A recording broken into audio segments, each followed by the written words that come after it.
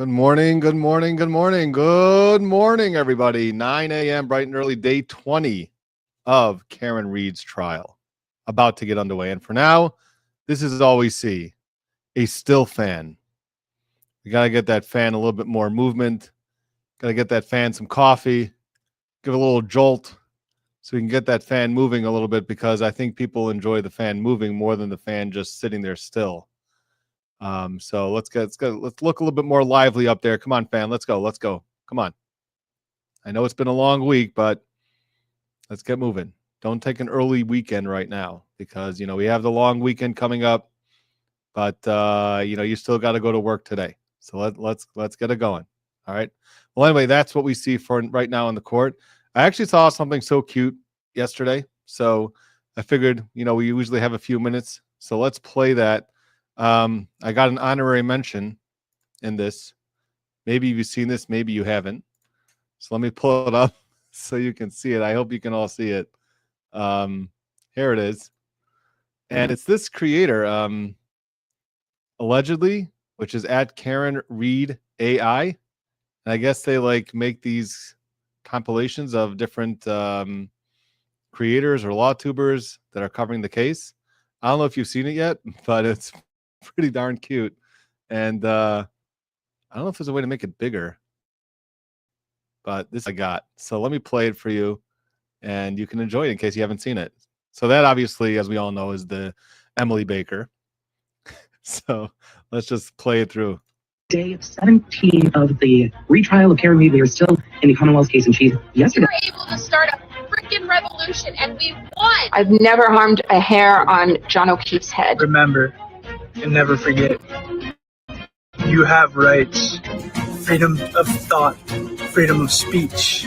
I see. So you just ignored the part, literally, the part of the question where he said, what did you hear her say? Also, I know that there's some debate about AI, but I mean, if this is what AI is limited to, making these type of videos, I'm all for it. I mean, this is just like the cutest thing, isn't it? We had just been through an extremely traumatic event together. There's nothing evil here.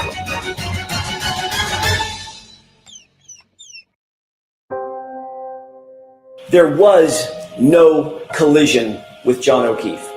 You are going to incur a lot of disappointment, a lot of pain, a lot of setbacks. But in the process of doing that. And there is my honorary mention right there. Sheesh, I've never looked so cute in my entire life. But look at that. It's a great picture. It's great AI right there. You will discover some things about yourself that you don't know right now. You have greatness within you, that you're more powerful than you can ever begin to imagine. You're greater than your circumstances, that you don't have to go through life being a victim. For every voice they silence. So that is it. I mean, it's just adorable, I think. So I gotta enjoy AI, at least some parts. Come on. But I don't know if you all saw that yet, but it was really cute. Anyway, so the creator, again, just so you should know, to give full credit to where credit is due, is the handle is allegedly on Twitter and at Karen Reed AI. So there you have it. Let's see if anything's going on with the court before we start saying a little bit good mornings here. Pull up the court feed.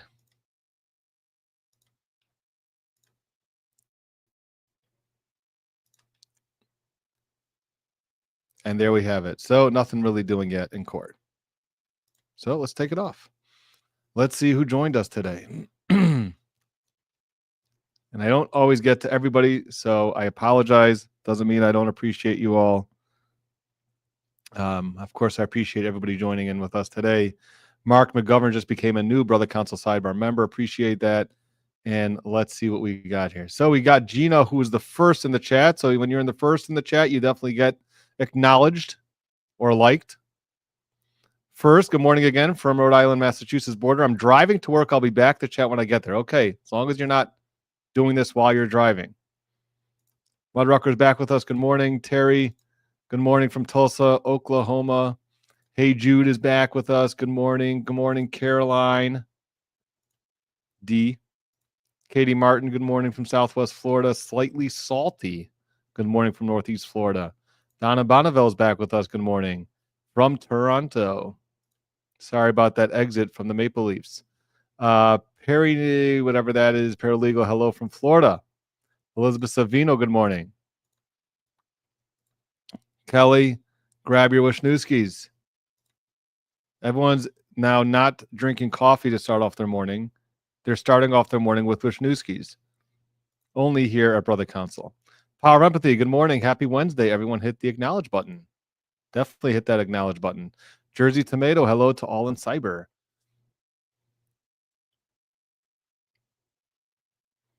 Sean, yo, let's go. Guten Morgen from Cologne. Let's hope for an exciting day bringing down the corruption.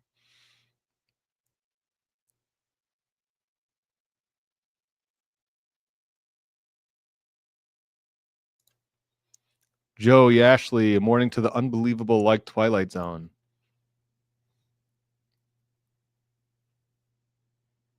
The Italian Goons stating the obvious, but still has to be stated nevertheless. Brother Counsel's daily recaps are the best. Thank you for that. I appreciate that. Sticker Shock morning. All love this channel, BC. Well, we appreciate you coming and joining us here, offering your support. Jennifer Rawson, good morning, y'all. I was just thinking, what is Hank Brennan? After that first day of Shannon Burgess's cross-examination, and that was probably the first time where Hank Brennan found out about this issue with his education. I mean, I know that he probably got the CV, which said that he's pursuing the bachelor's, but he probably, I don't know if he knew everything that was coming with cross-examination from the website, from the LinkedIn profile, the fact that the LinkedIn profile was disabled. And I can only imagine when he left that courtroom that day, what he had to think and say. So, yeah. Alicia, good morning. And if you're new to the chat, please let us know also. Alexis Kennedy, good morning, everyone. Good morning to you. Norman Shapiro back here from Efrat. Good morning.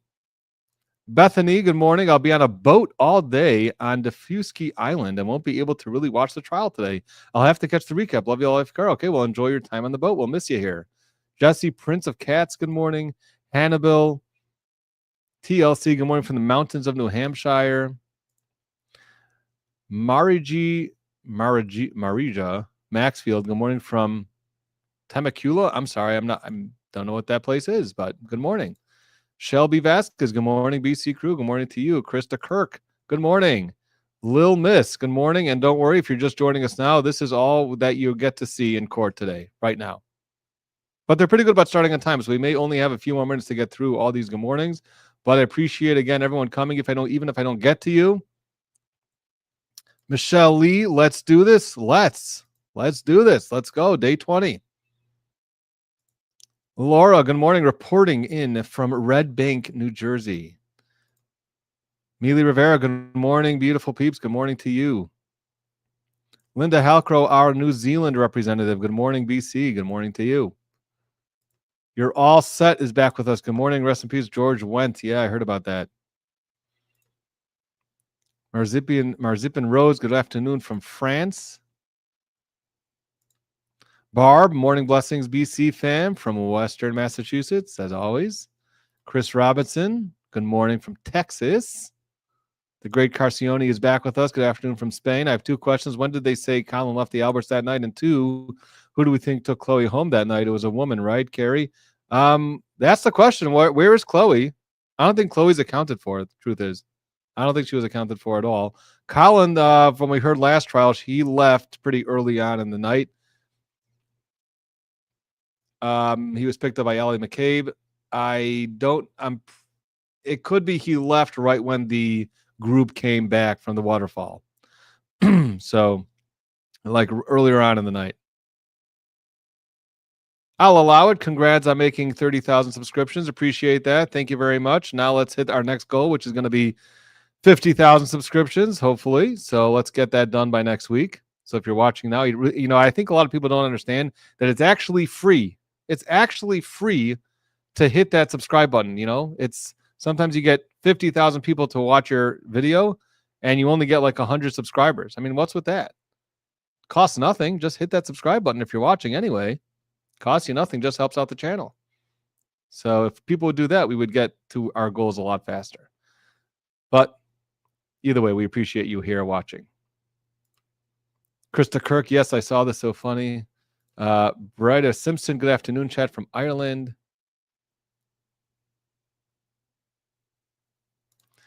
Ask it differently.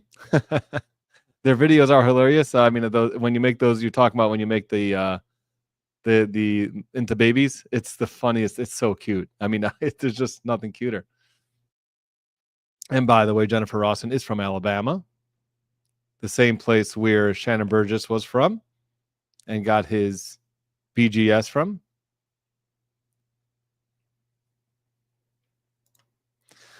Sarah Trevers, good morning from Detroit. Making dumplings from around the world for my son's school project. I'll be listening in while running around. Happy Wednesday, friends.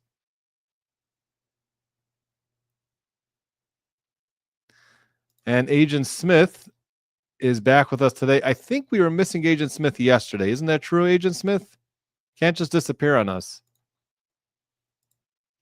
Good morning, Saw D Girl. BC, nice to be here with you from Mission Viejo, California. Sorry if I'm pronouncing that wrong. Look at that. Barbie World. We have a new to the chat. Good morning to you. Thanks for joining us. I am sure you will like it here. I am sure of that. Kim, baby Alan Jackson is hilarious. Yeah. Anytime you have that baby with the facial hair, it's like, and then you have the toes sticking out. It's just the cutest thing. Sal Rosenberg, good morning, brother. Good morning to you.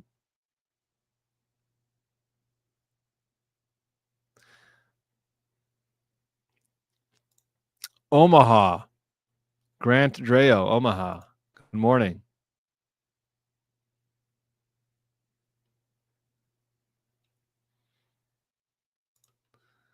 Ross Beaver Diver, good morning, y'all. Good morning to you. Jessica Lee back with us. Good morning from Atlanta. Skadoosh says, you've made it when they make a baby video of you. Okay, I guess I've made it, that I have a baby video of me. It's just so cute. Hi, all. Caro Albistro, good morning from Argentina. And by the way, don't worry, you're not missing anything. You're just missing the fan. Fan's right there. But something tells me we're going to get started within 2 minutes. That's my call.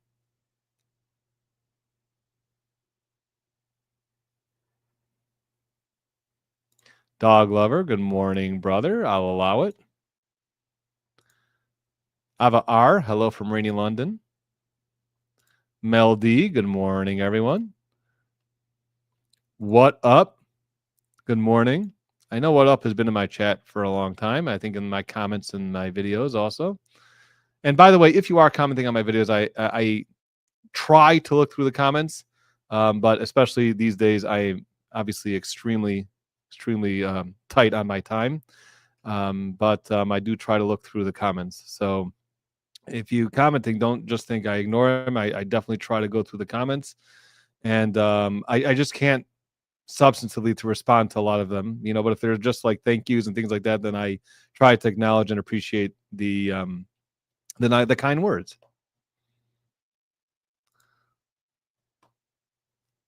Wayne Loads, morning from Sydney, Australia. Scott Baxter, good, extremely early morning from San Diego. That's right, it's early there.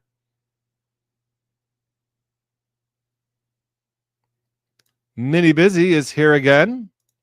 I'm telling you, once you come to Brother Counsel and you enjoy the chat here, it's hard to leave. It's very addictive. Emily Goodridge, good morning, but it's addictive in a good way. Shauna, good morning. I don't have Twitter or Facebook. Fun to see stuff from time to time. I actually didn't have Twitter for a very long time until I started the channel. And then once I started the channel, was pressured and told that can't just have YouTube, you got to also have Twitter. So I opened up a Twitter account, and that's when I started posting a few things on Twitter. Good morning from Texas, GB. Ron Athy, hello. Love the coverage. Thank you. A. Johnson, good morning. Elaine Bennett, good morning from Adelaide, Australia. Sorry if I don't know that name of the city. Peter Papa, my brother, good morning. Nikki, we have our Nikki here. Good morning from Texas, BC fam and BC. Hiding in Bev's Bangs, good morning. Medical procedure in an hour, so won't be here for long. Okay, well, good luck on that. Hopefully it goes well. Laura, good morning. TNK is actually in Jamaica right now. On vacation, but still tuning in. Gary Butcher from Australia is here. Skadoosh, Jersey in the house. Good morning. Nancy B. Is that Blass? Nancy Blass from Fort Cavazos. Becca Biz, good morning. Happy Wednesday.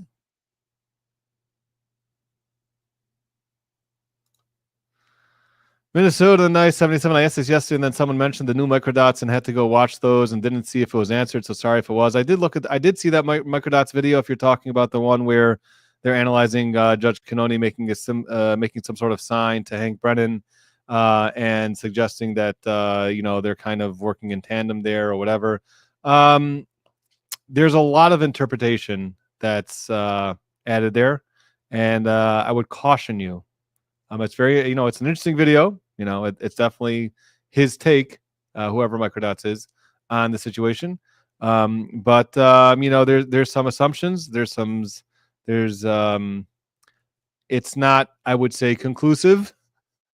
So I caution you a lot of times. As you know, before I jump to conclusions on this channel, I'm very careful, and I like to see as much evidence of anything as I can before I jump to any sort of conclusions. As you know, that's part of being objective and balanced. So I'm not exactly jumping on that train quite yet. But a lot of the stuff that he does is very interesting. So I like to see perspective. That's his perspective on it. But I'm not jumping onto that train quite yet. Norman Shapiro became a new member. Thank you for that, Norman. A. Johnson, good morning from Virginia.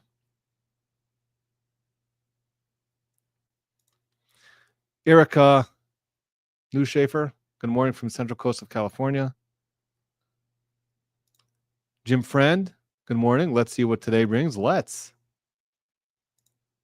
Elizabeth Savino, thanks for your daily recaps. Wasn't able to watch a few days, and they're great to fill me in. No, that's why we do them. And also, sometimes when you watch the entire live, it's hard to remember the important parts, which is why I like to do a recap, so to kind of highlight the important parts of the day. And sometimes I can get kind of lost when you're just sitting the whole day watching. Suzanne 1010, why can the judge require attorneys not give reason when they object? So I think your question is, can Judge Cannoni allow for her procedure, which she does not allow the attorneys to state their grounds for the objections? She's allowed to do it. It's her courtroom. She can run the courtroom how she wants. I don't think it's the right way to run your courtroom. I think you should be able to state the grounds for your objections at the very least, but that's what she wants to do, and she can do it. So that's her rules, and you got to play by her rules when you're in her courtroom. Her playground, you got to follow her rules. Eric Freer, good morning from Nassau County. Anta, good afternoon from Italy. For me, listening to you and your brother is the best way to refresh and hopefully improve my English. All right. And also listening to Alessi, you'll definitely get some vocabulary there.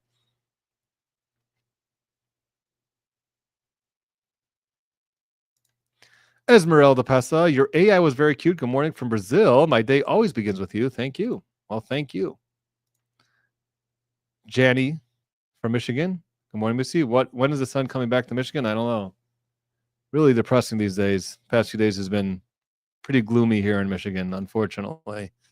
Good morning, brother, from Sal Rosenberg. Morning from upstate New York, Catherine. New to your channel and loving your coverage. All right, great. Kim, morning, BC. When are you going to invite Beto to chat? We've chatted before on a channel. I'm sure we're happy to do that again, but we did already have a show that we did together. Jessica H. Good morning. Nikki, it's probably a vantage point issue, but the scales of justice behind you appear to be leaning. Maybe that's on purpose. Maybe I have a very subtle message by doing that. Have you ever thought about that?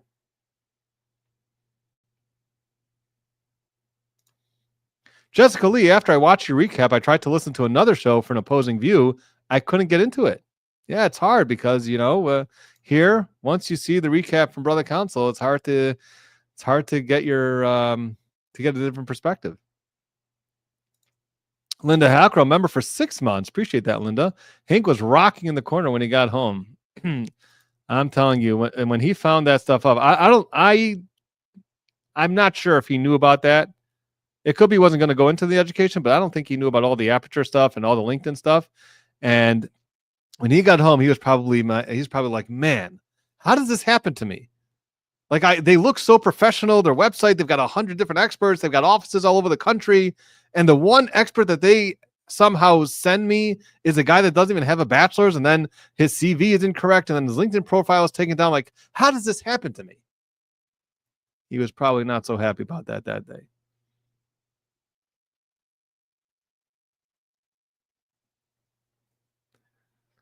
Dina Woodcock, good morning.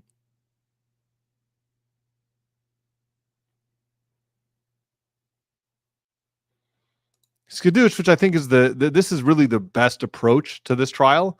Yes, I love these recaps. I watch all day, but also come here for the recaps. So really, I think that that's really the best approach, to join us for the entire day of trial and then also watch the recaps. That's probably the best approach, Skadoosh, right there. So I think everyone should follow your example.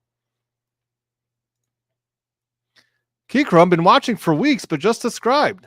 Love your coverage. My coworker and I are paralegals, and we've had this on every day. Well, thank you for subscribing. And tell your coworkers to not wait weeks before they subscribe. They should subscribe right away. Appreciate it. I always like when I hear that paralegals and legal assistants and lawyers are tuning into this channel as also, because it kind of just gives me that extra that, it's also interesting for people that are a little bit more familiar with the process and emotions and legal research and things like that. So I always appreciate the lawyers or the people in the legal field that are watching the channel as well. I appreciate all of you, but I'm just saying that also.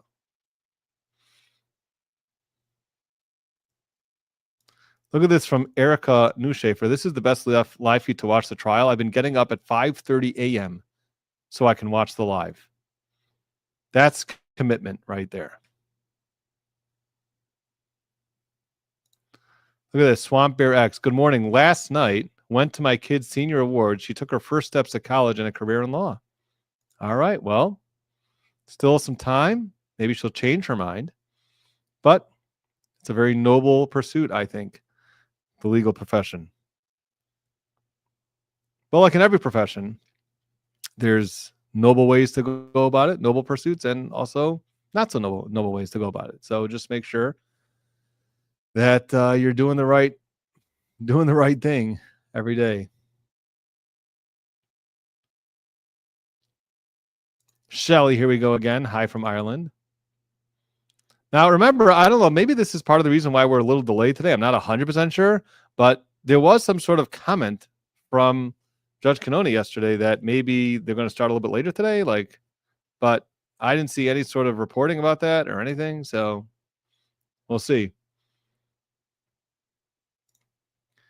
Joel Raleigh at PC, good morning from San Diego. After pleasantries, could you opine? After pleasantries, could you opine as how you think this trial is going compared to the first trial? So far, I think it's going better for the Commonwealth so far. Number one, because of the clips. Okay, we're seeing the clips, and I think Hank Brennan's a little bit more thought out about how he's presenting this case to the jury.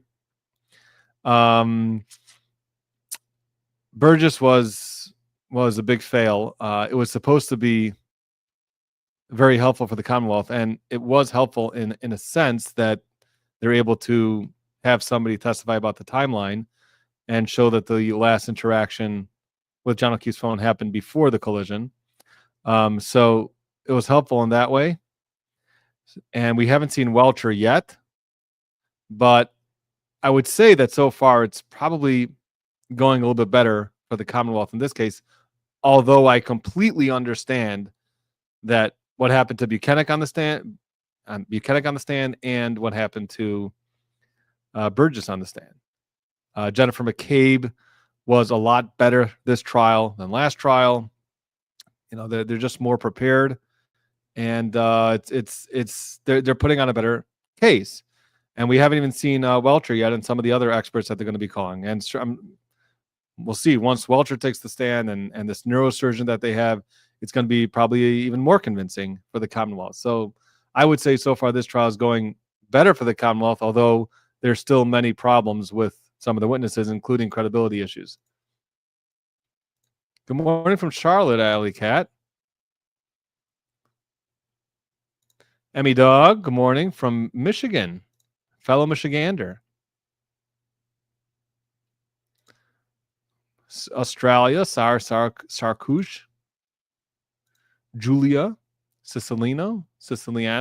Good morning from Central Mass. Sal Rosenberg, how do I join the sidebar? There should be a join button. Well, it looks like we're about to start court. So I'm just going to mute it for one moment. All right. Could I see counsel at sidebar? Oh, we're going to see counsel at sidebar anyway. But I do want to get around to some of the other things here. FIS, thank you for that super sticker. We have the great 99. Sell your official Brother Counsel hockey jerseys. I want one autographed by you and Solomon. Well, some of you should know that, I'm part of a hockey league. And we are going to be having, most likely in the next season, Brother Counsel is going to have their own hockey jerseys, or some of you Canadians call it sweaters for some reason. But we're going to have these Brother Counsel hockey jerseys.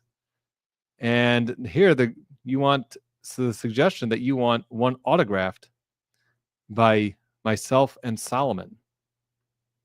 And you want me to put that in my store and sell it. Well, maybe we'll do that. We'll see if the people want it. Nightclubs, Brother Solomon is hysterical. Love when he's on. And you are not alone. A lot of people like Solomon, and that's why we keep bringing him back. The more that, we try to give the people what they want, what they like. So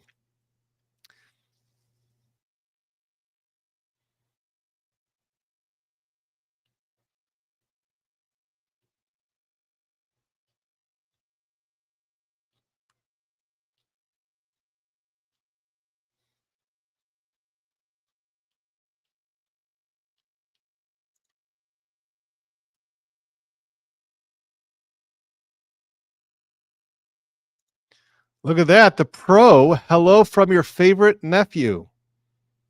My nephew is watching. I'm sure my nephew is not supposed to be in school. If you're supposed to be in school, get to school and stop watching. But if you're not supposed to be in school, then welcome. Glad that you're here with us. And I don't even have to say who my favorite nephew is, because him and I both know who he is. So I don't have to say or guess who it is, because we all know.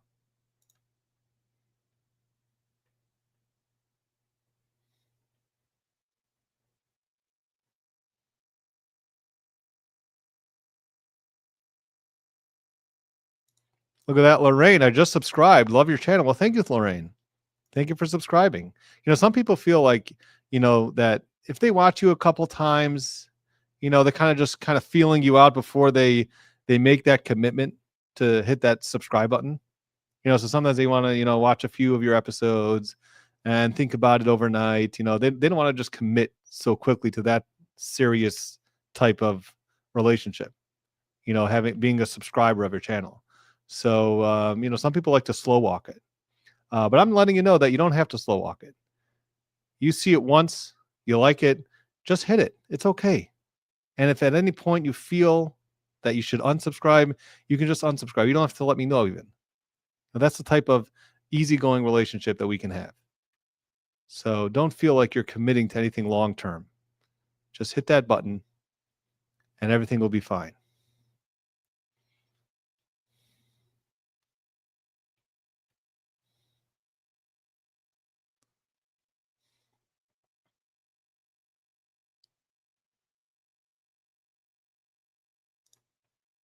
Chelsea J, love the hockey jersey. As a former JD student, love the commentary also. But as a hardcore Oilers fan, a jersey needs to have McDavid or Draisaitl on the back.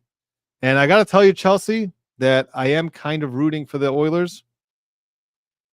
I think McDavid deserves it as probably the best person playing the game right now, the best hockey player. So I'm actually secretly rooting for the Oilers to win it this year.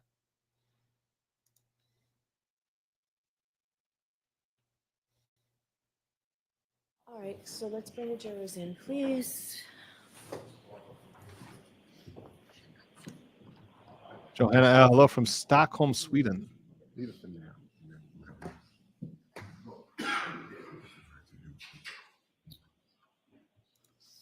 Kate says, love your trial coverage, calm and knowledgeable coverage. I subscribed right away. Well, thank you, Kate. And you see, you're alive. You're fine. You're doing fine with that whole commitment. So just let everybody know that it's not that scary. Just hit that button. It's free. It's not scary at all. And at any point, at any time, you can always unsubscribe. And you don't even have to let me know. All right, to the court, jurors enter.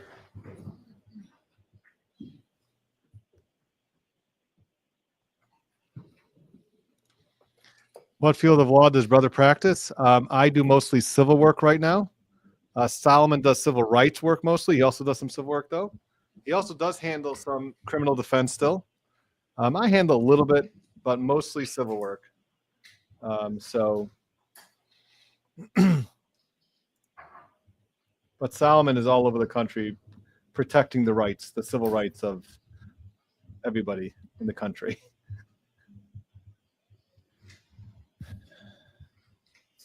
Please be seated.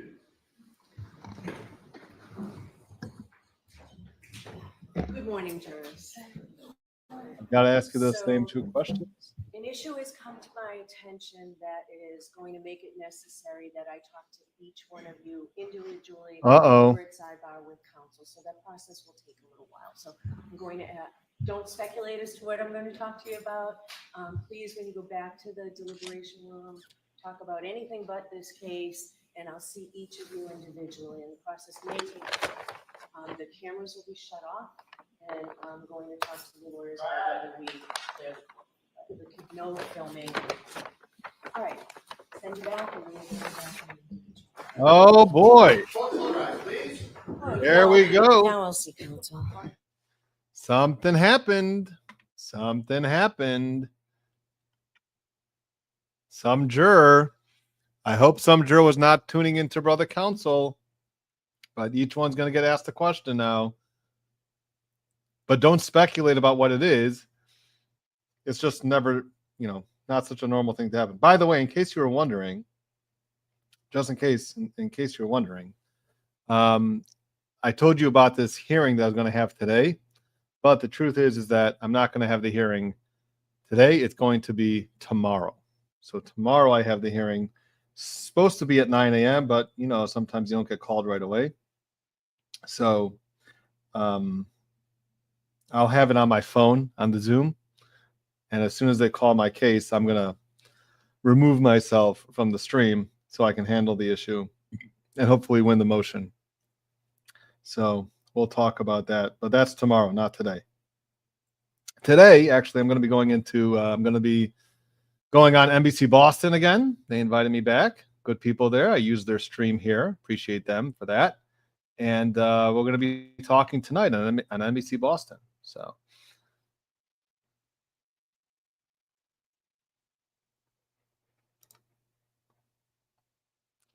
I'll allow it. Have you heard that the neurologist may testify today? Nope. I have not heard that, but they're kind of getting to the end of the trial.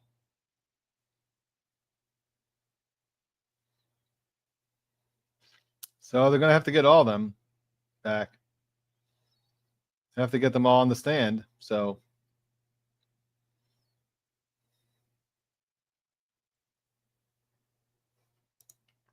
VC, how does the prosecution get past the medical examiner not hit by a car? Well, again, she didn't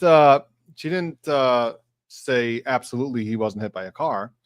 But the way they get past that is by saying the medical examiner was only dealing with the body in front of her, and she couldn't say definitively that it was from a car. But when they had the biomechanical engineer, the accident reconstructionist, he's going to say how this all makes sense, that he was hit by a car. So, that's technically speaking, the medical examiner doesn't have to say what exactly caused these injuries. All she has to say is the cause and manner of death. So that's what she did, and that's how the Commonwealth is going to proceed with their theory of the case.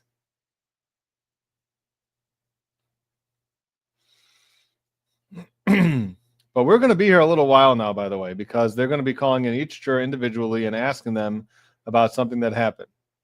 By the way, best lawyer answer ever, nephew. So something must have happened with the jury. Maybe there's some juror who wasn't doing what they're supposed to be doing.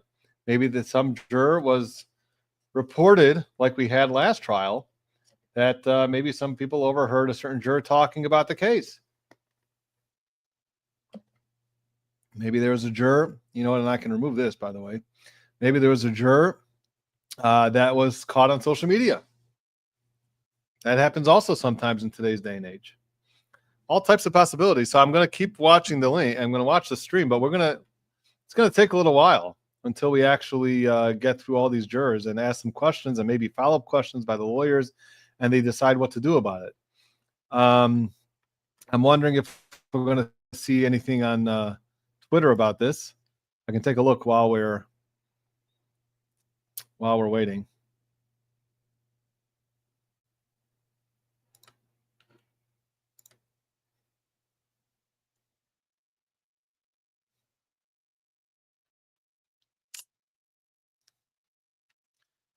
So I did get a message from one of the people inside the courtroom that the fan is not rotating because it's a cloudy and very cold 51 degrees in Dedham today, spring in New England.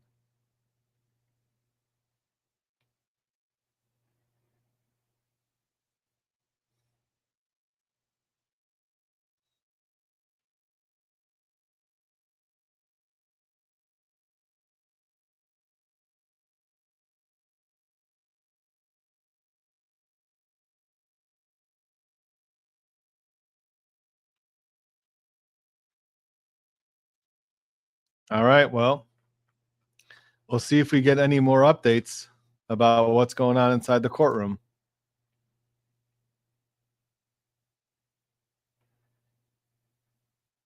Oh, yeah, media's out. Media's out of the courtrooms, so we're not going to know what's going on in the courtroom. Sorry. In case you're just joining us now, what happened was that as soon as Judge Cannoni took the bench, she told the jurors that she has to meet with each one individually. She has to meet with each one individually and ask them questions. And you know what that means? You don't have to be a rocket scientist to figure out that. Must have been some sort of allegations about one of the jurors doing something improper. Let's see what happens. Anyway, let me see what else we have here in the chat because I'm behind as usual. I'm way behind.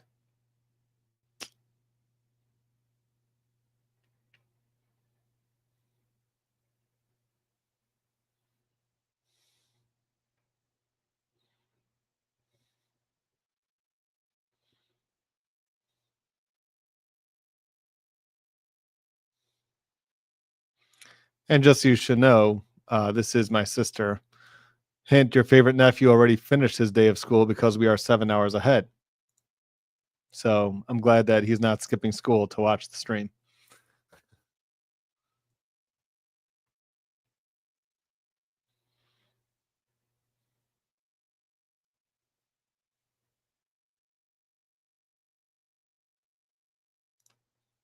Jody Arrington, good morning, BC, and chat from hot sunny South Florida. And if you're just joining us now, we are waiting on court now because there is some issue with the jury. One of the jurors maybe wasn't following all the rules as they should be.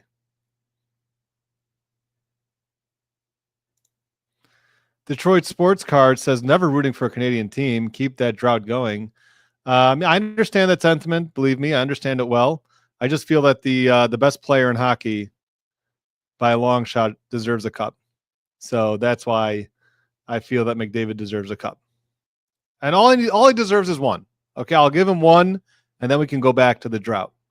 But just for the type of player that he is, he just deserves a cup. What can I say? But I completely understand your sentiment here.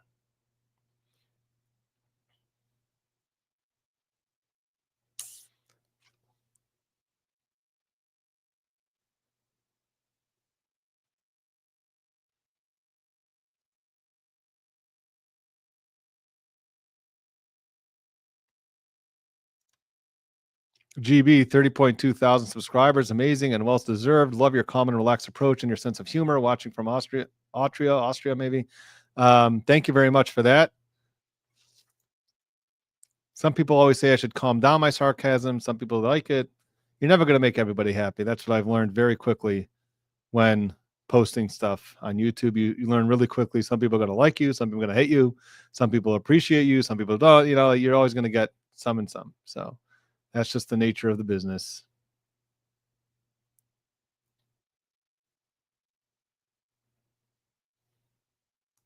By the way, Nick Stefanik says in the early days of hockey, players wore actual sweaters designed to keep players warm in the cold arenas and outdoor rinks. So that's why they call them sweaters, when really now they've already morphed into jerseys.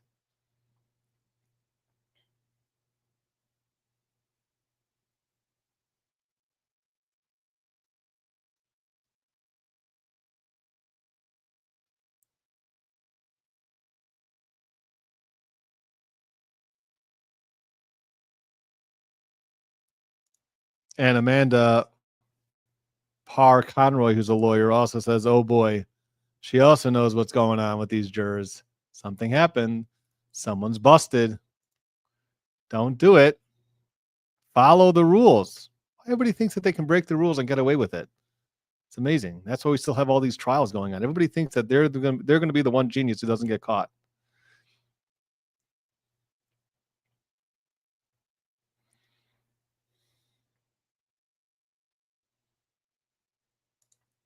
Look at that. William O'Neill, longtime attorney, new subscriber. Do you mind synthesizing the main issues and the evidence for and against elements of the crimes? Are you talking about like from the beginning? To be honest, what I did was, if you're just joining us now and you're a longtime attorney, so you'll appreciate this, I did a 14-day recap. So the entire first 14 days, I went through every single witness and very quickly said what they said and what the arguments, what the cross-examination was like. And you'll get a really good taste and feeling for everything that led up to the first 14 days. And then from day 14 to day 20, I do recaps every single day. Maybe we'll do another, 14 to, 24 day recap or something. But we did do that. And I always appreciate the attorneys who are tuning in. Appreciate that.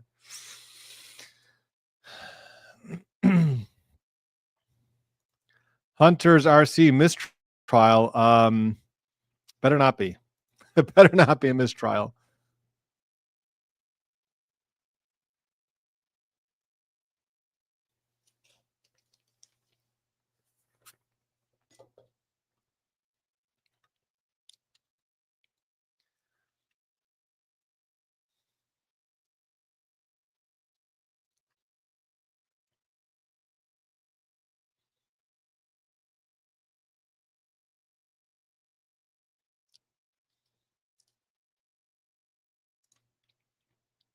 Amanda Parr Conroy at Brother Counsel, how many jurors were excised during the trial last time? I'm a little surprised that they haven't all made it this far. Last time I remember that I think in the middle of trial, one got excused, and then maybe they chose another 2 or 3 alternates. I think they all made it through except one, and then they just excused the alternates. So that's what I remember from last trial. Becky Hunsaker, how long might this take? It shouldn't take, let's say, more than an hour, because they have to call in each juror individually, one at a time, and the judge probably has to ask them some questions, and then there may be some follow-up questions that the attorney wants the judge to ask, and then they have to make a decision about what to do. to see if there's been any sort of inappropriate conduct or misconduct by the jurors. So again, in case you're joining us just now, the reason why trial is not live streaming is because there's some issue with the jurors. There possibly could have been a juror that wasn't following the rules, and therefore they're calling in each juror individually right now. Obviously, there's going to be no cameras, no media, and they're going to be asking the jurors questions, and we're going to see what they eventually do about the jurors. And I don't know if even we're going to get an answer to what happens, meaning if trial continues in an hour, we may not know what happened and if any jurors were dismissed, except the media should know if they saw certain, there's what is 18 jurors now seated. I don't even know. I forgot how many. And they see one missing, then they'll be able to figure it out. So I don't know how long it's going to take, but I guess an hour is a pretty decent guess.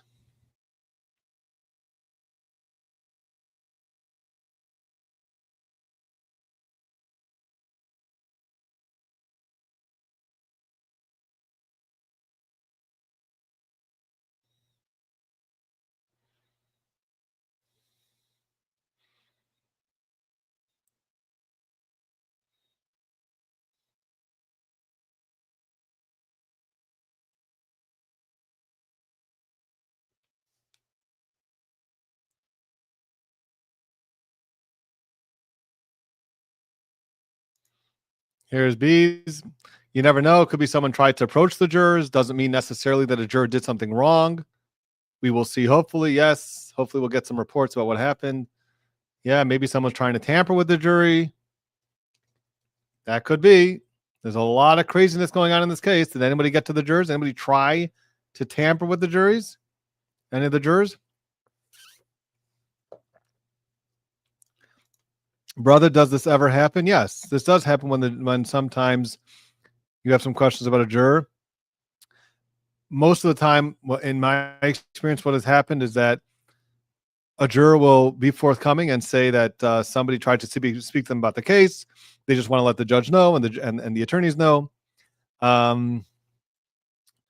Or sometimes a juror will pass a lawyer in the hallway sometimes or in the elevator. And sometimes a juror may say good morning. And of course, as a lawyer, we don't say anything to the jurors ever. So if I'm in the elevator, first of all, if I see a juror in the elevator, I'm going to get out. But if somehow you get stuck with a juror in an elevator or you pass each other in the hallway, you completely ignore them. You don't say good morning. You don't look at them. You don't smile at them. You don't do anything. You just will look the other way. But occasionally a juror won't be as careful as you will. And the juror will say something to you. They'll say, good morning, Mr. Radner. Or they'll have some sort of interaction with you. And then, of course, the first thing that you do when you get into court that day is you say, Judge, I just want to address something out of the presence of the jury. I just want to let you know that there was a certain juror that passed me in the hallway and said, good morning, Mr. Radner. I ignored her or him. And I just wanted to let the judge know, the court know. And usually the judge will look at the defense, the other side and say, okay, do you want to have any follow-up with the juror? Do you want to ask the juror any questions? And usually, no, as long as I ignore them, there's nothing we can do about that. But that's the extent of what I'm familiar with. Or occasionally a juror will say, someone walked over to them, or they had a nephew come over to their house and they started talking about the case, and I told them to please stop because I'm a juror deliberating on the case, or something like that. But that's the extent of what I've been experienced. But I do know that there's other cases where there's some more serious jury tampering issues.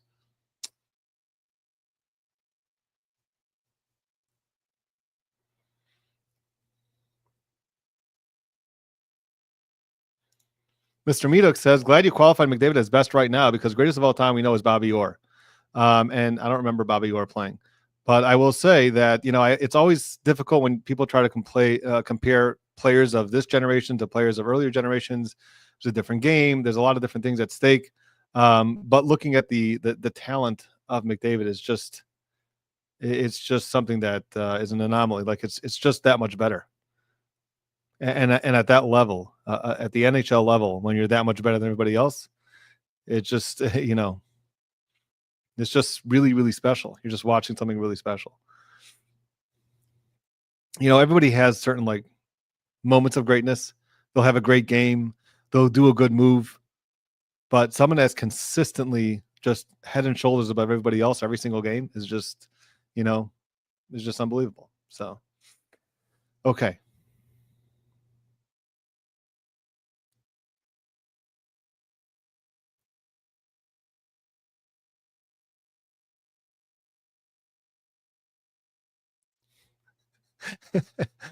Alicia says, brother Counsel, I like your style more than Salman, but don't tell him. Of course I'm going to tell him.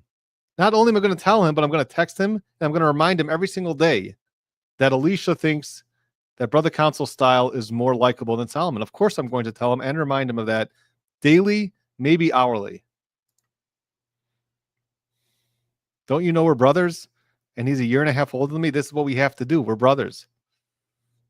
I'm still going to make him pay for lunch, though, because he's my older brother. So he will still be paying for lunch.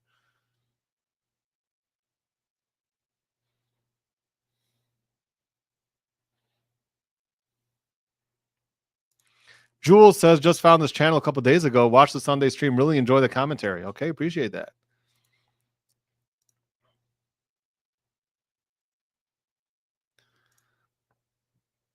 Linda, our New Zealand correspondent, I sat on a jury in the High Court.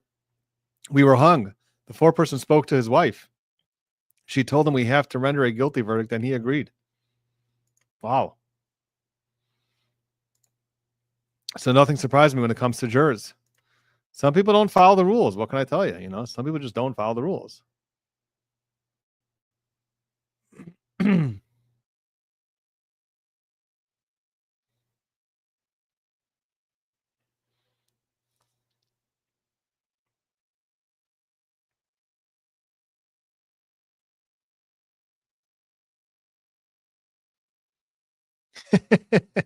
The great Carsoni says, I think they are looking into who broke the fan. In case you're joining us right now, the jurors are being called in individually right now because something happened, which we don't know what. We're all speculating here. Something happened with it. The judge has to speak to each juror individually. So we're kind of in a waiting pattern until that finishes, which may take some time. So we're just here hanging out. I'm going through some of the comments here and trying to answer some questions. Stroll Ross, have you seen the microdots that shows the judge signaling to Brennan to object by raising her hand to her cheek and then smiling once he did? Yes, I saw that video and I commented on it before. There's definitely some jumps to conclusions there. Me, I'm very cautious before coming to any sort of conclusions. I always like to give as many people the benefit of the doubt as possible.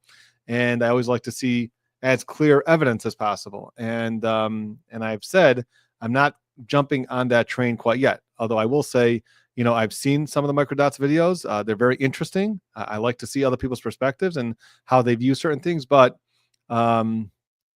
it takes a lot more, I guess, maybe to convince me than your average person out there. So, and I try to stay as objective as possible. And just seeing the judge raise her hand and smiling, I'm not automatically jumping to that conclusion. So that's my take on that. Jennifer Rawson says Visa has rock star status. All right, I'll take that, Jennifer. Thank you.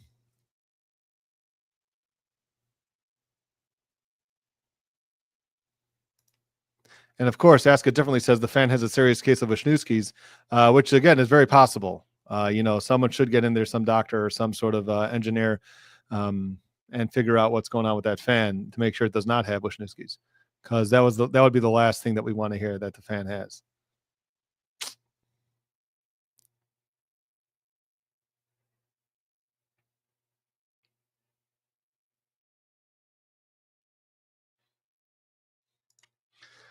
Your lawyer friend Denise says maybe a juror broke the Wisniewski rule. It is possible because Judge Cannoni was not careful to explain that rule to them, so it is possible that they broke that rule. So, but again, it's not their fault because she didn't really explain it that well to them.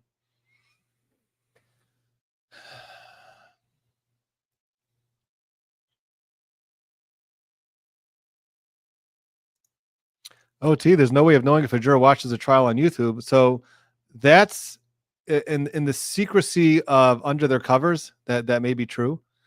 But a lot of times the problem is that they end up either posting something or talking to their spouse about something. It's very hard for people to keep secrets. So it's very hard for people to just do things without other people finding out about it. Just letting you know. So it's usually done by someone who was not thinking and does something silly, like posting something, or their spouse posts something. Oh, my husband's on the jury, and we speak about this all the time, and he told me yada yada yada, or she told me yada yada yada, and then that can get out. Power of Empathy became a new member. Thank you for that. Power of Empathy. Sal Rosenberg became a new member. All right, you figured out how to hit that join button. Here's the question from Pooh Zerker. Thoughts on Karen Reed and attorneys during interviews for funding? Everything is risk versus reward. How would you weigh funding versus a client's best shot? You rock, by the way. Thank you. I'm not sure what you mean by funding.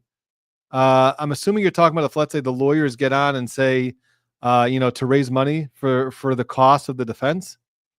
I think as an attorney, it's,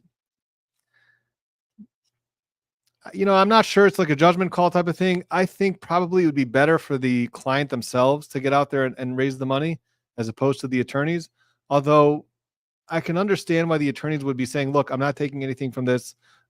This is a very costly defense, not because I'm making any money on this case, but because the experts and all the costs that go into this case are very extensive, and therefore we need some, that's why we're looking to you for help.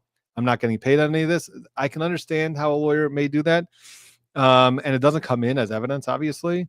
So it's just optics, whether it's right for an attorney who does very well to ask, for other people to cover the cost for the case. Of course, why should the attorney cover the cost for the case? So that's true also. Even if you're a well-to-do attorney, you do well, but why should you have to front the cost? It's one thing to work pro bono, giving you all my time for free. But for me to cover all the costs, that's also not reasonable. So, it's just a question on optics. I guess, you got to speak to your PR person. Root Beer Float gifted 5 Brother Counsel memberships. Thank you for that. Let me see where I left off over here. I get this question a lot. Jules, is that a Bruins jersey in the back? Well, it's the same colors as a Bruins jersey, but it's actually a jersey from a hockey tournament that I play in every year. It's to benefit a very special charity, which deals with and helps and supports families that have been stricken with cancer. And a lot of people have had family members, unfortunately, or people very close to them who have gone through it. And it's definitely not a walk in the park. Completely can destroy a family, and they need a lot of support and they need guidance. And this is an organization that steps in and helps out. So I play hockey for that organization. I raise money for them once a year. A lot of people on this channel have donated to that cause. And once we play again, it usually comes up around November time, I think. I'll be posting about it again and talking about it. And very, very special organization. So that is the hockey jersey from that last organization. It says Brother Counsel on the back, number 1. And I'm really not sure what to do with that jersey right now. I'm not sure what to do about it. Maybe it'll go to a lucky member. Who knows? But right now it's just sitting there hanging to remind me I had a good time there. And it's a hockey jersey. Can't go wrong with a hockey jersey or a sweater.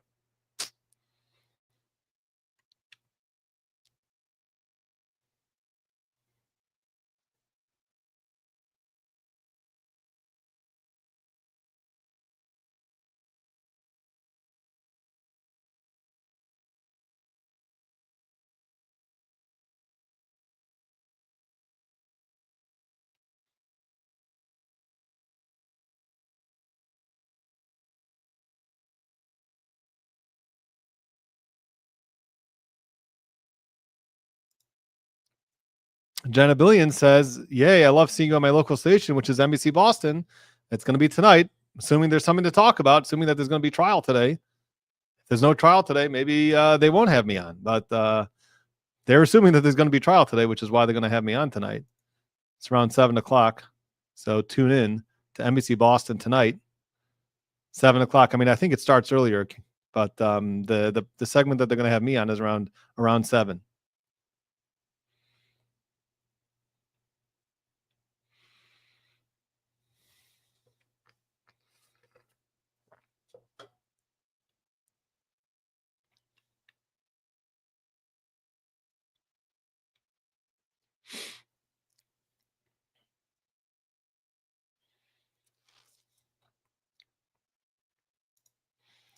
By the way, it's a beautiful.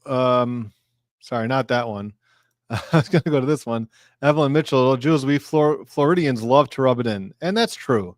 I mean, if you have anybody, friend or something that's in Florida, every time I say hi to them, they say, especially in the winter. I mean, I don't talk to anybody in Florida during the winter. If you're a friend of mine or a family member and you live in Florida, you know that you're not going to get any sort of text message from me from around September time, October, till probably April, May, because all I hear from them is, oh yeah, it's beautiful here. You should come visit.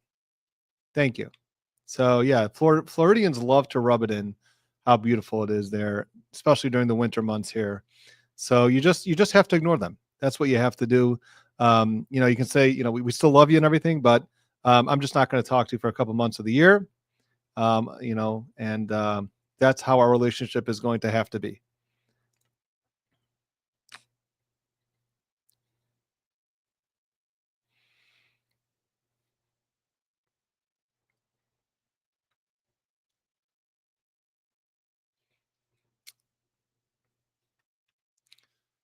So again, if you're just joining us now, we're waiting on the juror questioning to end. That's what happened this morning. Apparently, there's some questions of the jurors that need to be asked about what they've been hearing or doing. And we'll see when the trial picks up.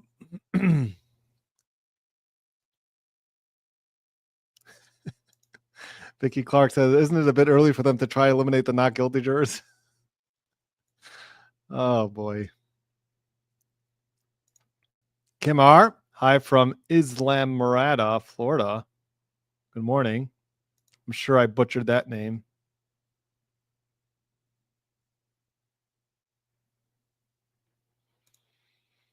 Leah M. says, the glare is in the courtroom, and Nan Lafrio and Annie Elise. Are they in, or did Fam have to exit courtroom too? I just know that the media had to exit, so I'm not sure if they had to exit. But Judge Canoni would probably say anybody that is in the courtroom is not allowed to talk about what's going on in the courtroom. That's quite possible.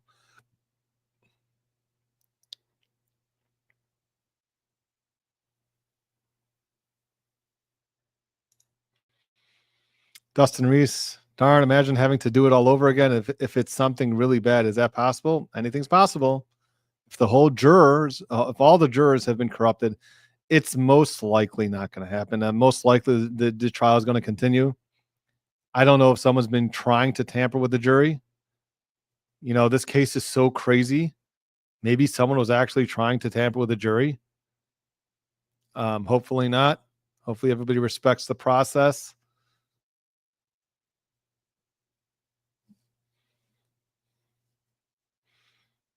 Give me 1 second here. Let me check this out.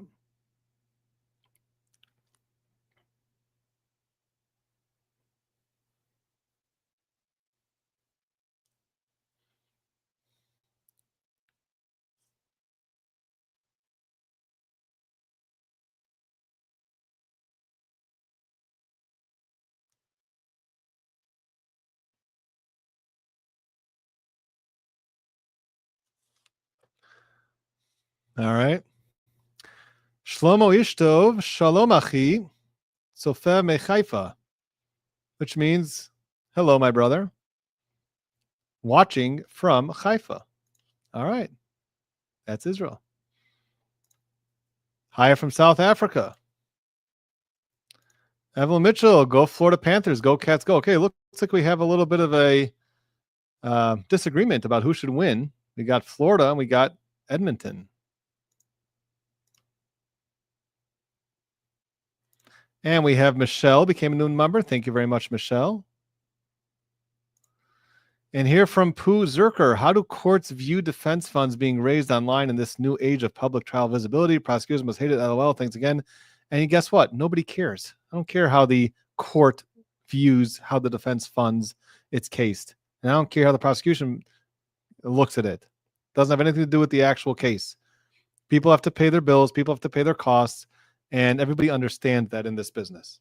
Okay? Everybody understands that these cases cost a lot of money to try.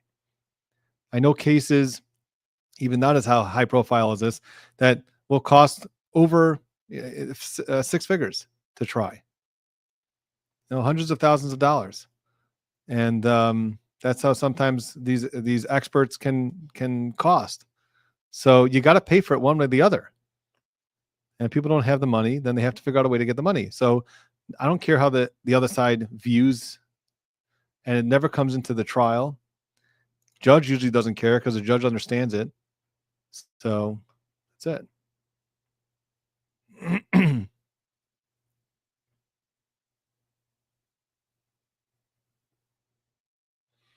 Here we go from Jules, hoping the Panthers will win again this year. Okay, we got a few Panthers fans in the chat.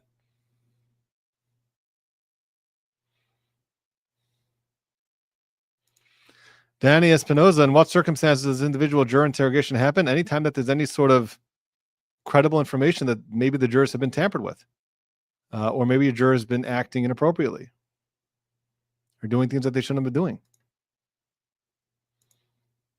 So it's not uncommon. Tinny 717, good morning from Hershey, Pennsylvania.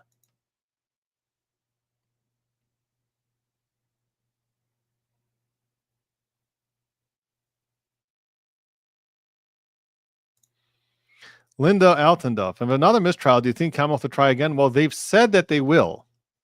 They said that they're going to try this case until they get a guilty verdict. Now, if after everything that they've done in this trial, all the additional experts that they've hired, and the special prosecutor that they hired, which is costing them a lot of money. So the Commonwealth is spending a lot of money on this case too. Okay. Just Hank Brennan is getting paid over $200,000 to do this case. Right. So aside from that, they also have to pay all these experts. These experts are not cheap to run these accident reconstructions, and then write the reports and have them time to come testify in trial. You're talking about tens of thousands of dollars easy to try this case again and incur all those costs again, when even after hiring all these additional experts, you still can't get a guilty verdict. Maybe you should give up at that point. Okay. You tried your best. You tried once, you tried a second time, you got all these experts, and you're still going to end up with a mistrial. They should really think twice, or at this point, 3 times before trying this case again. So they've maintained that they're going to do that, but I think there should be some real serious discussions. If they cannot get a guilty verdict after everything that they've done in this trial, they should really think about that carefully before doing it again. And I don't think the taxpayers are going to love that either. Jay Slip, your glasses are excellent. Thank you very much for that.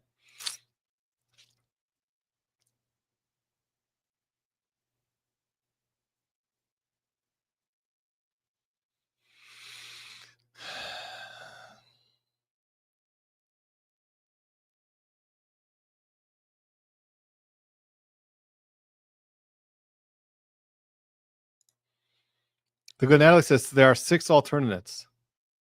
Okay, so plenty of alternates. Sorry.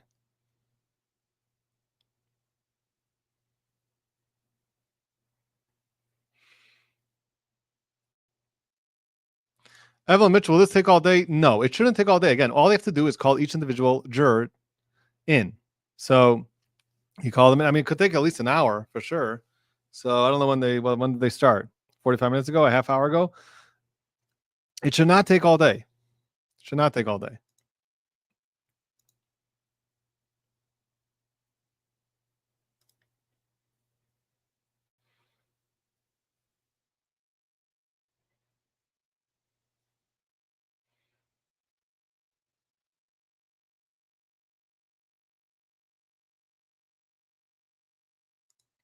asked and answered. This trial is just a gift that keeps on giving. Let's see what happened. I mean, I hope we're going to get some sort of reports about what happened. But I'd be surprised if the trial really gets, if the jurors, too many jurors have been corrupted or whatever.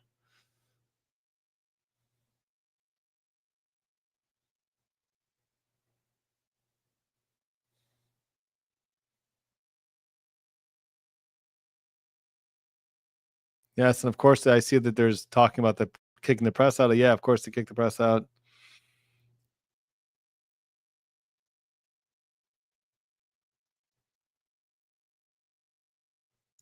Chris Robinson wants to know, how do I join the channel as a member? Very simple. I got to do is hit join.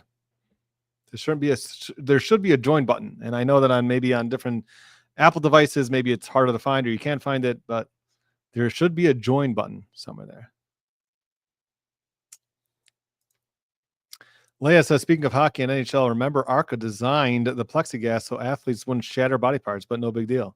That's true. They work for the federal government and NHL. I mean, that's the type of experts these Arca experts are. They're hired by the NHL and the DOJ, the Defense Department, right? So I mean, like they're creating these like Jeeps, these army Jeeps that are going into combat zones, and they're also working for the NHL. So they're extremely highly qualified. I don't think you're going to find a CV on their website which is inaccurate.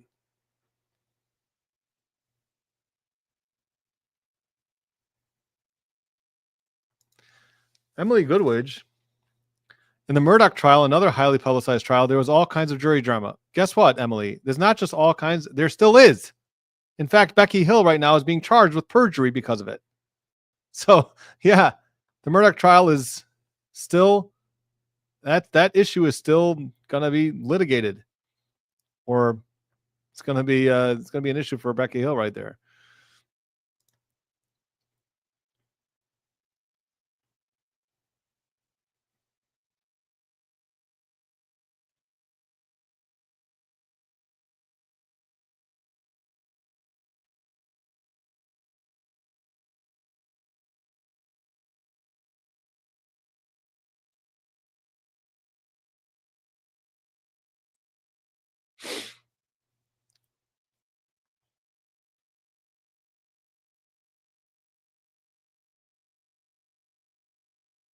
Well, Mo Jacobs wants to know, just joined in, and he said this at 9:45. You see how behind I am in the chat?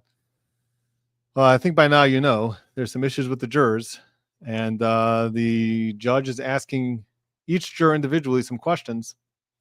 So it may take a little while. I'm hoping we'll start soon. But in case you want to see what's going on in trial, boom, there it is.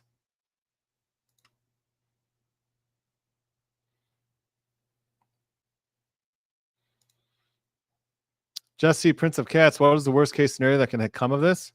The worst case scenario would be that some jurors get kicked off, or if too many jurors have been tampered with, or not following instructions, then maybe a mistrial. And the need to call a new jury, start over.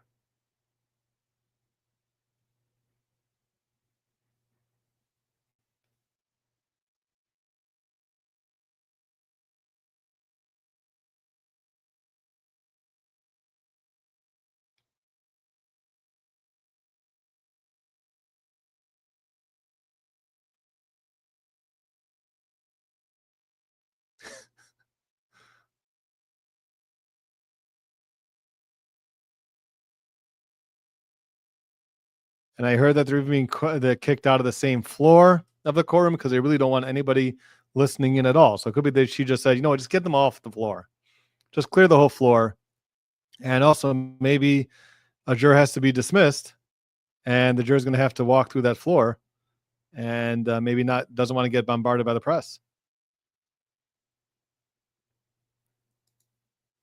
Gina wants to play the baby video again. We can do that. Take a little break here and play that baby video again. Oh, wait. I got to find it.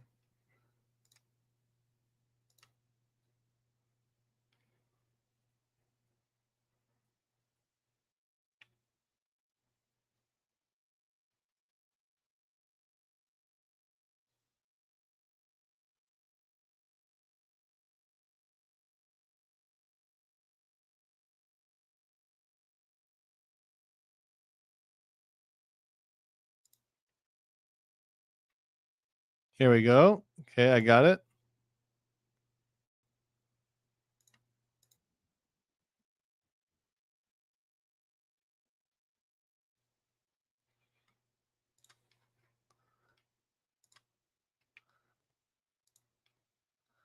All right, here we go. Let's watch the baby video again. Team of the retrial of Karen Reed. We are still in the Commonwealth's case in chief We yesterday. were able to start a freaking revolution, and we won. I've never harmed a hair on John O'Keefe's head. Remember and never forget, you have rights. Freedom of thought, freedom of speech.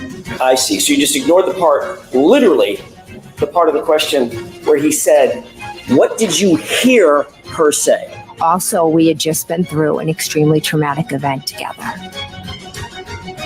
There's nothing evil here.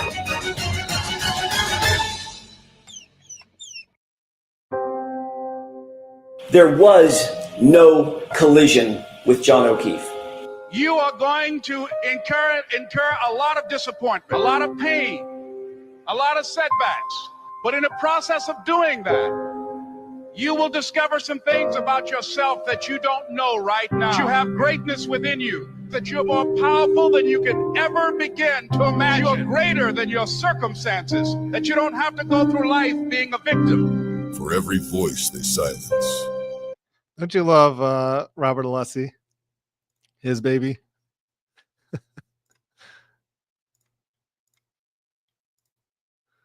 Everyone should go check that out. We'll bring this back on. Got the fan now back.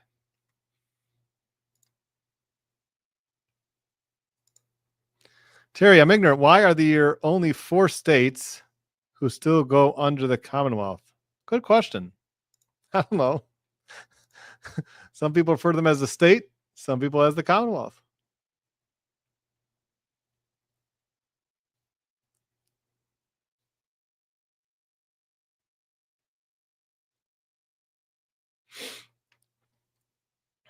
And I'm sorry, I'm just catching up to the messages right now.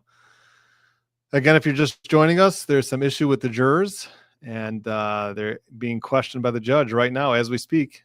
And as soon as they are done, we're going to go to trial, hopefully.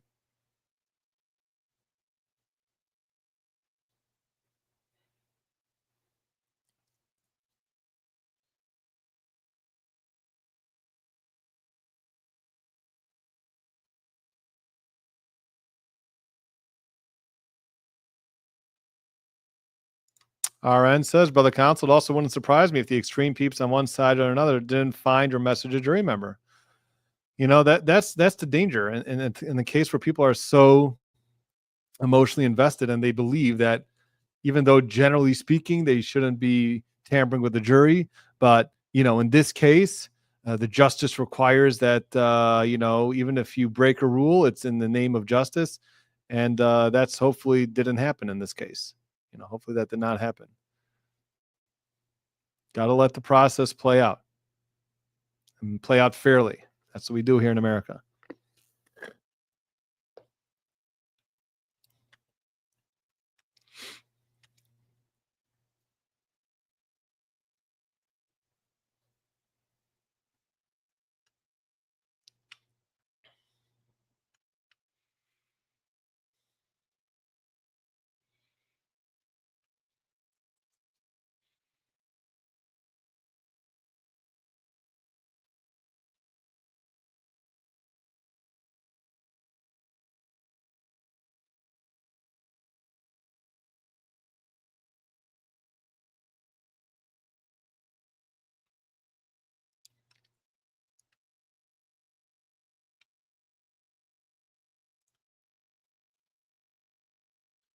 From FMNO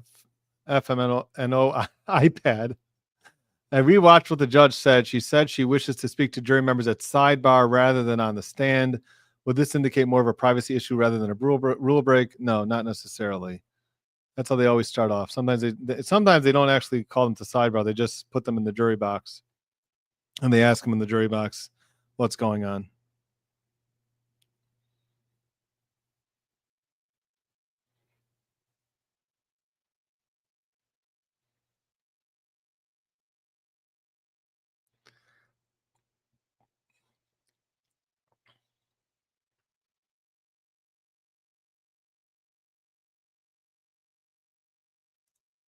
Shelley says another YouTuber reported that the jury makeup is very young, and that does not bode well for prosecution because they tend not to trust the government. Wonder if it was something like this, just speculation.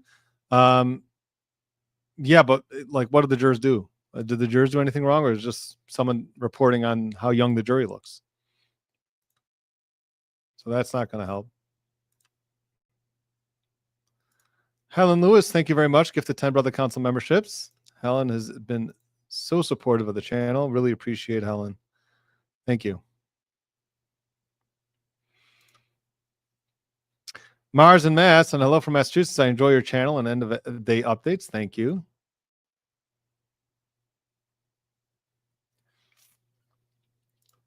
Carrie, good morning, BC. Love your love for your brother. We love each other. We're brothers. We grew up very, very close. Used to fight like cats and dogs growing up, but then we got older and we became best friends.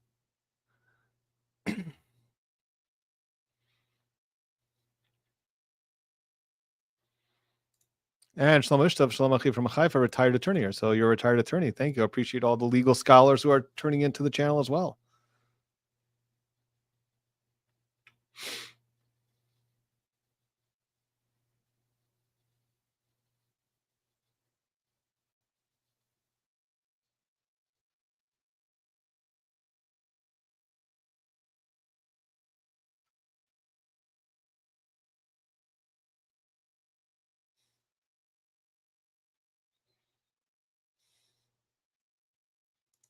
Helen, hi all. See you in the chat.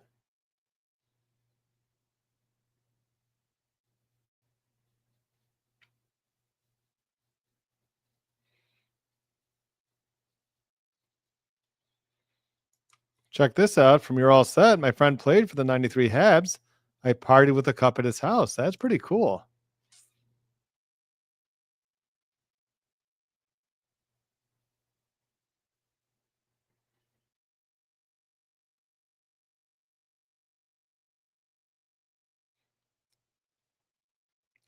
Yes, I hear that they cleared the entire second floor. I see people reporting that in the chat.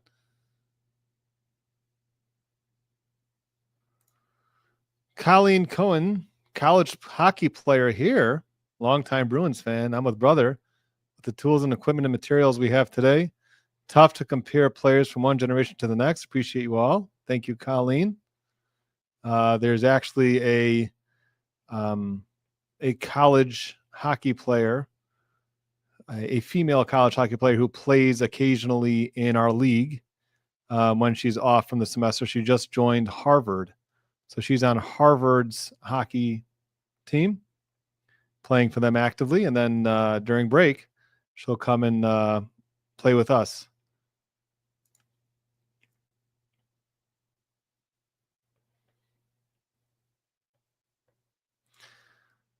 Will the court continue today considering the circumstances? Most likely, yes, unless something absolutely crazy happened, which in this case, you can't rule anything out.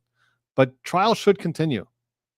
They should continue today after they're done speaking to all the jurors. Testimony did not begin today yet. I see some of the questions did not start at all.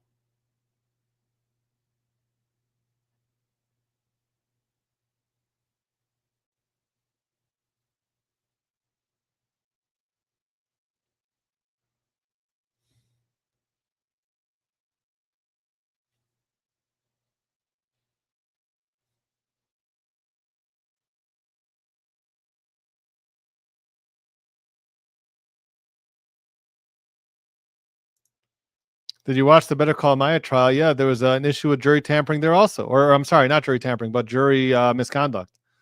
There's some allegations there. I mean, we're hearing a lot more about juror misconduct these days because of social media is so rampant. I mean, it used to be all you had to do was just not read the paper, the local paper that day, and not tune into channel 4 or 7 or whatever, the news was that day. But here it's like social media. Everyone's got a phone. It's literally like so easy, and to just open up your social media, it'll be all over the place.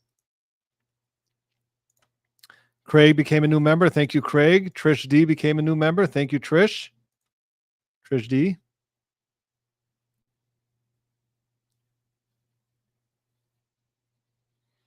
And exactly, Nikki. In the Maya trial, the wife was on YouTube, on the YouTube chat talking. Okay, so the wife of a juror was on one of these chats, like what we're doing right now, and was talking about the trial and about her husband, I guess. I didn't follow that so closely, so no, I was not. I think when that trial was going on, something else was going on, so I was concentrating on something else.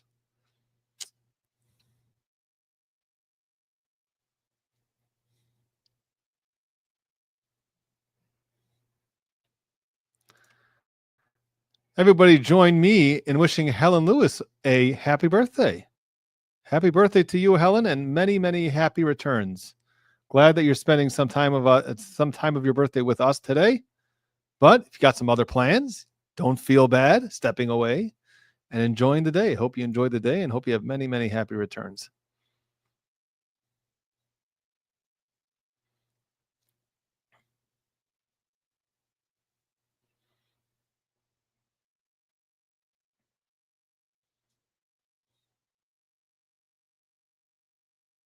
Your lawyer friend Denise, BC, very excited to be a new member.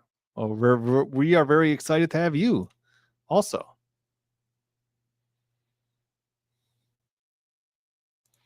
Lauren talking about the funding. They aren't getting funding for interviews. They are, however, raffling off things like dinner party with food made by Alan Jackson. Is Alan Jackson really making food? Or is it to just go out with Alan Jackson?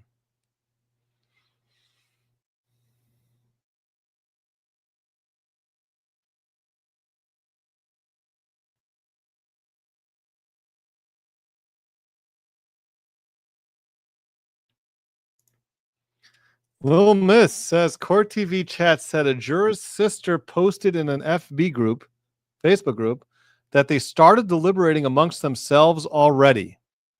Well, that would be very problematic. So if they did that, if they actually did that, then this entire jury may get disqualified. And we're going to start again. We're going to start again.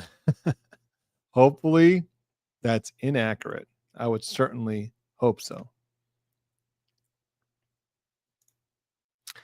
FL fan, thank you for sharing your knowledge with us. Thank you for that. Thank you for joining us.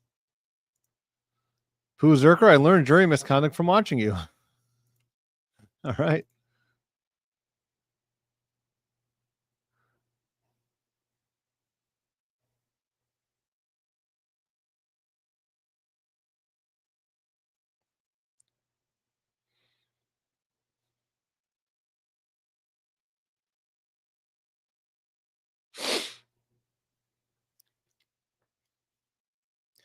Well, to be honest, I got to say that I think Hank Brennan would actually, at this point, maybe secretly welcome a mistrial so that he doesn't have to use Burgess for next trial and that he can also work on Buchanan's testimony and sharpen him up a little bit better. So maybe he actually would welcome a mistrial.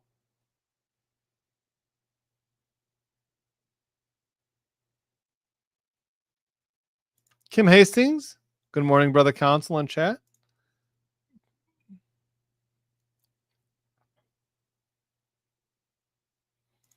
Ask and Answer says I should raffle the jersey off.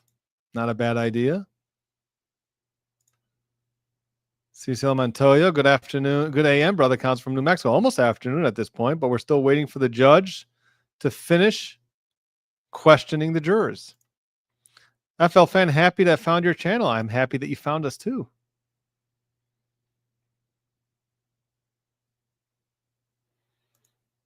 Miss Manda Marie, good morning, everyone.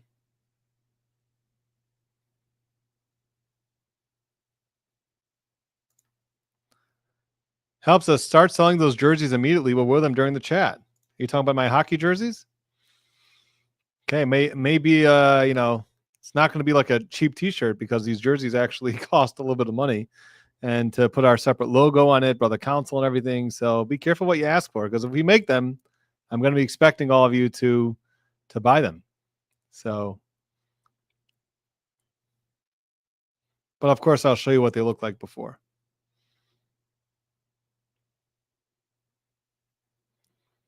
Keep the jersey. It's our mascot. Yeah, okay, I can keep one and then and just duplicate it. Next to fact, do you think there's a chance that Alessi delivers closing arguments? I know AJ appears to be the lead defense attorneys, but Alessi seems more likable. Thoughts? I don't know. Alan Jackson has a certain presence, and it's just something that you can't teach. It's just a certain presence, like he owns the courtroom when he's talking. And certain lawyers have it, certain lawyers don't. I love Alessi. I think he's great. I love his personality. I like the way that he cross-examines witnesses, like a lot of people do. But it's a very different skill talking to a jury. I don't know. I've never seen him talk to a jury yet. But one thing is pretty clear is that when Alan Jackson gets up there and starts talking, he owns the courtroom. Certain lawyers are like that. You see enough, you'll see the difference. So I don't know what they're going to do about closing arguments. Usually, in these type of cases, the same person who opens does not do the closing. Are we going to see a departure from that? Is Alan Jackson going to close the case as well? I'm not sure. It's too speculative at this point. But he definitely has a certain presence, like you want to listen to him. But Alessi knows what he's doing too. I mean, really, anybody on that case can close the case. Yannetti, Jackson, they're all very, very experienced trial lawyers. So we'll see. Let's just see if the trial continues, which is the first problem.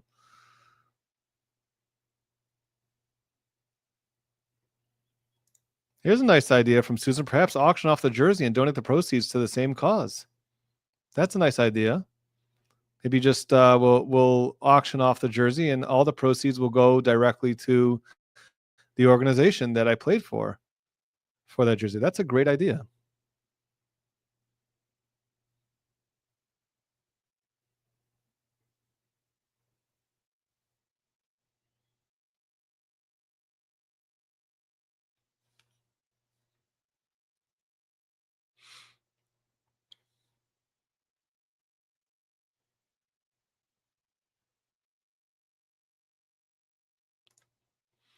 Here's Jam and Gender. Auction the jersey with money going to that charity. I used to be a pediatric oncology nurse. Thank you for supporting the cause. See, so you see firsthand what goes on.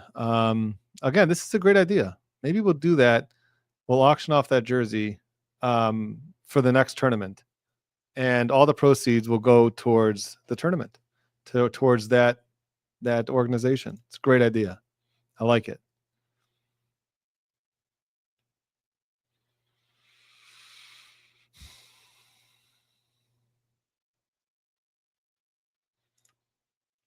Malvern Lusky, could this lead to a mistrial? Potentially. What will happen to the expert witness who lied on his CV? Nothing. But he won't be called next trial. They're going to get somebody else. I assure you about that. Eric Portnoy, thank you, BC. I lost my wife young to cancer. So sorry about that. One of her joys was watching the Bruins victory parade in 2011 when she was getting very ill. Sorry to be maudlin, but thanks. Sorry about that, Eric. That's very, really sad news.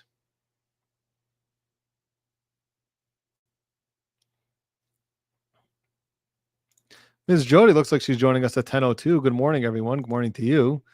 And again, if you're just joining us now, the judge is questioning the jurors right now as we speak to see if there's been any misconduct. There's some reports so far that maybe they were doing some deliberations about the case already. We'll find that out.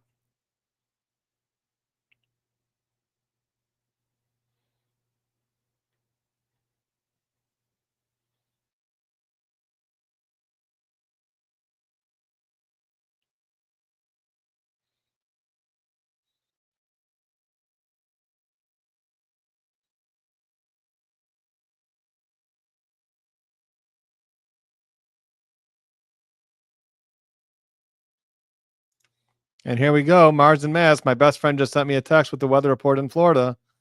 Yep. They like to rub it in, these Floridians. You should just block them. Again, certain months of the year, just block them. Let them think that they're trolling you and sending you these weather reports, and really that you don't even see them.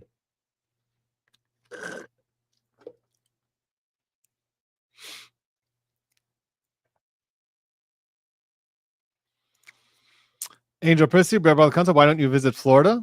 I've gone to Florida when I was much younger. And then I haven't been back. I was there once for business, for like literally in and out. Same day, I had to meet with some certain people, and I was just literally in and out. And it was actually in the middle of February, so it was the middle of February in Michigan. It was freezing here, and I got into that plane. It was like a 6 o'clock flight or 7 o'clock flight. Touchdown in Florida like 9:30, 10, and it was beautiful. And I was there for the entire day. Unfortunately, mostly I was indoors because of this meeting, but I got to spend some time outside. And then that night I had to go back. And then since then I haven't really been back. It's just logistically. It's just I don't have a good reason to go there. And if I don't have a good reason to go there, I'm not just gonna go there. I need a good reason. And I have a family here, and we're far away. So if we're going to vacation as a family, then we got to go somewhere closer. So eventually, maybe as the kids get older, I'll take a trip down there again, maybe for the winter, become a snowbird.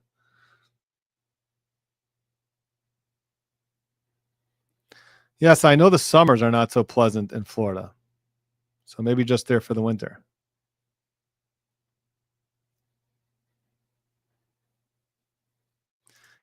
And Nikki says what we're all thinking. I just hope the whole jury isn't tainted. LOL. That's exactly what we're all nervous about. If the whole jury is tainted, then there's going to be a mistrial.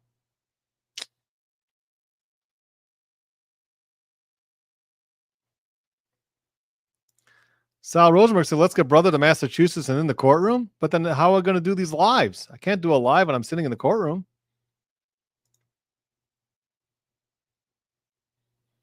We have some more suggestions here. Auction the jersey for charity. Okay, this is a great idea. I think we're going to have to do this.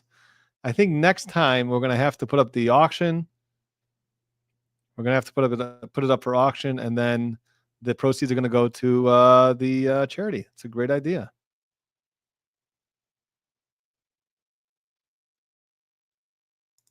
Nice to hear Jode Who. Good morning, brother, counsel, and friends. Cancer survivor here, joining you all from West Texas. Glad you survived that terrible disease.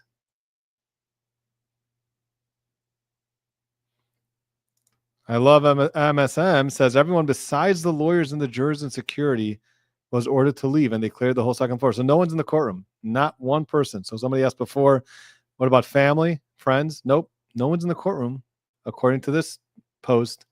Just the lawyers and the jurors and security.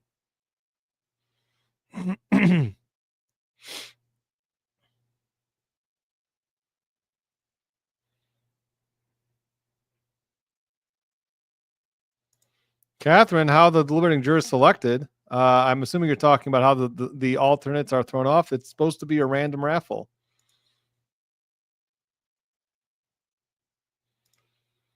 Ann G just subscribed. Hello from Orange County, California. Well, thank you for the subscription. It's free. And if you're just watching us now, subscribe. Just hit that button.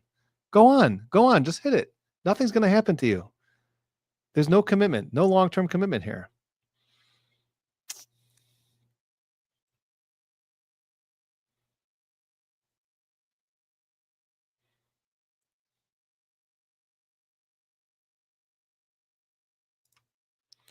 Colleen Cohen, think Fiji water is sponsoring the defense. It's everywhere, LOL, all over the table.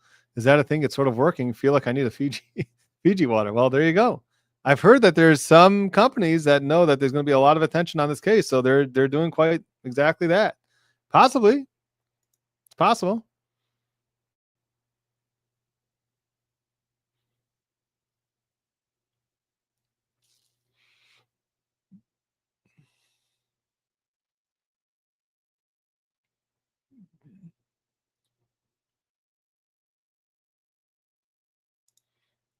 Terry says Southern Girl here, Panthers, and of course OKC Thunder. Okay. Hi from GR Boss. Was defense lawyer on Michigan governor kidnap case. Wow.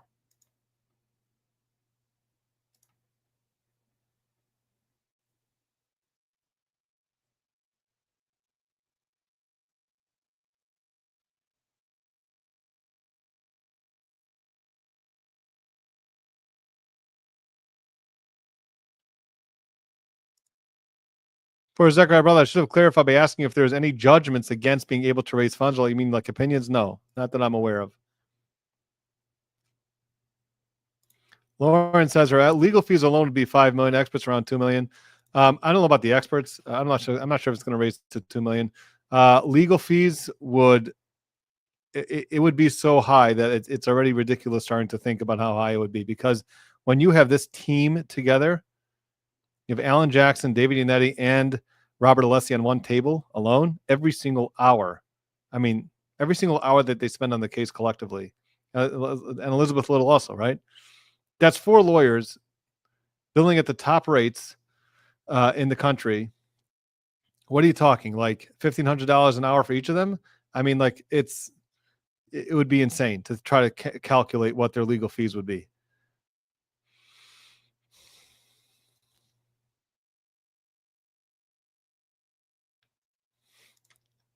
Becky Hunsacker, Rat Brother, what do we know from your insiders about the jury so far in the trial? What is unique about them?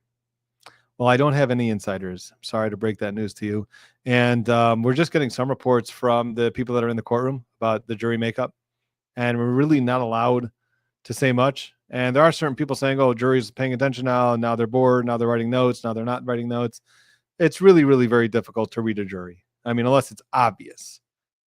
You know, there's certain things that are obvious. Like if someone's laughing at a witness, like laughing at Red Solo Cups, laughing at trying to explain a like as an acknowledgement.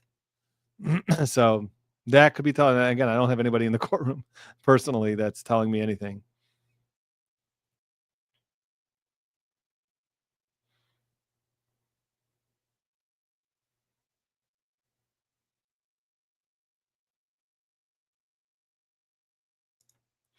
Carrie, lawyers do it for free, for they get a lot of business out of it being high profile then, right?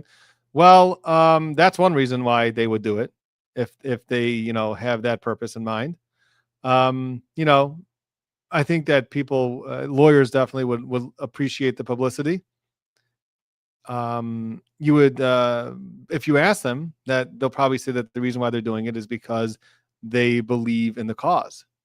And as lawyers, we are taught to fight for truth and justice. And therefore, if you see something that's unjust, you should speak up. And if you have the means to be able to do it for free, then do it for free.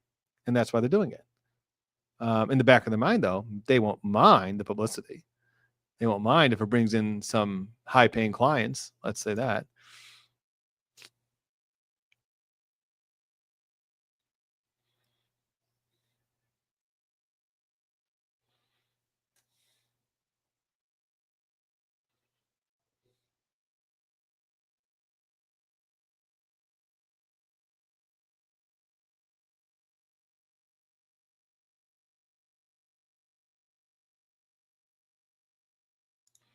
Here's a question. Why do lawyers do pro bono? Like, well, we just explained one reason why they do pro bono, but also there's officially a requirement by, at least in Michigan, for a lawyer to do a certain number of hours pro bono each year. So that's another reason why a lawyer may do something pro bono. If you're lucky enough, maybe he's trying to just complete his pro bono hours. That's possible. But also because some lawyers also, once you make enough money, then you want to just handle cases that you care about instead of handling cases that make you money. So I know lawyers like this. They'll take specifically cases where they're not going to make much money on it because they already made their money, and now they just want to they want to fight for a cause, or they feel bad for somebody. Quite frankly, Solomon does that quite often. He'll have people that come to him and contact him, and he just feels so bad for them that he just handles the case and he doesn't charge them really. So there are definitely lawyers like that.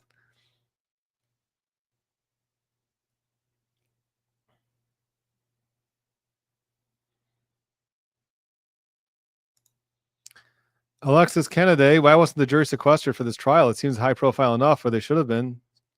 Judge Kennedy felt that it wasn't necessary, and that's why they weren't sequestered. But maybe if it turns out that the jury was all tainted and then somebody got to them. And again, this is not about if they did something like just didn't follow the rules and lied to the judge that they were not talking about the case when they were, and they were deliberating about the case, That's something that sequestration is not going to help. Sequestration is to keep them safe and to keep it that people cannot tamper with them.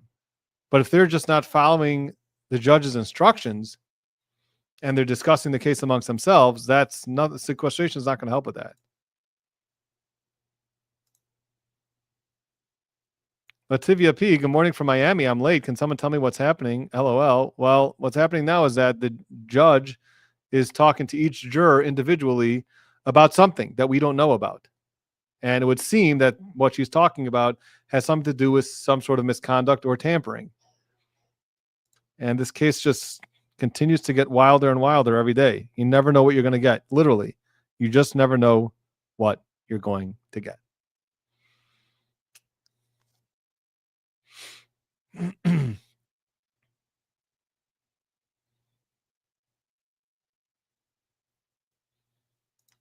Laura, how many times can a case fall into a mistrial? I'm obviously not a lawyer, so excuse me if this is an obvious question. The answer is there's no limit to amount of times a case can be declared a mistrial. Now, practically speaking, it doesn't happen every day. No, usually cases do not get dismissed or a mistrial ordered. Usually that doesn't happen. But potentially, if anything that rises to the level of mistrial, that a mistrial has to be declared, it can be declared at any point.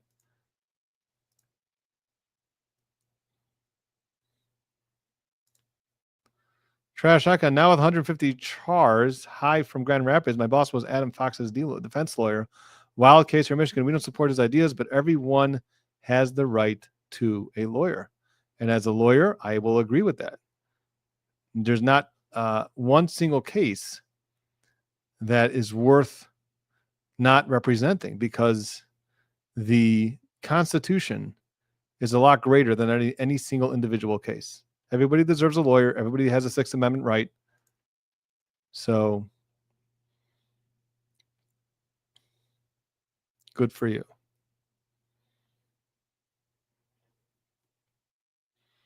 Okay, let me see where else we have been.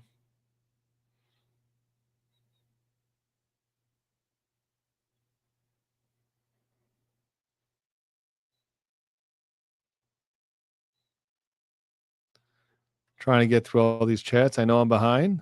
We're working on it.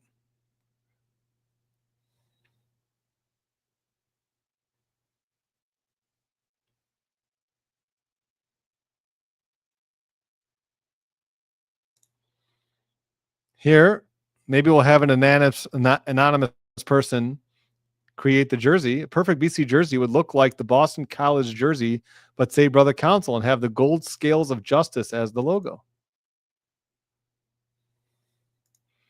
Carrie, BC, Canton is invested in guilty to save face for their incompetence. We know that they're invested in their guilty. They really want to get a guilty verdict.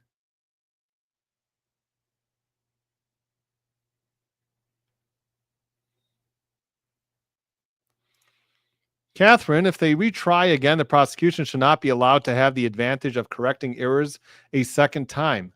Doesn't that seem outrageous? It may feel outrageous to you, but that's what you're allowed to do. A second trial, a third trial, you're always allowed to go back to the drawing board and try to make your case stronger. And that happens, as we've seen from this second trial. And they're going to try to do that again if there's another mistrial, maybe. But again, like I said, if there's a mistrial after this case, there may be some serious conversations about whether they should try the case again. Maybe they'll posture as though they're trying the case again, but they should really think twice or three times.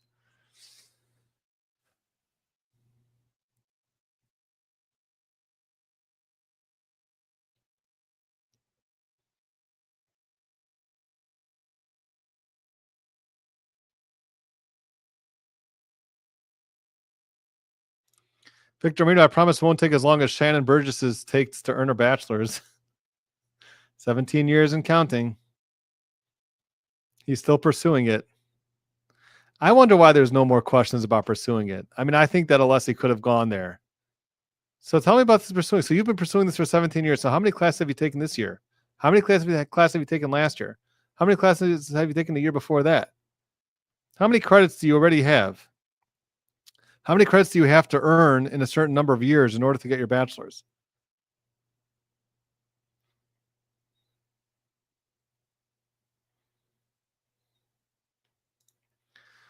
Wayne Lowe's, BC, what are the penalties if a juror is found to have made a mistake? Well, contempt of court. The judge literally asked you every single day if you followed her instructions, and you lied and you lied and you lied and you lied. Oh, there can be some penalties for that. You better believe it.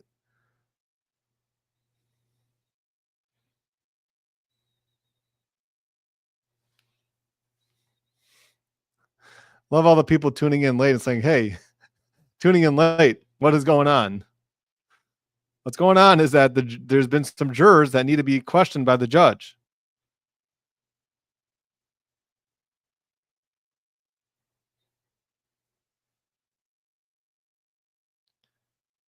Hey, I do have an update right now. Here's the update. The fan is moving. As soon as I saw that fan move, I said, we got to update you. So here you go. The fan's moving. Maybe that means it's getting hotter in Massachusetts.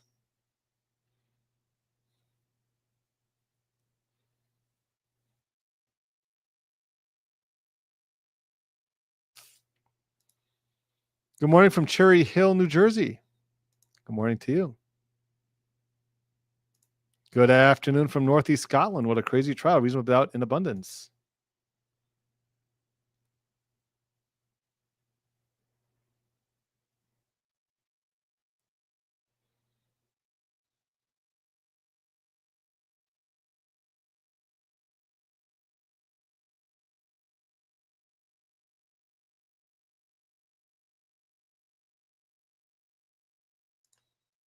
Susan from Naperville, Illinois, BC, what trial will you cover next? To me, it seems like the next trial up to bat is going to be Brian Koberger. I think that's going to be coming up in July, I think it is. And that's supposed to span a couple of months, like maybe through November even.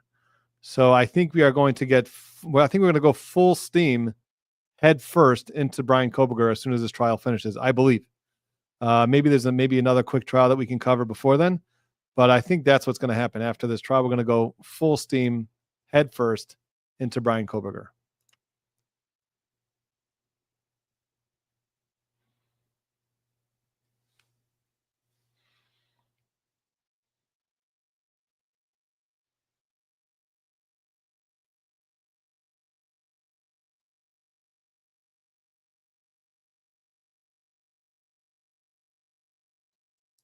Here's a comment, Catherine. One person on another site said they walked 2 jurors out.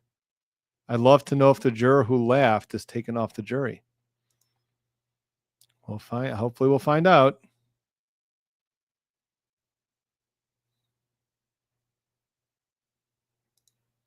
Slinky 2021, sloppy work from Becky Hill, threw away years of work. And if you followed that hearing with Becky Hill, I followed it very closely.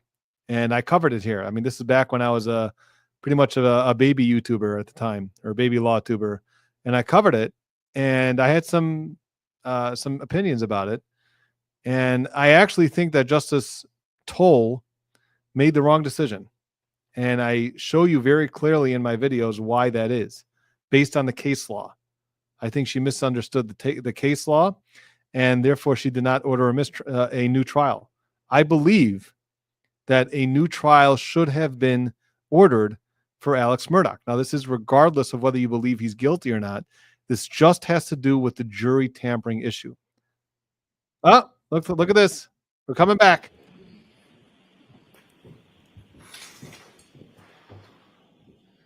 America 2025. Good morning from Reno, Nevada. New to your channel. Rock on. All right. We will.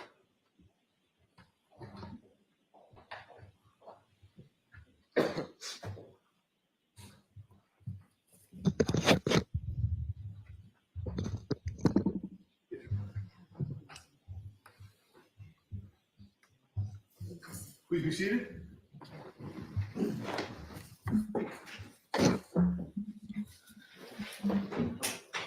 All right, so jurors, I still have a couple of questions for you. Were you able to follow the instructions and refrain from doing any independent research or investigation into this case? And we've discussed the other two questions, but I do need to stress for you that it's very, very important that no one discuss this case. Don't let anyone talk to you about the case, no comments about the case. You've seen how hard the lawyers have worked to pull this case together for you, and everybody's given it so much time. So please, let's make sure that we follow that. That means each other. So with that, I know we're late getting started. We're going to take an abbreviated lunch today, only 30 minutes, and abbreviated breaks. So no morning break. We're going to start now and go till 1. All right, Mr. Brennan, and we're taking a witness out of order. I apologize. We've got a witness here. Sometimes we take witnesses out of order. Work doesn't always let me catch your live streams. Thank you for your daily recaps. Appreciate that, Craig. We've got a witness here. But it looks like some jurors were excused. Thank you, Your Honor. The Commonwealth calls Dr. Wolf. Dr. Wolf, probably Zeke Wolf. This might be the neurosurgeon. But hello, I hope you all realize it looks like some jurors were dismissed. That's what it seems like. She didn't ask the other two questions because those two questions were asked already at the sidebar. All right, let's get to Dr. Zeke Wolf.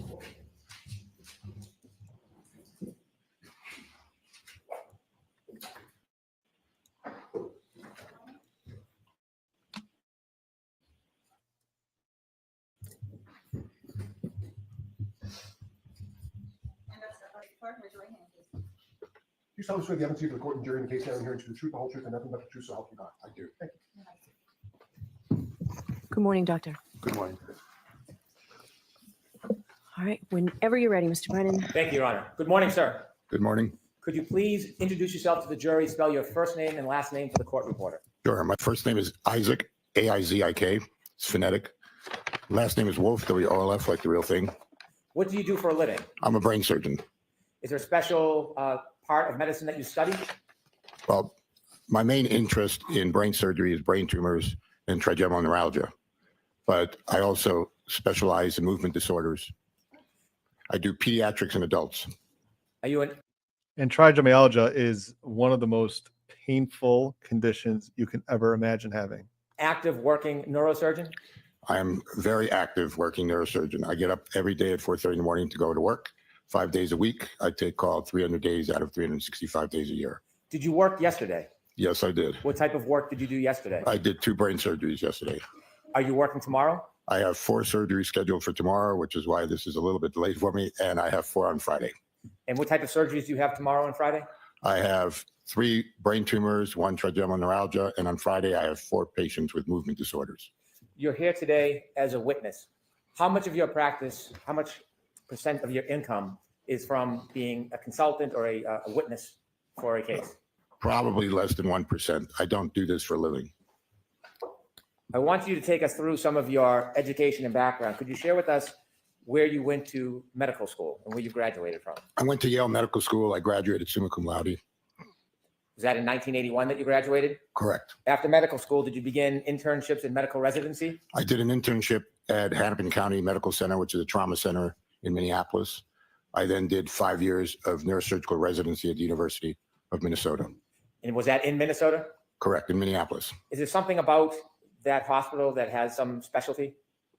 It was one of the #1 training centers for chairmen in neurosurgery at the time.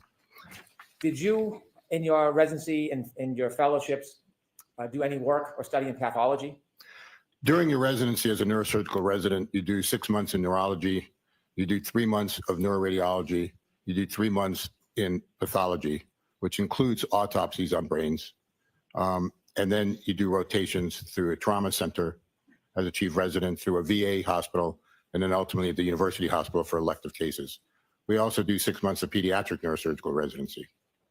Did you do a fellowship at New York University? Yeah, at NYU, I did a fellowship before I went to the University of Maryland as a professor in brain transplantation. The interest was in using cells to create dopamine centers in rat brains with the concept of Parkinson's being curable with transplantation.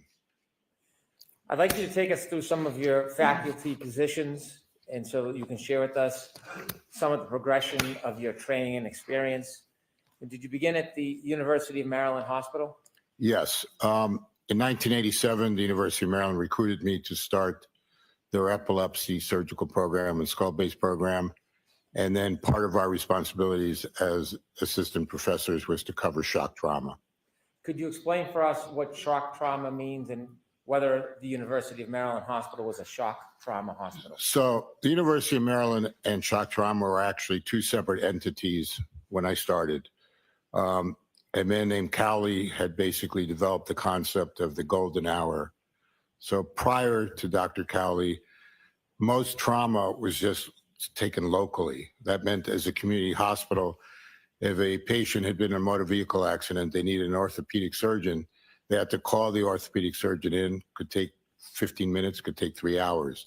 The same thing for a vascular surgeon, the same thing for a neurosurgeon. Dr. Cowley came up with the concept that you needed a center that was strictly for trauma, and every attending had to be in the hospital 24/7. So that was the concept of shock trauma back in the 80s. When I got there, we were transitioning from a very small center to a 125-bed hospital that was completely committed to trauma. In that experience, in the years you worked there, did you have an opportunity to treat a number of people with brain injuries? We treated well over 100 patients a year, a month, basically, with brain injuries at shock trauma, along with spinal cord injuries. Did you perform surgeries in different types of brain trauma and brain injuries? Yes. After Maryland in 1993, did you move to Miami Neuroscience Center? Yes. In 1993, I left academics. I went into private practice in Miami, and I started the Miami Neuroscience Center. We were the first private community hospital to have what's called the Gamma Knife. So we were the 13th in the country, but the only one that was non-university based. And Gamma Knife radiosurgery is using radiation to operate on the brain. Are you presently the director of the Miami Neuroscience Center at Larkin Hospital? Yes, I am. Do you conduct a number of surgeries a year there? Correct. So I spent 19 years at Doctors Hospital, then we moved to Larkin Hospital 13 years ago, developing the new radiosurgical unit called ZAP, and also another fancy machine called high-frequency ultrasound to treat the movement disorders. You've noted that you have a number of professional memberships. I don't want to go through all of them. I'd like to point out a few. Are you a professional member of the American Association of Neurological Surgeons? Yes. Are you a member or fellow American of the College of Surgeons? Yes. Are you a member of North American Skull Base Society? Yes. And is that brain related? It is. Are you a member of the Society for Neuro-Oncology? Yes. Are you a member of over or at least 34 different professional memberships? Yes. In your career, have you engaged in research? Yes. Has that research focused or centered on brain injury? Yes, it has. Is some of your research as a principal investigator for THAM treatment of brain tissue acidosis in severely head injured patients? Yes. Did that research and as a principal investigator help you in your diagnosis and treatment of brain injuries? It actually was in the treatment of severe head injuries, patients who are unconscious, the concept of trying to relieve the increased intracranial pressure that occurs from the injury and to increase blood flow, thereby increasing oxygen to the brain. Did you also serve as principal investigator for research for the PEG SOD in severe head injury? Yes. Could you describe that very briefly? Basically the same, one of the biggest problems in brain injury is the fact that blood flow ceases to exist as the brain swells up. And so one of the things we try to do is preserve the neurons by making sure that they have enough oxygen and blood flow to them. All these are agents that try to assist that. I won't go through all of your research and principal investigator roles, but I want to ask you about one more. And that is, did you serve as principal investigator relative to the IRB protocol for brain pathology? Yes. And what did that do? What was that about? It was about looking at what happens after a brain injury to blood vessels and tissue as the intracranial pressure increases in the brain. Have you been part of publications of a number of different books? Yes. I won't list parts of all 16 books, but can I point out a few? Sure. Were you the author of a book chapter regarding head injury, difficult medical management? Yes. Were you the author of a book chapter on pediatric neurosurgical emergencies? Yes. Were you the author of a book chapter on complications of head injuries in adults? Yes. Were you an author of a book chapter, imaging of craniocerebral trauma? Yes. Were you an author of a book chapter in emergency room assessment of the head injury patient? Yes. Were you the author of a book chapter, intracranial injuries? Yes. I won't list or ask you about the other book chapters that you've been the author of. Have you been involved in journal articles? Yes. I'd like to ask you just about a few of the 70 journal articles that you have published. Your Honor, objection. So go ahead and ask the question without a comment, please. Were you an author of a journal article, intracranial pressure in non-traumatic ischemia and hypoxic cerebral insults? Yes. Were you the author of a journal article, post-traumatic cerebral infarction? Yes. Were you the author of the journal Fractures of the Clivus? Yes. Could you tell me a little bit about that paper? We used thin cut CT scans to identify fractures of the skull base. Prior to CT scans, it was very difficult to actually identify radiologically a skull fracture with plain x-rays.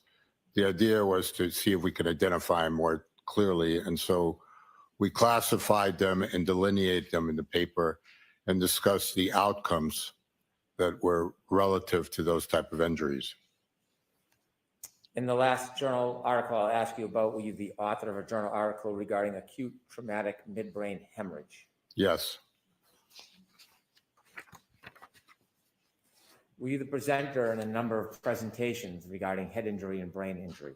Yes. You've listed 93. I'll ask you just about a few. Were you a presenter in fractures of the clivus, clinical and radiographic features? Yes. Am I pronouncing that correctly? Clivus. Thank you. Were you the presenter in acute head injury? Yes. And a separate presentation, fractures of the clivus, classifications and clinical features? Yes. Do you lecture? Yes.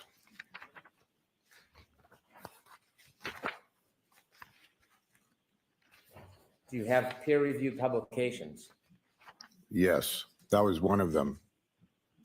Thank you. And are you heavily involved in clinical research? Right now, my research is more based on radiosurgical techniques and outcomes. Over your career and your study and your clinical. By the way, just to confirm, no jurors have been dismissed. We thought that there was at least one juror dismissed, but turns out that no jurors are dismissed, but they did switch seats. Some of the jurors switched seats, and maybe that has to do with some of them laughing or whatever. So that's the extent of what happened this morning. Clinical experience. Have you treated different types of brain injuries? Yes. Are you familiar with a number of different types of brain injuries? Yes, we still treat them. Were you asked to review materials relative to this case? Yes. And do you recall the materials that you reviewed? Yes. Could you share with us some of the materials that you reviewed? I reviewed the chief medical examiner's assessment of the case. I reviewed pictures that I'm assuming the medical examiner took of the autopsy. And I reviewed the report from the forensic pathologist. And before I ask you about your review of specific materials and your opinions in this case, is there a benefit to your clinical experience in studying brain injuries as opposed to the experience you had as a fellow simply with pathology? Well, I think that for the jury to understand, as a clinician understands the process from the time the injury occurs till the patient either leaves the hospital or dies. And it's a process. And as a neurosurgeon, I have a tremendous amount of experience with that, if that's what you're asking me. Yes. And so, doctor, you reviewed a number of items of information in this case. Did you have an opportunity to review photographs of a laceration to Mr. John O'Keefe's head? Yes, I did. With the court's permission, I'm going to ask to display Exhibit 160. Okay. We're not going to be able to see it. Dr. Wolf, I'm going to ask you to take a look at this photograph. Have you seen this photograph before? Yes. I want you to explain to us what you're seeing here and take us through the process of your observations. Well, what we're seeing is an approximate 1.5 inch laceration with bridging tissue and contusions and abrasions. To us, that's just a classic blunt trauma injury. There's nothing other than just vanilla about it. This is what happens when soft tissue hits a solid ground. The skin tears apart a bit, but not through and through. As you can see, there's the bridging. You can see all the bruising or contusions and just the tear, a little bit serrated along the edges. Thank you. If you could take that down. Dr. Wolf, as a result of that wound, did you have a chance to further look at information provided to you about the actual inside the skull of Mr. John O'Keefe? Yes, it was the pictures that I was reviewing showed a non-depressed skull fracture extending linearly through the clivus and into the frontal fossa of Mr. O'Keefe over the orbital roofs. He had fractures along the temporal fossa as well. So it was a classic linear basilar skull fracture. Is basal skull fracture a characterization? It's basically the base of your skull is what it encompasses. So the opening at the very bottom is what we call the foramen magnum. That connects your brainstem to your spinal cord. And then as your brainstem goes up, it goes into the different skull areas that, talk about what we call the cerebral cortexes, your occipital lobe, your temporal lobes over here, and then your frontal lobes. So can you walk us through what happens when someone incurs this type of injury to the back of the head, how it happens, and what are the next steps for a person? So what happens is, you fall backwards, and the linear acceleration starts to take you back down with gravity. The skull hits the ground. It gets, in layman's terms, smashed a little bit. And then the brain moves forward as a response to that. And it moves forward because you have cerebral spinal fluid and because you have the deceleration, acceleration again. As it does, your skull, if you were to look inside your skull, it's like mini mountains along your temporal bones and your frontal bones. So the brain is being thrust forward at a fairly good speed, and it's getting bruised. You can think of it as if you took a hammer to your thumb. It's really turning black and blue. Those are the contusions. And so the temporal poles and the frontal poles are getting contusions because of that. At the same time, you have a space called the subarachnoid space. And I'm sure they're going to hear about the subarachnoid hemorrhage. And that space is it's very clear, thin membrane that covers all of your brain and all of your spinal cord. And normally, you really don't see it unless you open up the brain and you're operating. But when you either have a traumatic event like this, where little vessels are pulling apart underneath that membrane, or, for example, the classic, when you have an aneurysm burst. The space that the aneurysm bleeds to is the subarachnoid space. The other thing that occurs in trauma like this is you can get a subdural. So the dura is the membrane that covers the whole brain and also right down your spinal canal. And it's a very thin membrane that looks like very thin leather. And in that space between the brain and the dura can be a lot of veins that go towards a central vein called the sagittal sinus. And if those tear, you have a venous hemorrhage from, which is not arterial, so it's not quick, but that can develop into a subdural as well. If you tear a portion of your brain as well, and you get a little arterial bleeds, that could create a much faster subdural hematoma.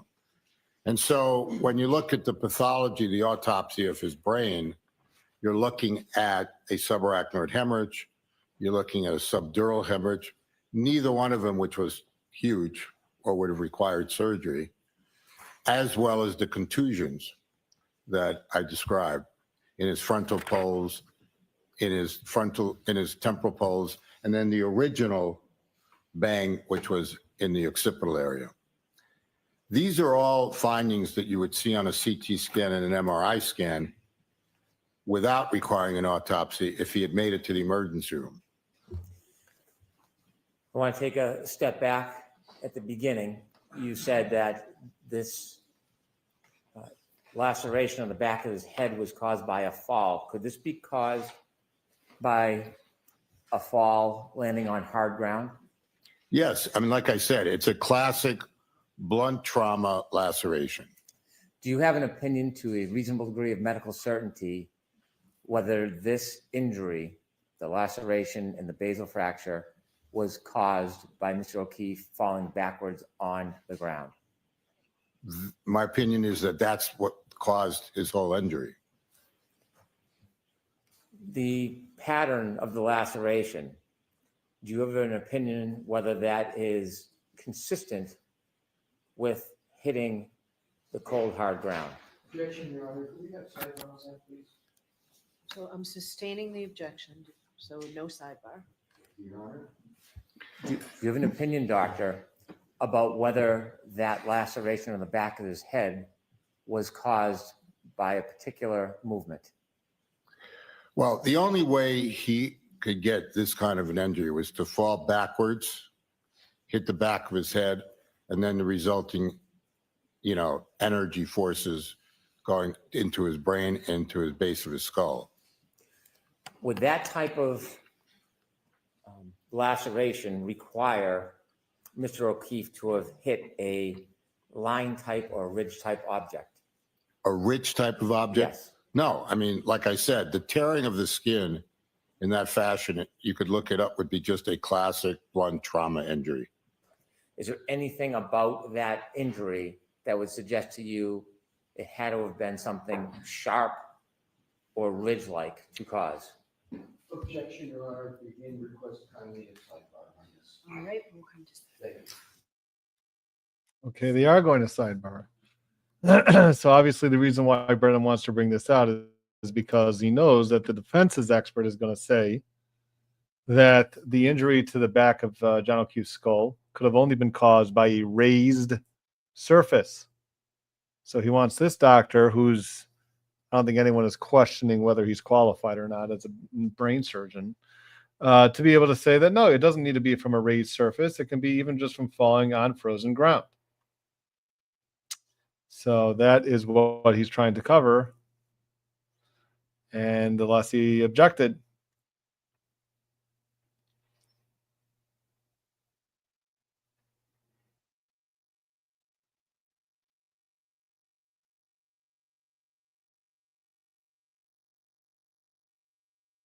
I want to see if he's going to explain the laceration to the front of his head, meaning the laceration above his eyelid.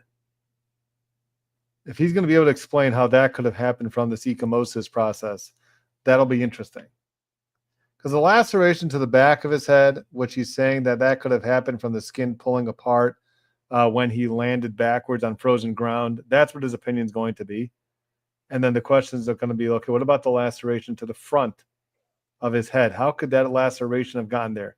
Is there some sort of process that this ecchymosis could have caused somehow for this laceration to appear on his eyelid?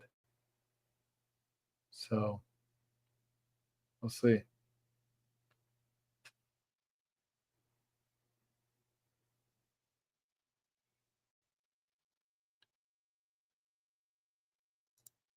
Nikki, I thought Brendan's theory involved hitting his head on the car first. No.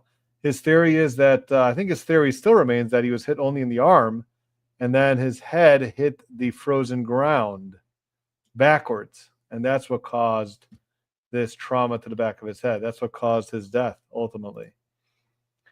That's his theory of the case. The ground was frozen. How about hitting his head on the basement floor? That's also a possibility. I'm sure that's going to be brought up in cross-examination. He's just saying that it was due to a fall backwards.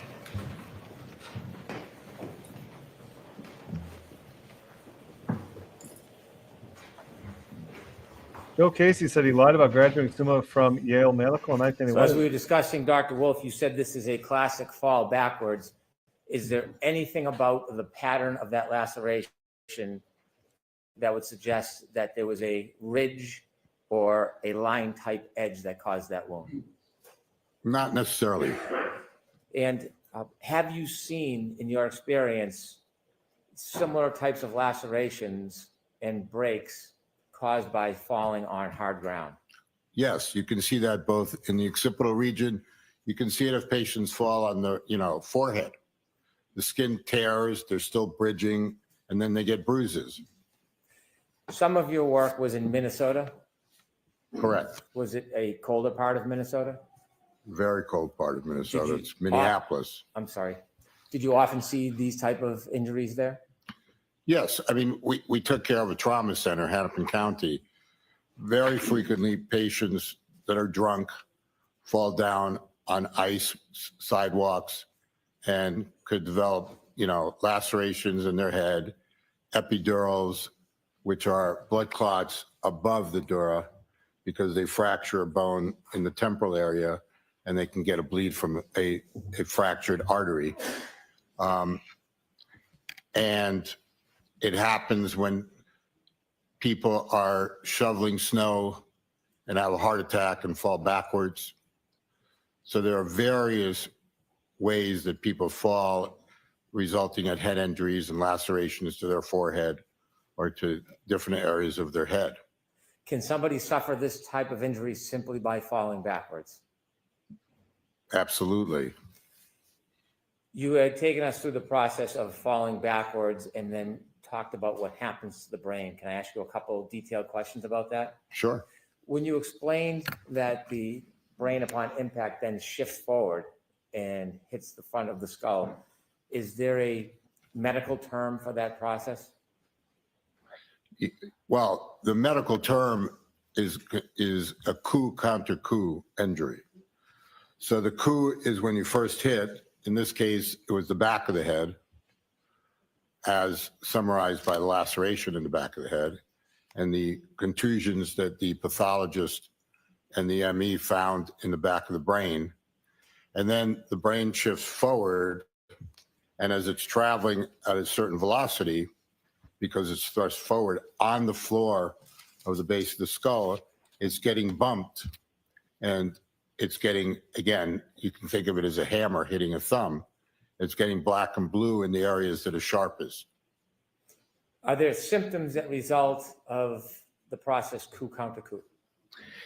This is clinically, it varies. I mean, you can go from anywhere from a simple concussion where you sort of are unaware of what happened, but you're still awake, you're confused, all the way to, ultimately being in a coma.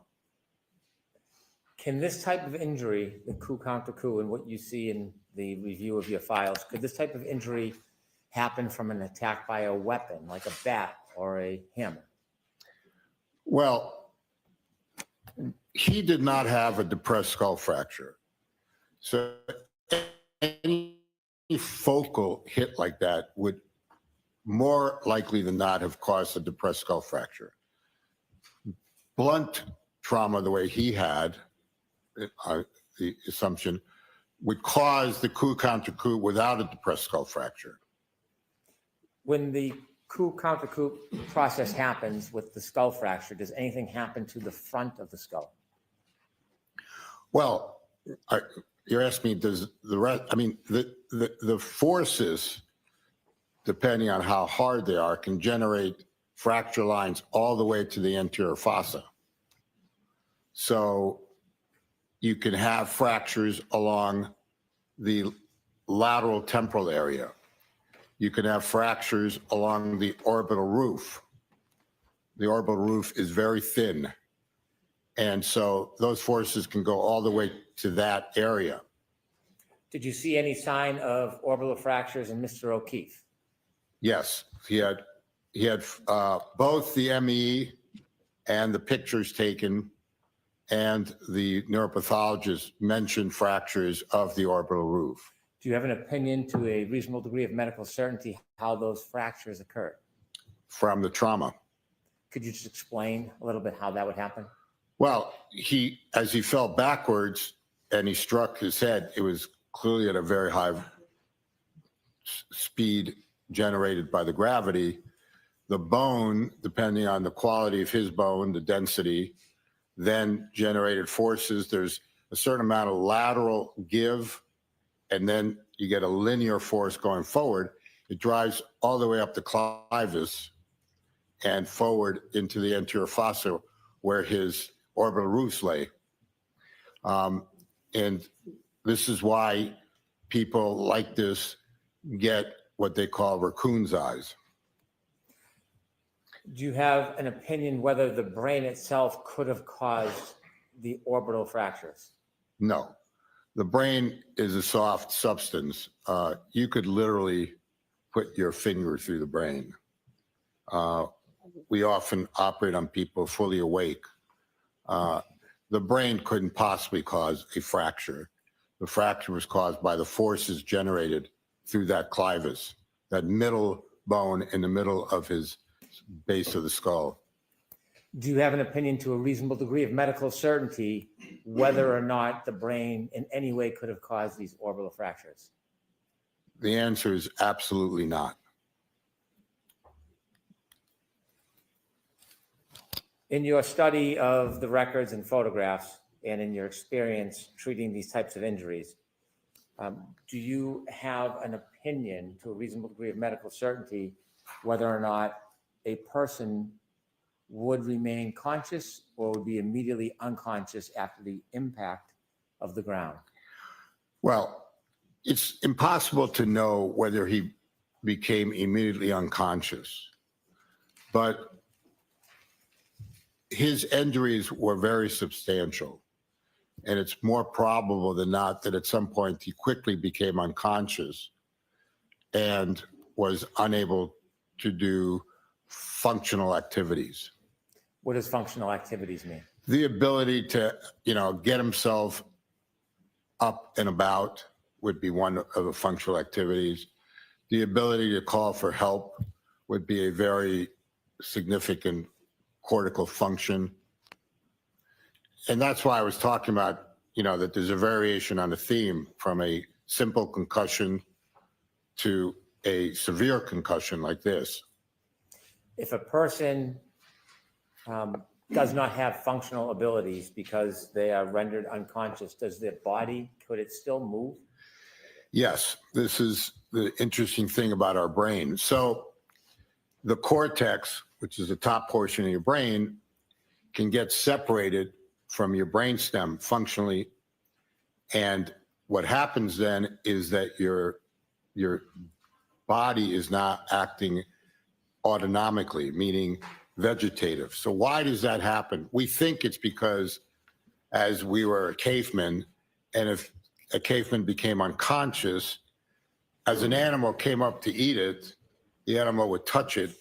Well, you have these automatic movements. One of them is called decorticating, which is where you draw your arms like this and you throw your feet out. And then a worse neurological situation is when you decerebrate. Now you push your arms out along with your legs.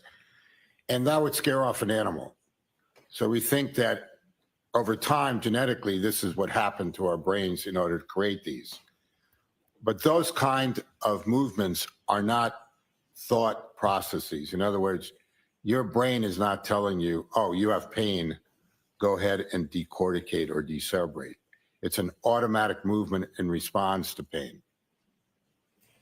I want you to take us back now to after the fall. Would Mr. O'Keefe, in your study and opinion, have died immediately? No. Can you share? I'm sorry. Yes, I'll tell it. There is very few things that you head injury where you would die, quote, immediately. So if I took a knife and stabbed you in the back of your neck right below your skull and I drove it through your brainstem, you would probably die immediately. If I shot you below your ear and went through and through below your ear and shot through your brainstem, you would die immediately. But traumatic head injuries, you would not die immediately. It's a process. And it's a process of a combination of things. Brain swelling, which takes a while to develop. Decreased blood flow to your brain because you're getting swelling. And ultimately, death of the brainstem that controls your heart and your breathing. And so this is why there is a whole big issue about brain death. You know, when is someone brain dead? Because it's not instant and it can take a long time to be conceived. In these injuries that are very severe that we took care of, there was a high mortality rate. In the linear skull fractures, it was about 67%. But it took time for them to die. It could take days to weeks to months. And also, these people got to shock trauma. So it was a while, whether it was hours, before they were even starting to be taken care of. And yet they weren't dead yet. That's why I don't think it was immediate. Was there any other observations you made about Mr. O'Keefe or his body that support your opinion that he didn't die immediately? Well, the medical examiner took pictures of his periorbital area and diagnosed raccoon's eyes. So raccoon's eyes occur because there's leakage through the orbital fractures into the periorbital space. Normally, it takes about 24 to 48 hours to develop.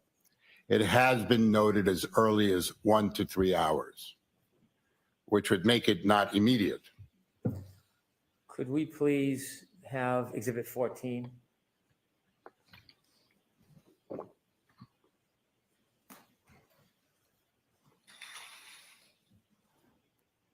Dr. Wolf, could you share with us what you see here in this picture? So right here, you can see the black and blue that sort of configures, if he had his eyes open, like what we describe as raccoon's eyes, right? And that's not caused by direct trauma to his eyelids.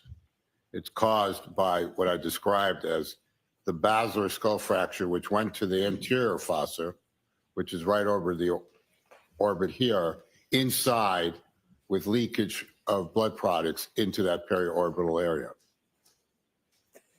You mentioned that starts or takes at least 1 to 3 hours to begin? Minimally, yes. You take that down, please.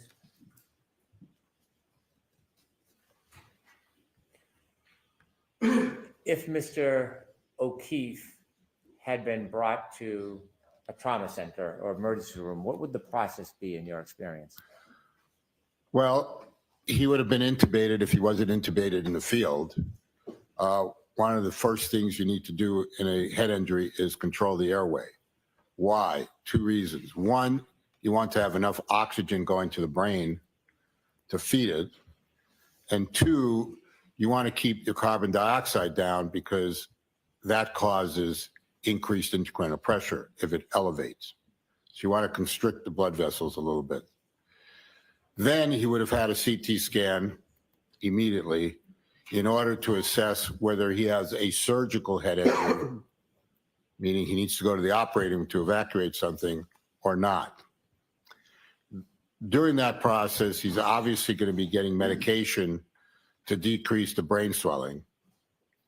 And from there, you make decisions based on his neurological function and what you're, capable of doing to, spare the brain from the rest of the injuries that will result. One of the things that occurs with contusions is a great medical term is they can blossom, which means they can get bigger.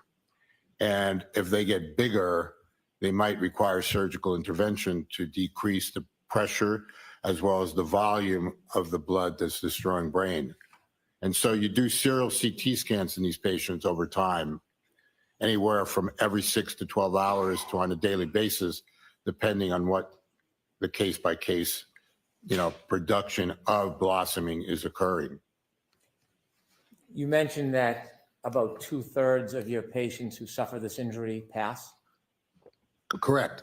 What we saw is that in the patients that suffered linear clavicle fractures, 2/3 of them ultimately went on to die, and 1/3 lived. Is there commonality on how they pass?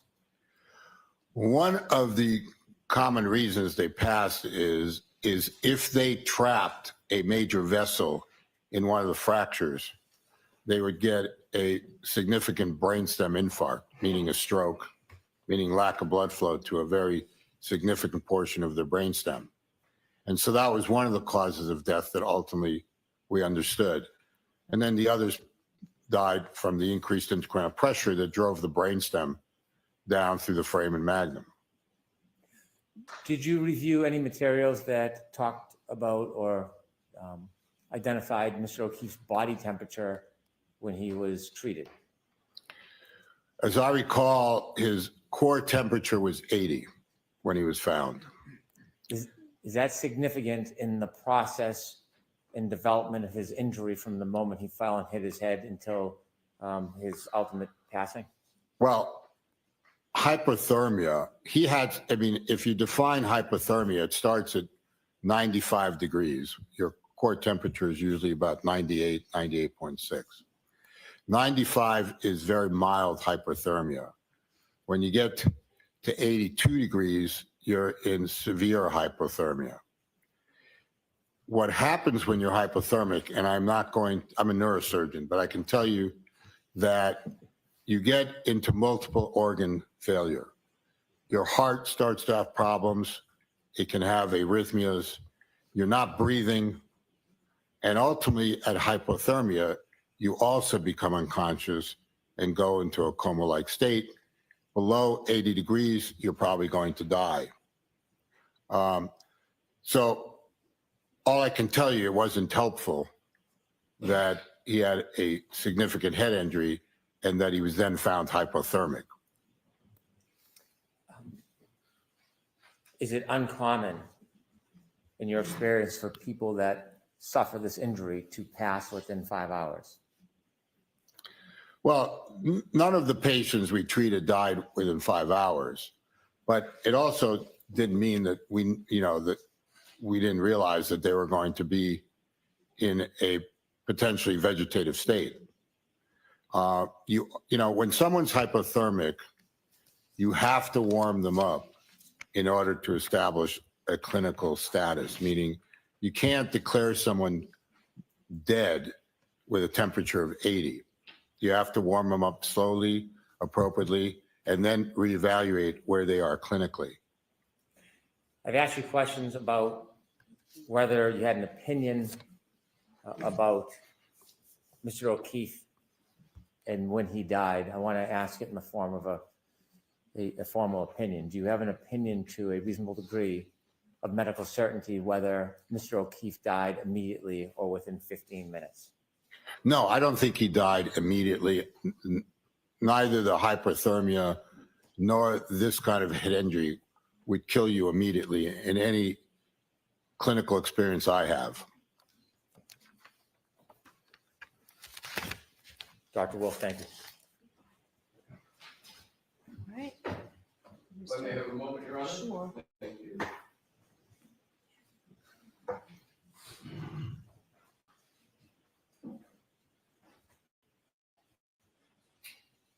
Very difficult to cross-examine these kind of witnesses. These type of experts, it's very difficult. So let's see what Alessi's got.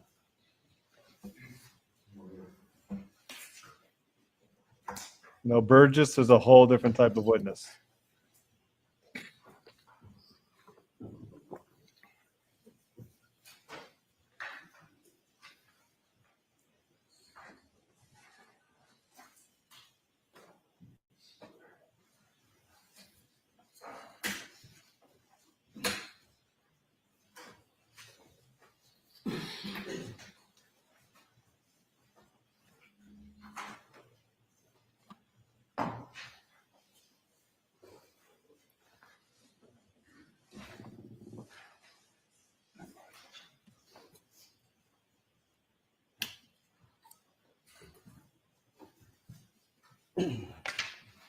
May I, Your Honor? Yes. Morning, Doctor. I don't think we've had the pleasure of meeting. Welcome. Thank you. Sir, can you just describe, you started to do it a little bit on direct, a typical day for you? I wake up at 4:15 in the morning. I go to my center. I set up patients with frames for their either radiosurgical procedures or stereotactic craniotomies. I go home. I make cappuccino for my wife at 6 o'clock in the morning.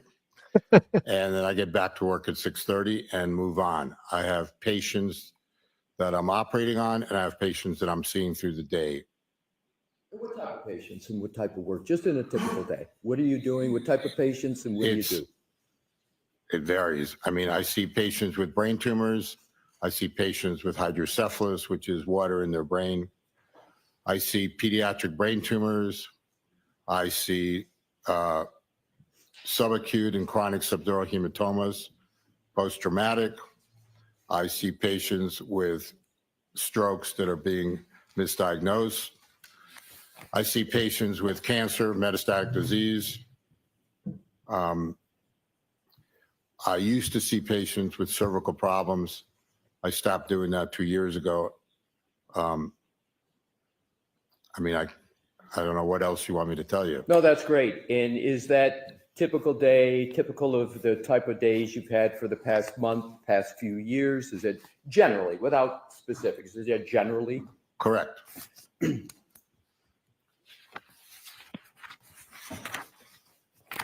So none of your typical days, none of the past typical months have involved forensic pathology, have they? You haven't acted as a forensic pathologist in. I am, if you could have asked that question, very straightforward. I am not a forensic pathologist. I'm a brain surgeon. Right. And you don't perform autopsies, correct, sir? You're a brain surgeon. Correct. In other words, I see more brains than the forensic pathologist. Right. And is it correct to say that the brains that you see are of living people? Correct. Okay. So what I'd like to do is to go to a different part of the head than was discussed, but sticking with the decedent. Excuse me, I didn't hear the last word. I'm sorry, with the topic is going to be Mr. O'Keefe, the decedent in this matter, sir. You testified about raccoon eyes. The medical term for that, sir, is ecchymosis, right? Correct. And ecchymosis, raccoon eyes, does not cause a laceration to form on an eyelid, does it? No. Are you aware that Mr. O'Keefe had a laceration to the outside area of his right upper eyelid? I am aware that the ME described that. Yes, sir. Now, I told you I was wondering about this, if he has an explanation how this could have happened through the ecchymosis. Well, let's see if he does now. could, Your Honor, I'm going to, with Your Honor's permission, ask to publish what is already in evidence in a moment. Okay. Mr. Wolk, What exhibit number, Mr. Alessi? we're going to, 165, Your Honor. Okay, go right ahead. Thank you. Dr. Wolf, have you seen this photo depiction before today? I believe I have. Is it correct that that injury on the upper right eyelid is caused by the application of force directly to that area of the front of the head, again, namely the upper eyelid? That's possible, yes. Is it more than possible? Is it probable that that injury was caused by the application of force directly to that area of the front of his head? Well, an easy answer to that would be is that that's not part of the periorbital ecchymosis. Thank you, sir. That was exactly going to be my next question. This injury is unrelated to any of what you've been describing, the fall backwards, the force transfer inside the skull, the, as you described it, the dura, the cerebral spinal fluid, all of that dynamic that you so ably described on your direct examination. This injury has nothing to do with that, correct? Correct.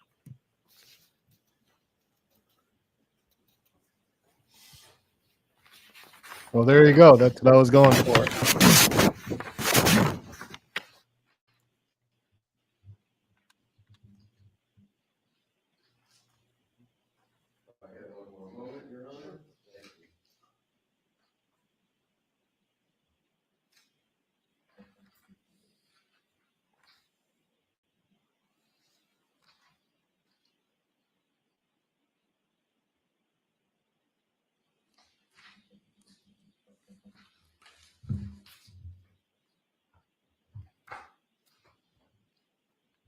Thank you for answering my questions, Dr. Wolf. A pleasure again. No more questions at this time. Your Honor. Oh, see? Any brief follow-up on that? No, thank you. All right, Dr. Wolf, you're all set. So Thank you very much. Which again, like I said, cross-examine. If you've got an expert, you know how your expert's going to testify. It's not always suggested to cross-examine the other witness as much as you can, the other expert, because it's very, very difficult. When you have a real expert, not someone like Burgess, when you have a real expert like this guy, who is literally a neurosurgeon, he's operating on brains all day, you're not going to catch him on the stuff that you catch Burgess on, right? You're not going to be able to find something like that. Now, you've got your own expert. So when you call your expert, he'll be able to, explain things differently. But it's very, very difficult to cross-examine these experts. So he made one very solid point. Number one, you're not a forensic pathologist. You don't perform autopsies. You only see brains from living people. And this ecchymosis absolutely did not cause the laceration to his right eyelid. Right? And that's it. You made your points, sit down. So that was very good. That's exactly what you would expect when you're dealing with an expert that's this qualified. And now maybe we'll go back to Christina Hanley. Brennan? May we have a moment to inquire of our next witness? Sure. And want to see counsel tie our jurors, feel free to stand up and stretch.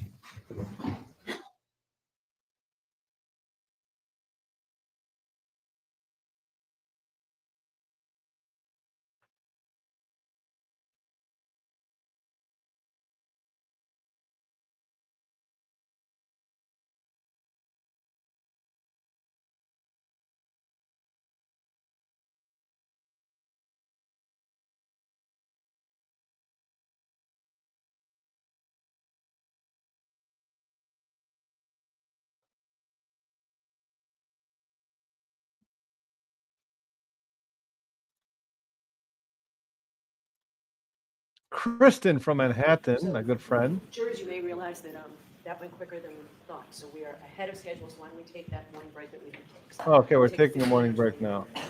All rise for the court, please. Jurors, close your. So congrats on 30,000 subscribers. Kristen from Manhattan, what a huge milestone, BC. Love your channel. I appreciate how you share your wonderful family with the community. So we'll see. I think that my mother counsel is excited to maybe come back on the channel. Maybe we'll do that. I know a lot of people liked mother counsel, and Kristen from Manhattan has been a long-time subscriber of the channel. So appreciate that. Appreciate the milestone and your comments. Appreciate all you. So this is not the lunch break. Okay, this is just it's supposed to be a very short morning break. So let's take a quick morning break and we'll come back before you know it.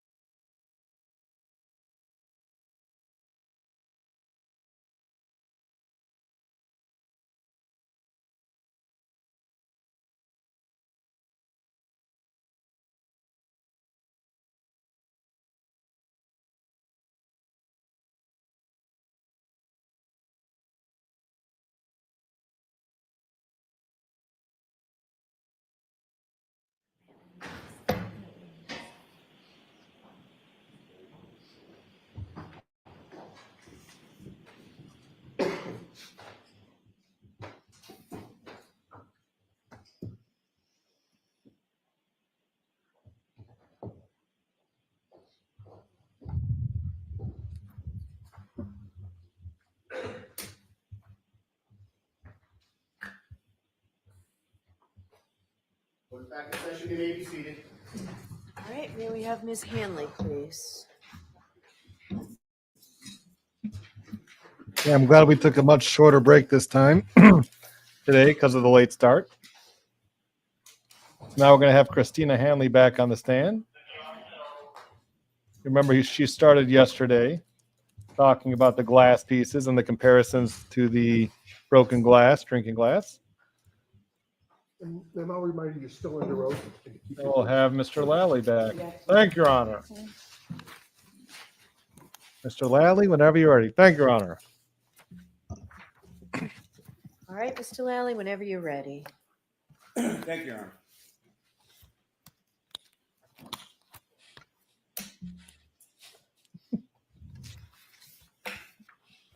And ma'am, if you could just please introduce yourself to the jury again, spelling your last name for the record. Sure. I'm Christina Hanley. Hanley is spelled Hanley. And Ms. Hanley, given the break, if I could just ask you a few questions just to reorient as far as the items that we were speaking about yesterday in your testimony. First, starting with the items of glass that you analyzed in this case. The first of those items was an item 3-2. Is that correct? That's correct. And if you could, please describe for the jury, or please provide the jury with the description for that item that you received. Sure. So item 3-2 was a clear glass cup with broken irregular edges. And there was some dirt debris material that was noted on the exterior and interior surfaces. Your Honor, may I approach? Yes. Did you show counsel? All right. I gave Mr. Jackson my copy. Yes, thank you. Showing you a photograph, Ms. Hanley, do you recognize that? Yes, I do. And what do you recognize that? So this is a photograph that I took. It's item 3-2, but it's also, I would have to double check on my notes, but I believe it has item 7-12, one of the pieces that I'm holding that's showing a physical match between those two items. Your Honor, call both the seats to introduce in a minute to the next exhibit. No objection. Okay. Exhibit 195. And Your Honor, may I publish? Yes. Ms. Gilman, if I could have photograph 9490.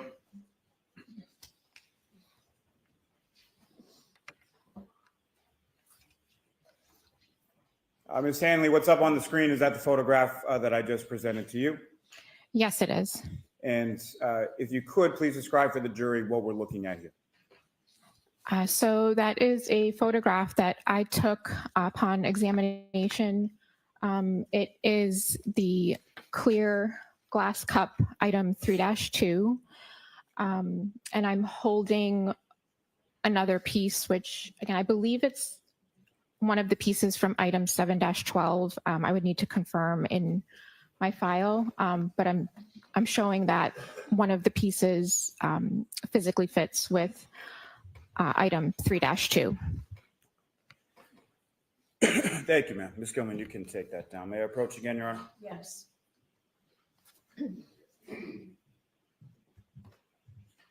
Showing you two other photographs. If you can look at those, look up when you're finished. And do you recognize those?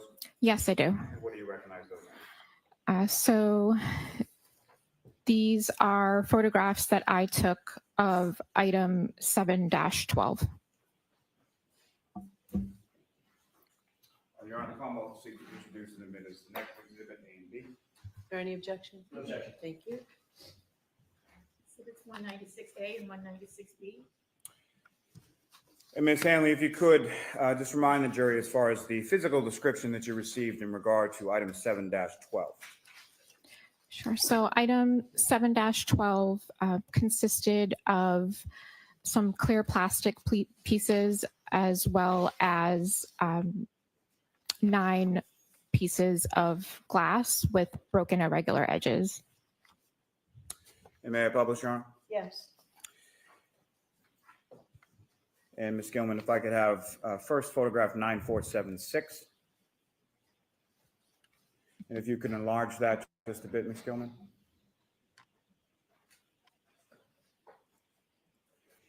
And Ms. Hanley, what are we looking at in this photograph? So this is the photo that I took of item 7-12 as I received it. So there's the several pieces of clear glass with broken irregular edges. And Ms. Gilman, if I could have 9477. If you can enlarge that just a bit. And again, Ms. Hanley, what are we looking at in this photograph? Those are the same pieces of glass as in the previous photo, just a little bit more up close of the clear glass that was recovered and is item 7-12. Thank you. Ms. Gilman, you can take that down.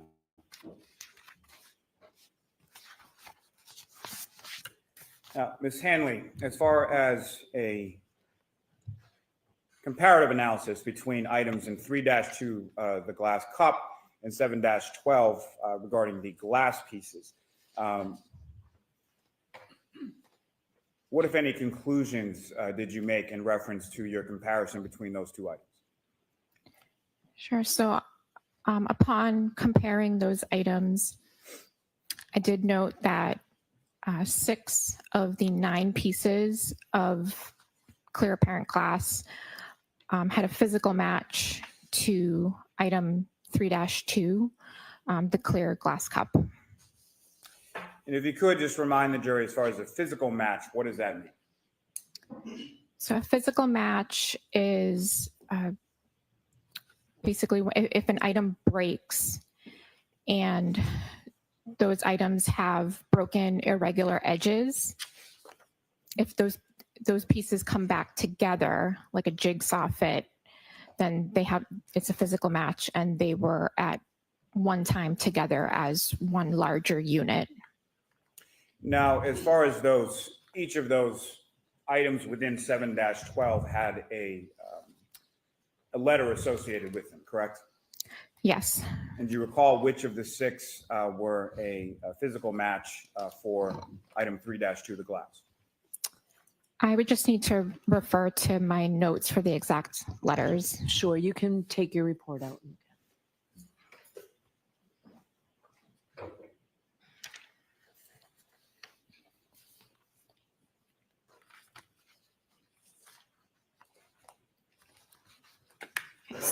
The 6 pieces of glass from item 7-12 that physically fit to item 3-2 were A, B, C, D, F, and K.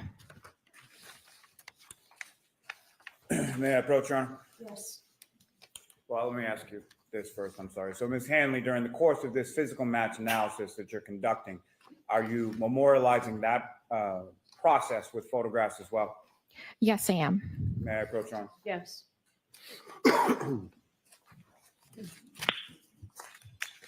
I'm presenting you with 4 photographs. If you could review those and look up when you finish.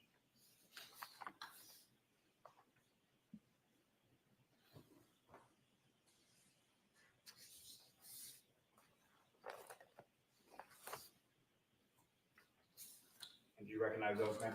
Yes, I do. And what do you recognize those?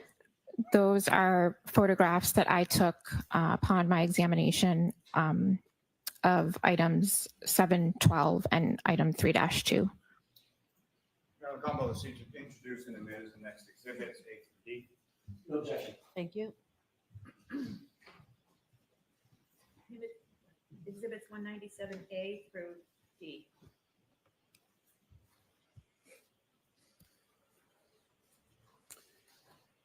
And may I publish, Your Honor? Yes. Ms. Gilman, if I could have 9502, please.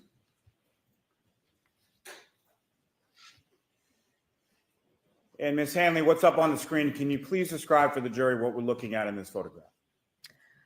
So this is one of the photos that I took of one of the breaks that physically fit together between item 3-2 and item 7-12.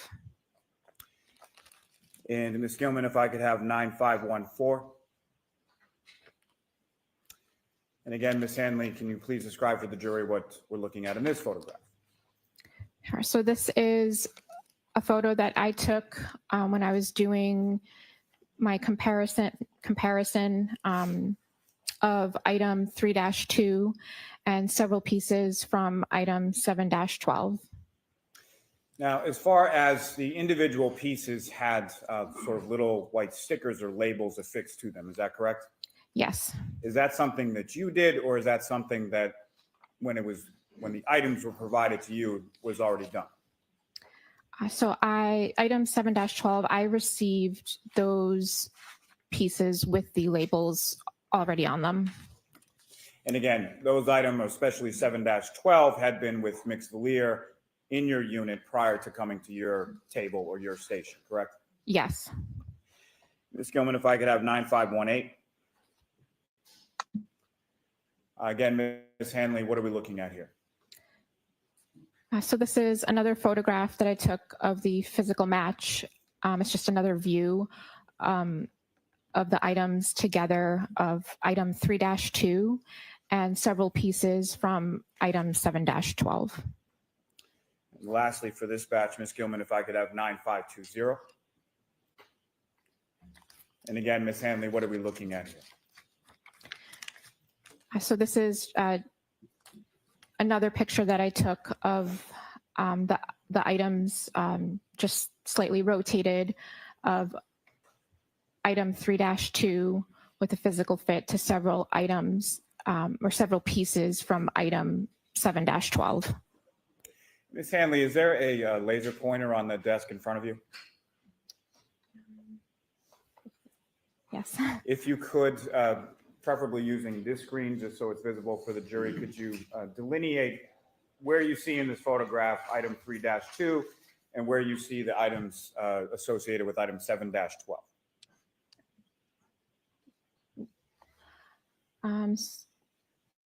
So this right here is item 3-2, and these pieces up here are several pieces from 7-12. Thank you. Ms. Gilman, you can take that down. Now, the other two items that you analyzed or examined in this part of your physical match analysis were items 3-3 and 7-14, correct? That's correct. And turning your attention specifically to item 3-3, if you could just remind the jury as far as the physical description of that item that was provided to you.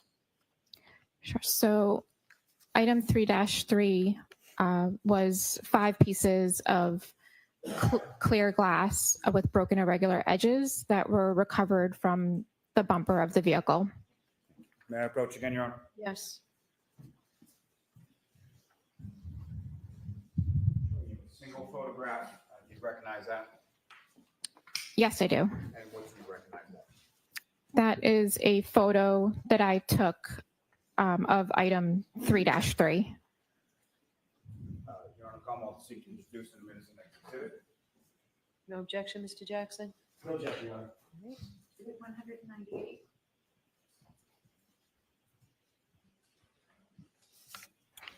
And may I publish, Your Honor? Yes. Ms. Gilman, if I could have 9446, please. And Ms. Hanley, in addition to the 5 pieces of glass associated with item 3-3, what else is depicted in this photograph?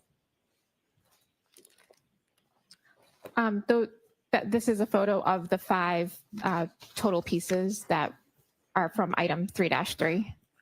And in addition to that, is there a ruler depicted in this photograph as well? Yes, there is. And what is the purpose of that ruler in the photograph? It's there just as a scale. Thank you, Ms. Gilman. You can take that one down. And Ms. Hanley, the last of those items, 7-14, if you could just remind the jury as far as what was the physical description that was provided to you in reference to item 7-14. Sure. So item 7-14 was a clear piece of glass with broken irregular edges that was recovered from the road. May I approach again, Your Honor? Yes.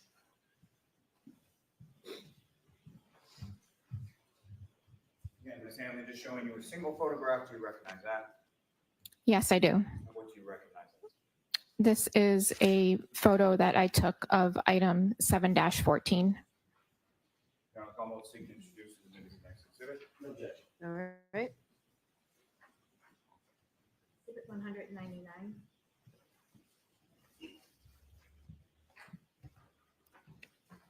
May I publish, Your Honor? Yes. Ms. Gilman, if I could have 9471, please.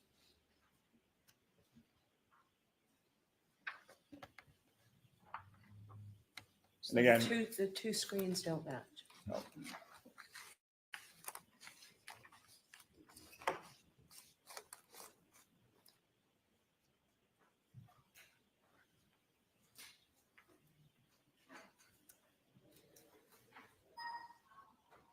Thank you. Thank you, Your Honor. Ms. Hanley, again, if you could just describe for the jury what is depicted in the photograph up on the screen. This is the photo that I took of item 7-14. Thank you. Ms. Gilman, you can take that. So, Ms. Hanley, in addition to the physical match analysis that you did between item 3-2, the cup, and 6 of the pieces that you found to be a physical match from item 7-12, did you also compare pieces from item 3-2, 7-12, and 7-14? Yes, I did. And what did you conclude in your physical match analysis of those items together? So upon examining and comparing item 3-2, 7-12, and 7-14, I had concluded that 6 of the 9 pieces of glass from 7-12 perfectly fit with item 3-2, and the remaining 3 of the 9 from 7-12 did not have a physical fit to item 3-2. I also compared item 3-2 and 7-12 to 7-14, but there was no physical match to item 7-14. Either. Now, in addition to that, did you also do a physical match analysis between item 3-2, the drinking glass, 7-12, pieces found from the roadway, and certain pieces from 3-3 from the bumper of the vehicle? Yes, I did. And what did you conclude based on that physical match analysis between those items? So upon examining and comparing those items, so there were 5 total pieces of glass from item 3-3. I used 2 of those pieces for physical match comparison to the items recovered from the road. Upon my examination, I did not, there was no physical match between those 2 pieces from item 3-3 to any of the pieces recovered from the road. So that included items 3-2, 7-12, and 7-14. Now, as far as the 2 pieces that you had selected from item 3-3, do you recall which of those 2 lettered pieces you chose for your comparative analysis? Yes. And which were they? They were pieces A and B. And if I could ask why pieces A and B versus other pieces? So A and B were used for physical match.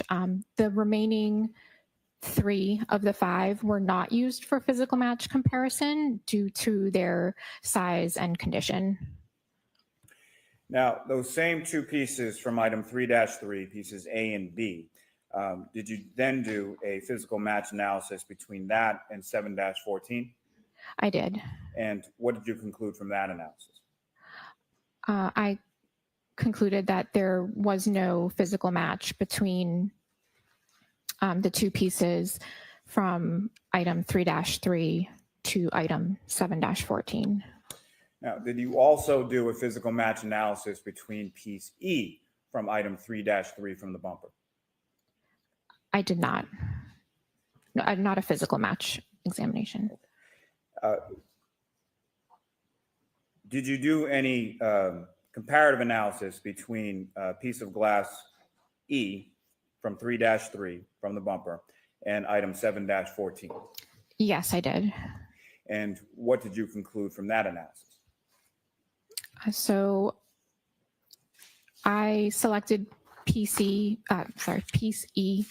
for further examination. I did microscopic examination as well as instrumental analysis, and I did the same microscopic and instrumental analysis to 7-14, and I compared the data, and I came to the conclusion that the piece that I sampled from item 3-3, piece E, was found to be consistent in physical and instrumental properties to the sample that I took from item 7-14. If you could, Ms. Hanley, could you please explain to the jury when you say instrumental analysis, what is that? What does that consist of? So the instrumental analysis that I conducted was on the GRIM instrument, which measures the refractive index of the samples. So after I had ran my samples for both item 3-3 and 7-14, I compared the data to determine whether they were consistent or not consistent. And so when you say that something is consistent in instrumental properties, what does that mean? So in this instance, they had consistent refractive indices. Now, in addition to that comparative analysis for the glass items, what other additional examinations did you perform in this case? Sorry, could you say that again? In addition to items 3-2, 3-3, 7-12, and 7-14, what other items did you look at in this case? So I also examined item 3-1 and item 7-18.18. And what was the description provided to you in reference to item 3-1? 3-1 was a taillight, and there were also some other plastic pieces as well. And taillight from the same vehicle as the glass from the bumper, correct? Yes. May I approach, Your Honor? Yes.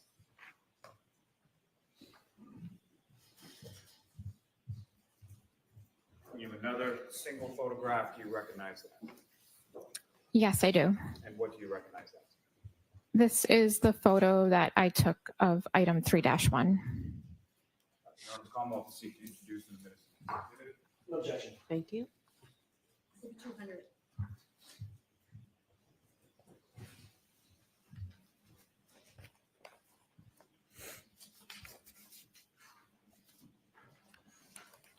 May I publish, Your Honor? Yes. Ms. Gilman, if I could have photograph 9394. And Ms. Hanley, do you recognize what's up on the screen as Exhibit 200? Yes, I do. And what do you recognize it to be? This is the photo that I took of item 3-1. And what's contained in here, is that a fair and accurate portrayal of what the item 3-1, the taillight housing, looked like when you received it? Yes. Now, as far as, and we'll get to this more a bit in a moment, but as far as any sort of comparative analysis that you did with any other item, what part of this taillight housing were you comparing to that other item? So there were clear and red plastic portions of the taillight that appeared to be broken. So I sampled portions of the clear plastic as well as the red plastic on the taillight. And just for clarity purposes, if you could with the pointer, as far as which of these pieces up on the screen were you sampling the clear and or the red plastic from?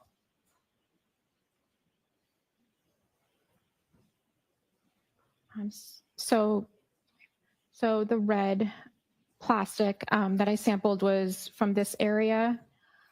It's a little hard to tell from here. I think I'd have to refer to my photo in my notes, but I think there were a couple of different areas that had clear broken plastic. I think this might have been one of the areas that was broken that I sampled. And just for my purposes, really what I'm asking, Ms. Hanley, is the clear plastic that you used from item 3-1 was from the housing unit itself, the large piece, correct? Yes. Okay. Ms. Gilman, you can take that down.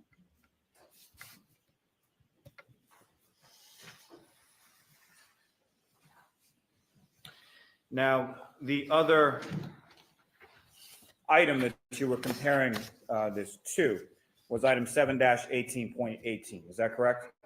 Yes, that's correct. And what was provided to you as the description of that item 7-18.18? 7-18.18 was debris that was collected from 2 pieces of clothing from the victim. And specifically, that would be 7-17, an orange T-shirt. Is that correct? I believe that is correct, yeah. Okay, as well as 7-18, a gray long sleeve shirt. Is that correct? Yes. And when you say that item 7-18.18 contained debris, what did that debris consist of? So the debris consisted of one clear piece of plastic, as well as several pieces of red plastic, among some other trace material. Now, were there measurements taken of those items within the debris, specifically the clear plastic and the red plastic? Yes. And what were those measured to be? I would just need to refer to my report for that. Okay, go ahead. Thank you.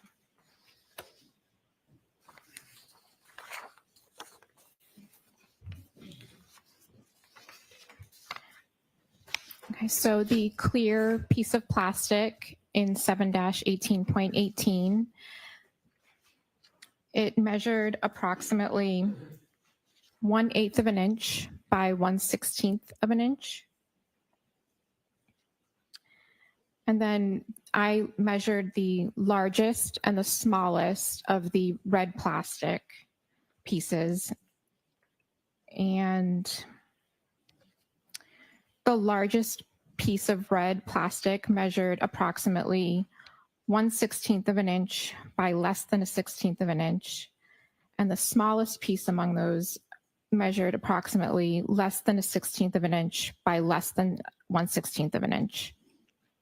Oh, that's small. And so those particular pieces that you measured, about how small are we talking about? So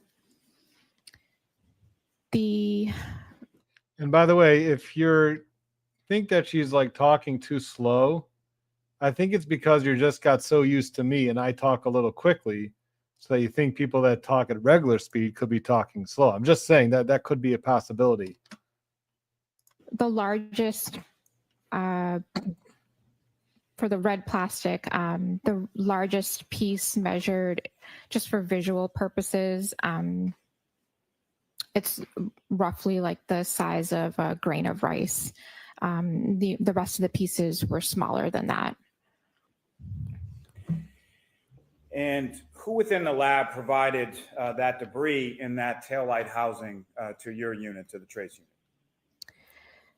So the debris from the clothing was transferred to my unit by Maureen Hartnett, and the taillight was submitted to the lab by Trooper Christopher Moore.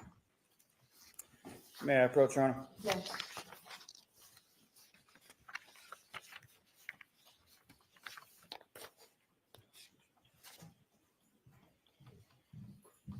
Showing you a series of 5 photographs. Review those and look up when you're finished.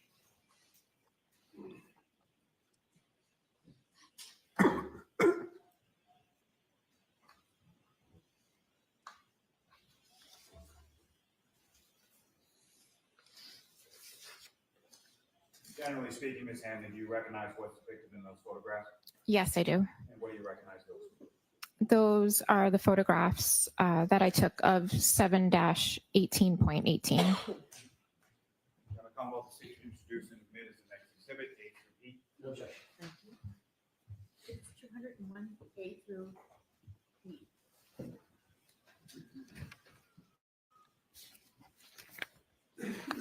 Your Honor, may I publish? Yes. Ms. Gilman, if I could have photograph 9352. And Ms. Hanley, what is depicted in this photograph on the screen? So this is one of the photos that I took of 7-18.18. This is how I received the clear piece of plastic. And is that a tin that it's encased in at the time that you receive it? Yes. Ms. Gilman, if I could have 9355. And what is this, Ms. Hanley? So this is a photo of the clear piece of plastic that was within that tin. And Ms. Gilman, if I could have 9364. And Ms. Gilman, if you could enlarge this just a bit. Maybe just a little more, please. Thank you. And Ms. Hanley, what are we looking at in this photograph?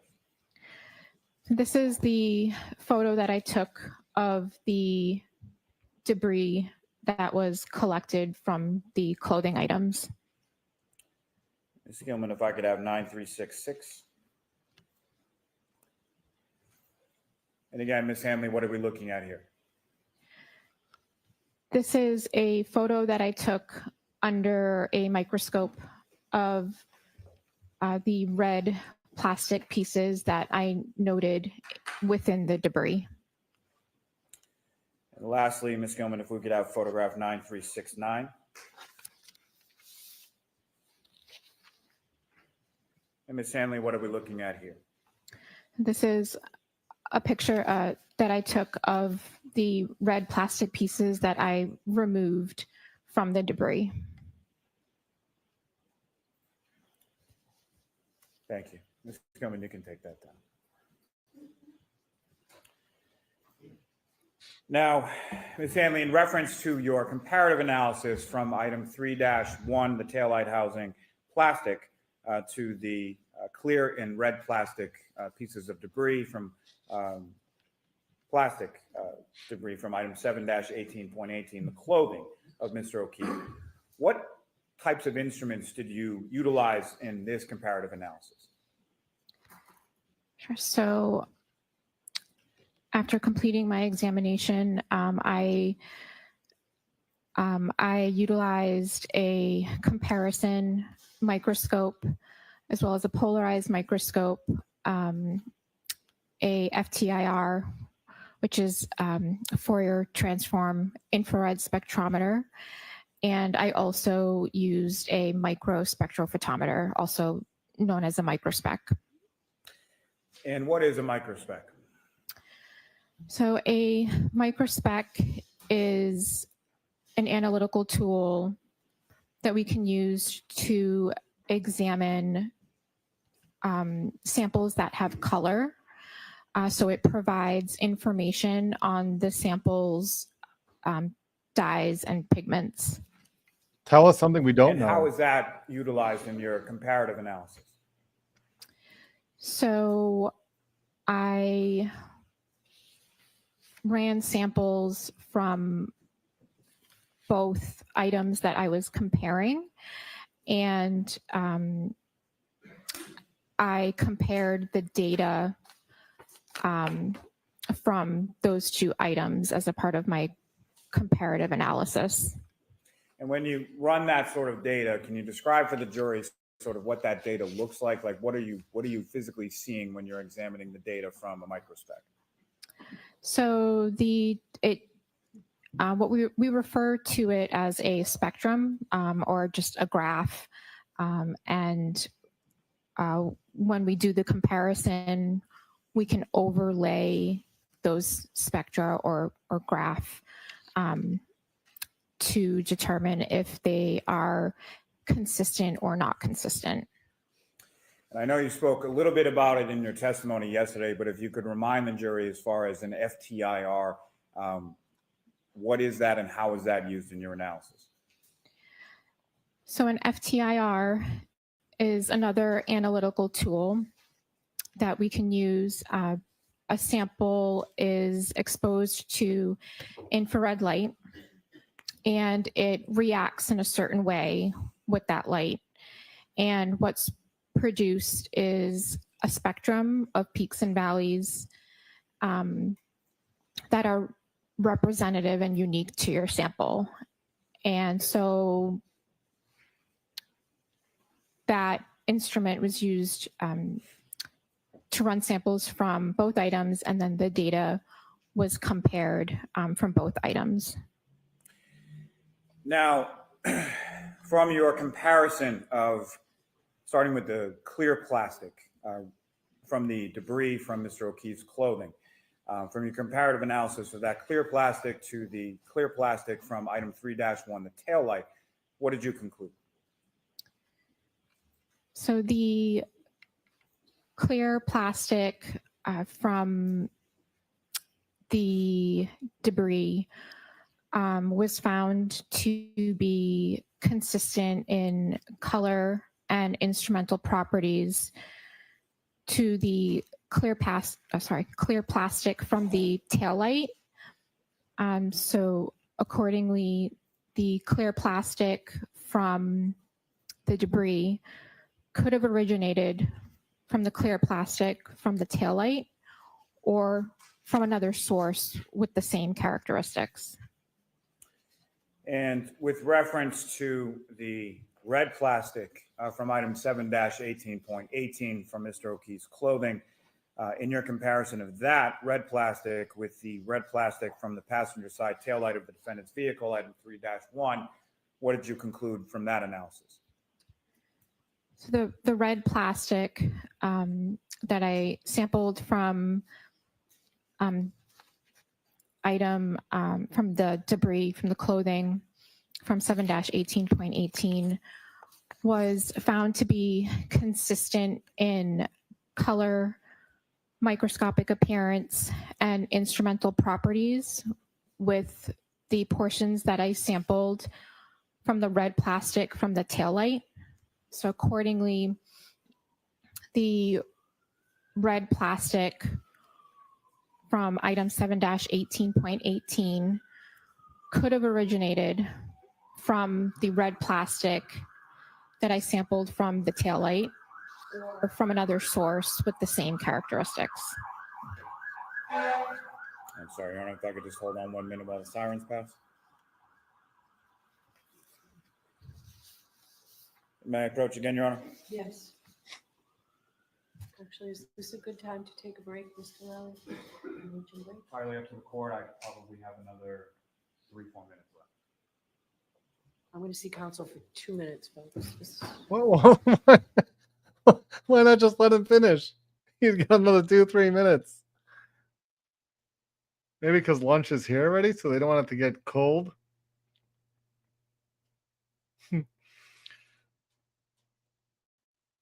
By the way,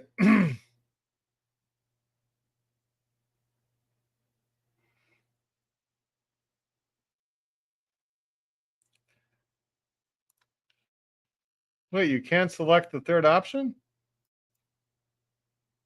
Yeah, I why told not? you earlier, we're ahead of schedule, so we will take a luncheon break, and we'll take an hour, so I know we'll take an hour, okay, we'll see you back here.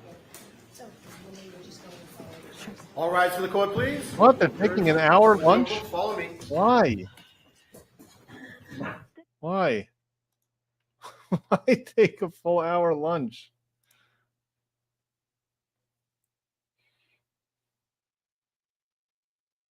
And an hour usually means an hour and 20 minutes. Maybe something's going on they want to discuss. Let's see.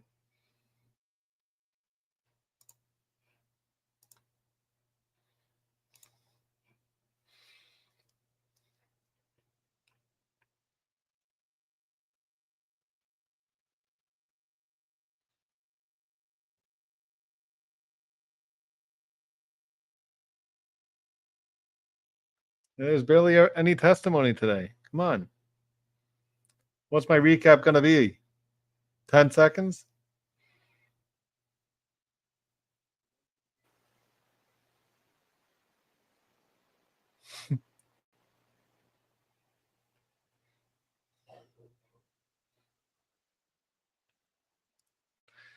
Moon Whisper, can Karen be found guilty of only OUI without any of the other charges? No.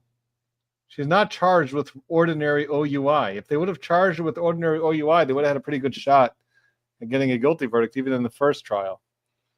I think everybody agrees that she was driving drunk. But they didn't charge her with that, and there's none of the lesser included, which are OUI, just plain.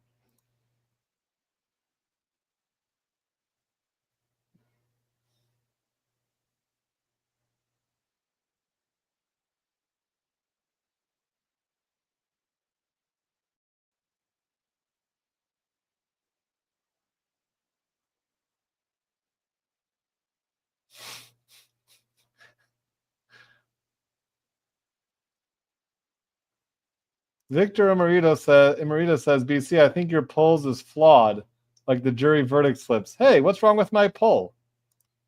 I like my poll, especially like the third option. By the way, as I was writing that poll, I was thinking, wait, the third option is you're not sure whether guilty or not guilty? Well, if you're not sure, doesn't it mean that that should be not guilty? Like, I'm not sure if it's good. Like, based on the evidence that you saw so far, guilty or not guilty? And if you're not sure, then I guess that would mean a not guilty, right?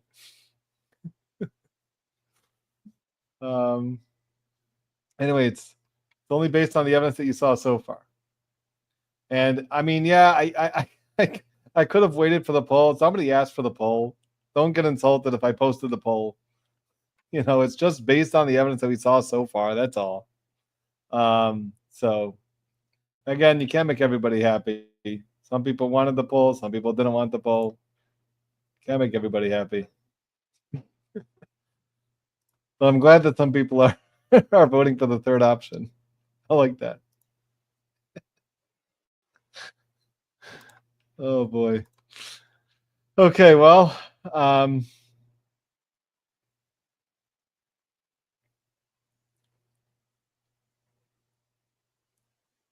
am going to. Oh, okay, that's not a bad idea. Okay, I'm going to take a little break also, because I guess we have some time to kill. And we'll see you all back here, I guess, in an hour, maybe less. So, okay, before I do that, I just see a lot of people are saying that they voted for the third option. Because if you have that third option, how can you not vote for it? All right, we'll see you guys soon.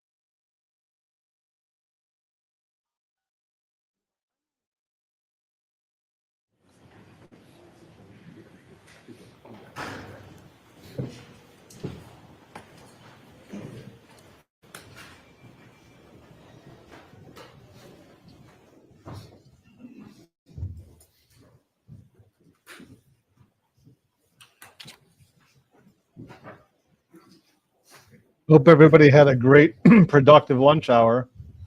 I definitely got a lot of work done. Let's see if we can finish with Christina Hanley before the end of the day. Thank you. This court's back in session. Please be seated.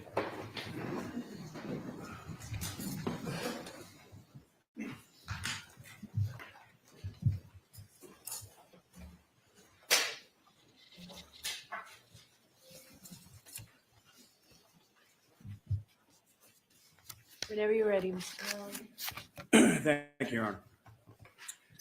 Now, Thank you, Robert. Ms. Hanley, when we left off, you were discussing the comparative analysis you did between item 7-18.18, Mr. O'Keefe's clothing, and item 3-1, the taillight housing or the plastic within the taillight housing of the defendant's car, correct? Correct. And there were a number of different instruments that you used through the course of your examination and analysis, correct? That's correct. And what were those instruments that you used again in that portion of the analysis?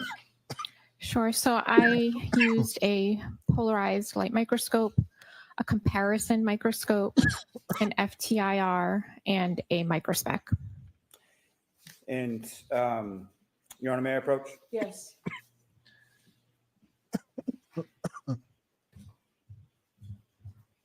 Showing you 3 documents, if you could review those with Dr. Finish, please.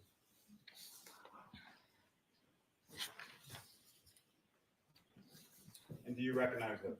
Yes, I do. And starting with the first page of that 3 pages, what do you recognize that? It is the FTIR comparison data for the clear plastic from item 3-1 and the clear plastic from item 7-18.18. If I could direct your attention to the second page within that, what do you recognize that? So this is also FTIR comparison data from for the red plastic from item 3-1 and item 7-18.18. And lastly, the third page within that set, what do you recognize that? So this is the comparison data from the microspec from the red plastic from the item 3-1 and the red plastic from 7-18.18. Your Honor, the Commonwealth will seek to introduce and admit as the next 3 exhibits individually. No objection, Your Honor. All right. You want them marked individually or you in a set? Individually, please. Thank you.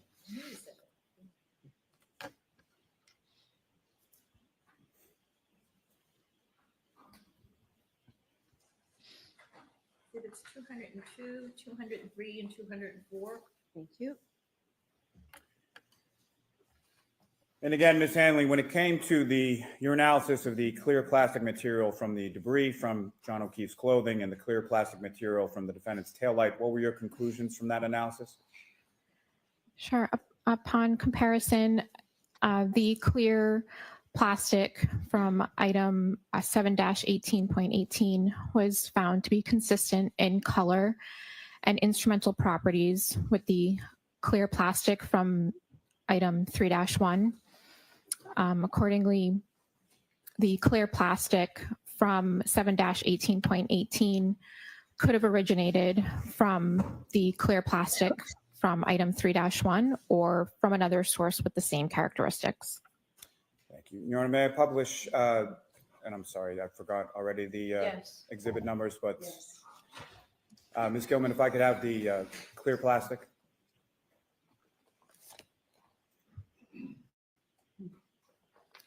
And Ms. Hanley, can you describe for the jury what we're looking at in this, what's up on the screen right now?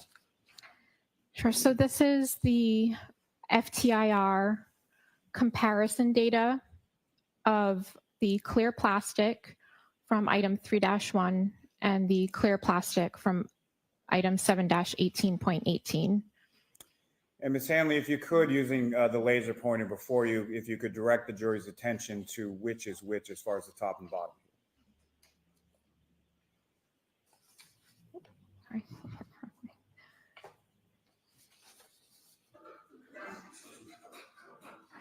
The top, Sorry, I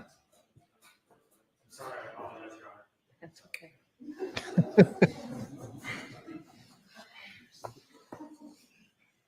the top spectrum is item 3-1, and the bottom spectrum is item 7-18.18.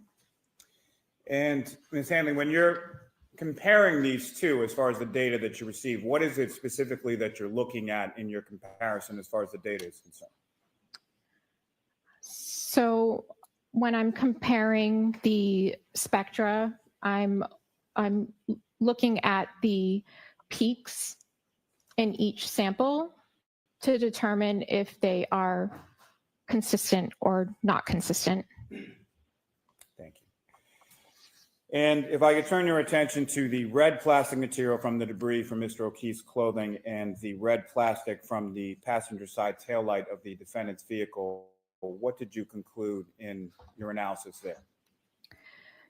So upon comparison, the red plastic from 7-18.18 was found to be consistent in color, microscopic appearance, and instrumental properties with the red plastic from item 3-1. So accordingly, the red plastic from 7-18.18 could have originated from the red plastic from item 3-1 or from another source with the same characteristics. Thank you. And Ms. Gilman, if I could have the red plastic data. And Ms. Hanley, directing your attention to the screen again with the laser pointer, if you could delineate for the jury as far as which set of data is associated with which item. So the top spectrum is item 3-1, and the bottom spectrum is item 7-18.18. And again, if you could just direct the jury's attention with that laser pointer to the areas as far as the data peaks and valleys that you're looking at in comparison of this data. So when I'm comparing them, I'm comparing the peaks to each other in each of the spectra to determine if they are consistent or not consistent. And in this case, you found them to be consistent. Is that correct? That's correct. And Ms. Gilman, lastly, if I could have the microspec data. And Ms. Hanley, if you could describe for the jury, please, what are we looking at in this particular data set? So this is the comparison data from the microspec of the red plastic from item 3-1 and the red plastic from 7-18.18. And as far as the data in any microspec, but particularly this one up on the screen, using that laser pointer, could you illustrate to the jury sort of what these individual lines or what this data means? So these are the samples that I ran, and they samples that I ran from item 3-1 and 7-18.18, and the spectra are overlaid in order to determine, to look at it and to determine whether they have a consistent or not consistent pattern. And from overlaying the data from the pieces of plastic from Mr. O'Keefe's clothing and the pieces of plastic from the defendant's taillight, what do you observe as far as from overlaying those two sort of data points? So I determined that they had consistent microspec data. Again, if you could just remind the jury as far as the microspec data, what type of data is that? So the microspec, it analyzes samples that have color. So it provides information of a sample's dyes or pigments. Thank you very much. Ms. Gilman, you can take that down. Thank you, Ms. Hanley. I have no further questions, Your Honor. Okay.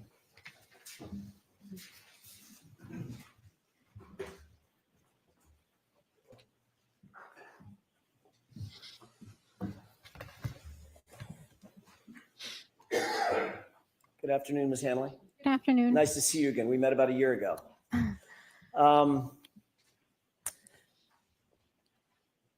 First things first, you were just talking about some plastic pieces in 7-18.8, correct? It was 7-18.18. 0.18, I left the one out. 7-18.18. We're dealing with a lot of numbers. I'm going to see if we can cut through that here in a second. Sure. First of all, you indicated that you were doing comparative analysis in different sort of different categorical ways, using microscopy, using the microspec, using the FTIR. I think you also use the FTIR in that as well. Yes. And you indicated that your analysis concluded with those pieces could have come from the same source, from the source that in 3-1, the taillight. But you're not conclusively saying they did, correct? It could have come from, they could have a common origin, or it could have come from another source with the same characteristics. Right. So in other words, another way to say that, Ms. Hanley, is it may have come from the taillight, may not have. It's a possibility. Okay. I also want to ask you real quick about the taillight manufacturer. You were shown an exhibit. I think it's exhibit 200, and I think we have that available. With the court's permission, can we don't have to cut the lights. I think the lighting is just fine.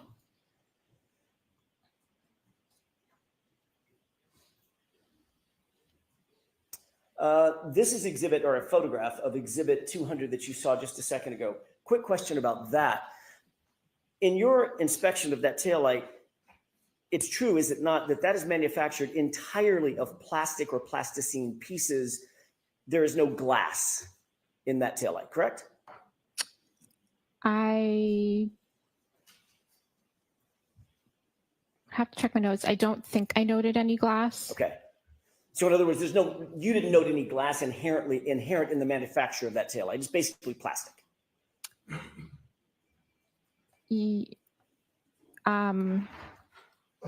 Yeah, I think most of the parts were plastic. I'm not 100% sure if the entire thing was plastic. There may have been other material, but portions were plastic. But you certainly didn't see any glass inherent in the manufacture process. I'd have to double check my notes, but I don't think I did. Okay.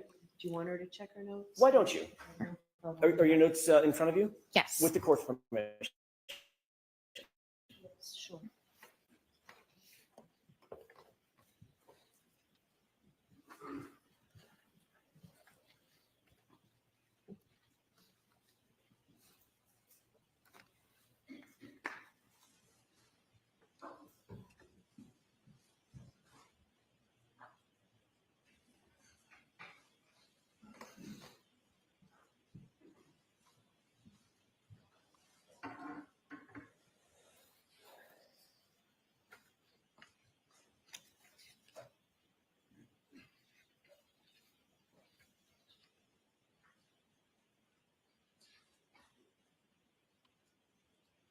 Okay, so I did not make any notation that I noted portions that were glass. Great. Final point before we get into the actual analysis. On any of the glass, I want to shift gears to just the glass material that you analyzed and that you looked at and you inspected. You saw no blood, no skin, no biological material, no tissue, human tissue or otherwise, on any of those pieces that you inspected, did you?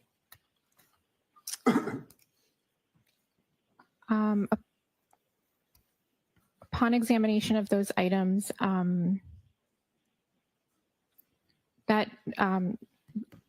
making observations of those types of material, that's not my area of expertise. I don't think I noted anything that was maybe consistent with that. So in other words, even though you're not in the bio material expert section of the lab, you certainly would have noted if there was skin or biological material or obvious blood on glass pieces. You're looking at them in many cases through a stereo microscope, correct? Yes, I would have made note of observations of anything that I would have noted on the surface. Great, and you did not, because you didn't see anything that was suggestive of that, right? I think I just made note, I'd have to check each item, but I think I did note that there was some dirt debris on some of the items. But not biological material. I did not note anything that would be maybe consistent with that. Great, thank you. I want to talk about the comparisons that you did.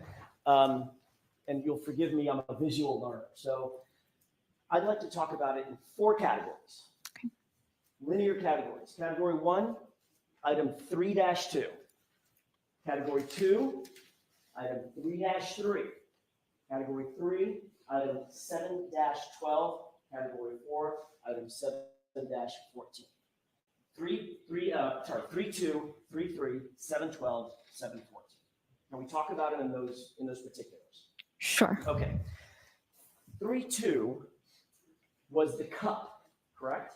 That's correct. Okay. And I'm going to use the word cup rather than glass for obvious reasons. You can get confused by that. So when I say the cup, do you know what I'm talking about? Item 3-2. Great.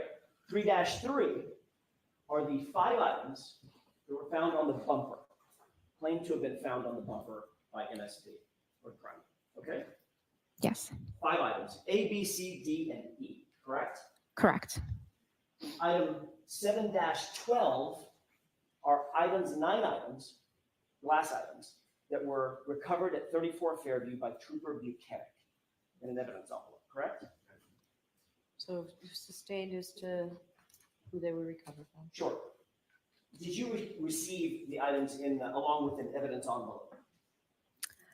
I need to double check if it was an envelope, but I received it packaged. Okay. And the packaging normally, under normal circumstances, the packaging comes with labels.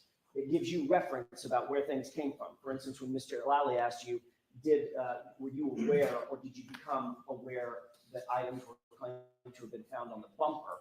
You didn't actually find those items, but that was the description you were given, correct? That was the description of the item in our limb system. Okay. And going back to 7-12, that's our 3rd category. Was that described as 9 pieces of glass that were found at 34 Fairview by a sergeant by the name of Buchanan? Or do you recall that? I am not sure who recovered them. Well, what it said on the evidence envelope, that's what I'm asking. I would have to check my photos to see if it says that. We'll get to that in just a second, but fair enough. 7-12, 9 items, A, B, C, D, E. And if my memory serves, I, K, and L. I'd have to refer to my notes to. Can you please? Yes.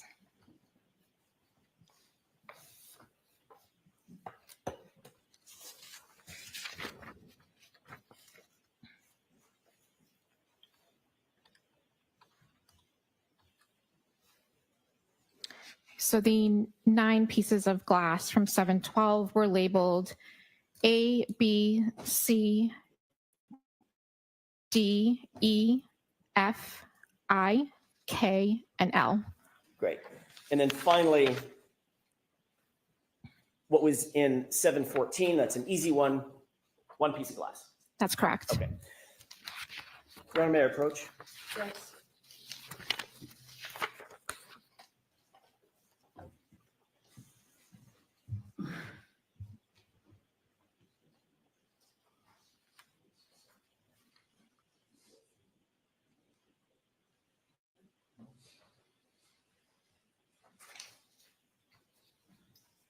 Could, Ms. Hanley, I'm going to hand you photographs. That should be 2 photographs of the exact same thing. Do you recognize what's depicted in that photograph? I've never seen. I did not take this photo. Understood. So I'm not. I haven't seen them, so I don't know. So I'm asking you to look. I know you haven't seen that photo. Does it look like the cup? It looks consistent with the cup. Okay. Just gonna set this aside for a second.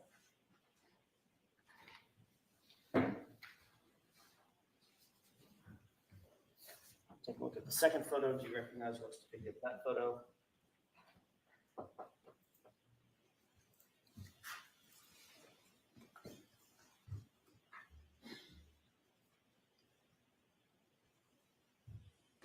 So I did not take this photo. It appears to be a photo of a container that another analyst took a photo of item 7-12. And item 7-12 once again included plastic pieces and 9 glass pieces, correct? Correct. Do you see the evidence label on the very top of that evidence envelope?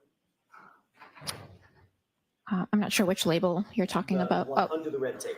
Yes. Does that appear to be a label marker that's done to maintain chain of custody?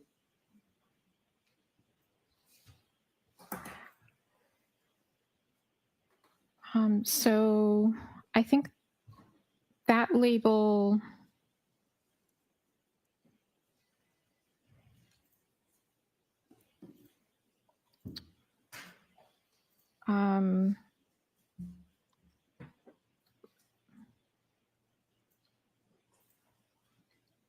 sorry. Sure, can we bring these over to side? Sure.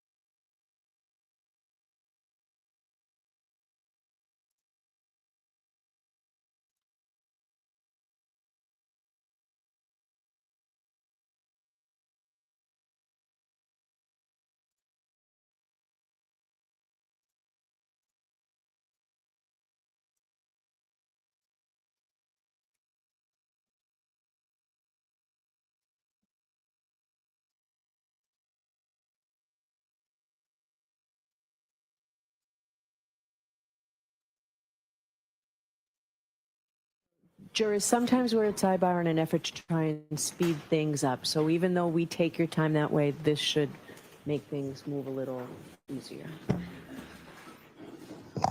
Definitely. So you can cut that from back. Thank you. Ms. Hanley, I was asking you previously, we already looked at what's been marked for identification as triple G. I was asking you about what has now been marked as triple H. If you'll just look at that, what I'm most interested in is, do you see a name, a trooper's name in the middle of that evidence bag? Yes, I do. Is that Buchanan? It looks like it says that, yeah. Okay, and just so we're clear, that bag is associated with 7-12 of your analysis. The item 7-12, correct? Yes, again, I didn't take this photo, but I have, yeah. I realize that. It says 7-12 Yeah. right on the photo. Yes, yeah. Okay, that's all I need. Taking a look at what's been marked as triple I for identification. Do you see a name associated with that evidence bag? Yes. What name is that?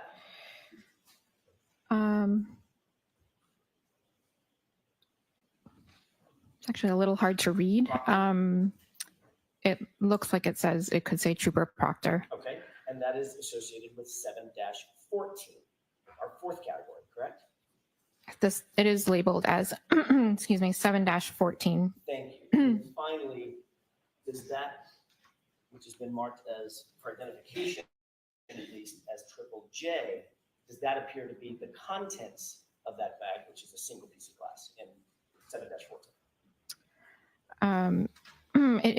This appears to be the photo that the analyst prior to me took of item 7-14. And that would be analyst Valier. Correct. You see her initials there. Yes. Thank you. So the four categories, just so we're clear and we can stop using so many numbers because they can get confusing. 3-2 is the cup, right? Yes. 3-3 is the bumper glass, correct? That is correct. 7-12 is the Buchanan glass, correct? You just looked at it. Yes. Okay. 7-14 is the Proctor glass, the single piece, correct? Correct. So when I make reference to those items by those names, you'll know what I'm talking about. Yeah. Yes. No, I just, I'm just used to referring to them to the item numbers, but I will try to stay with you. My brain will melt if we continue that way. I think everyone's brains melt already. Sure, any way that you wish. I have another document that I would like to approach with, if I could, with court permission. Okay, thank you.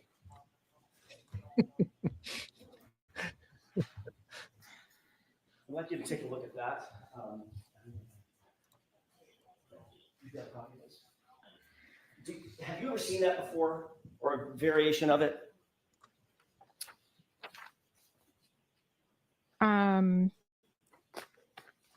Yes. Okay, saw it last year, correct, or something close to it last year? Yeah, it looks consistent. Okay. Okay. If there are any others, Mr. Jackson, why don't we bring all the... This is it. Just when you thought we were making some progress.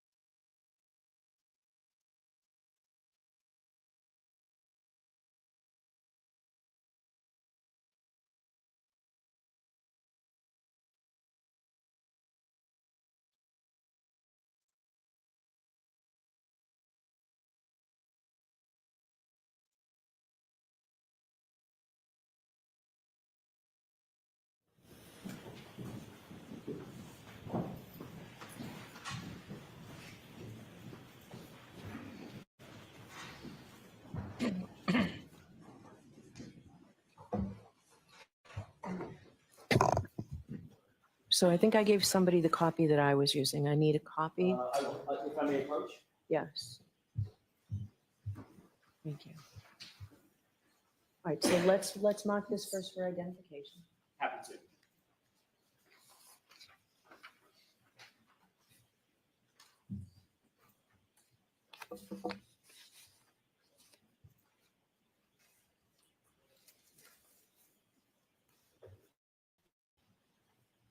See the KKK for ID.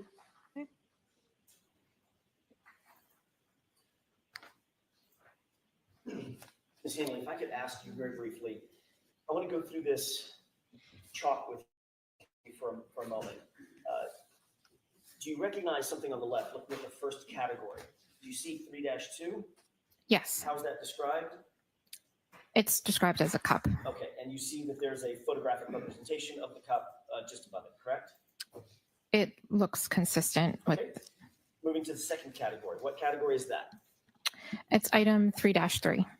And 3-3, first of all, there's a photograph above it. Do you see that? Yes, It appears to be of a bumper, correct? yes, You didn't take that picture. I did not. Okay, let's look down beneath it. You indicated that there were 5 items in 3-3, A, B, C, D, and E, correct? Correct. Do you see A, B, C, D, and E represented in that category on this chart? I do see A, B, C, D, E categorized, yes. Great. Under A, you previously testified that the bumper glass sub A in 3-3 did not match the cup, correct? That's correct. Did not match anything in 7-12?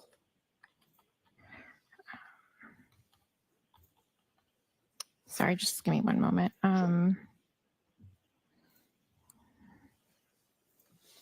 That's correct. And did not match anything in 7-14? That's correct. And you see those represented by sort of the international symbol for negative, correct? A circle with a line through it. Correct? Yes. Okay. Under subcategory B, glass B, or item 3-3B, did not match the cup, did not match 7-12, did not match 7-14. That's correct. Is that accurately represented on the chart? Yes. Finally, with regard to E as an echo in that same item, 3-3, you see that there is a green indication that glass recovered by Proctor does match, or did match in your analysis, or was consistent with the item in 7-14, correct? It was consistent microscopically and instrumentally. Does that accurately reflect that finding on this chart? Yes. Okay, now turning to category 3. There were 9 pieces of glass that you looked at, correct? Correct. A through F, I, K, and L. Is that right? If I could just reference my report to make sure. Of course. I mean, this is very smart. He's just going to show this to the jury, and it'll lay out very clearly what pieces of glass were consistent. Yes, those are the correct letters. And The taillight, A, B, C, the glass. D, F, and K all matched the cup, correct? Again, I would just need to confirm with my report. Take your time.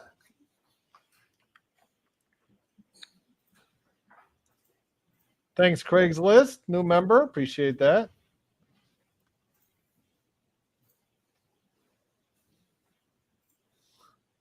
Yeah, so I think this is going to be hopefully just cut through the past 2 hours of testimony and just show it all on a chart. A, B, C, D, F, and K All matched the cup. had a physical match to 3-2, the cup. Is that accurately represented on this chart? With green.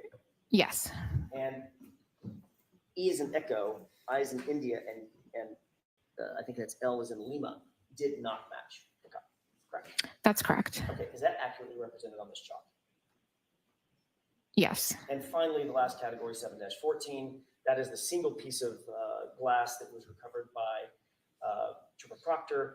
That did not match the cup, and it did not match anything in 7-12, correct? check your notes, feel free.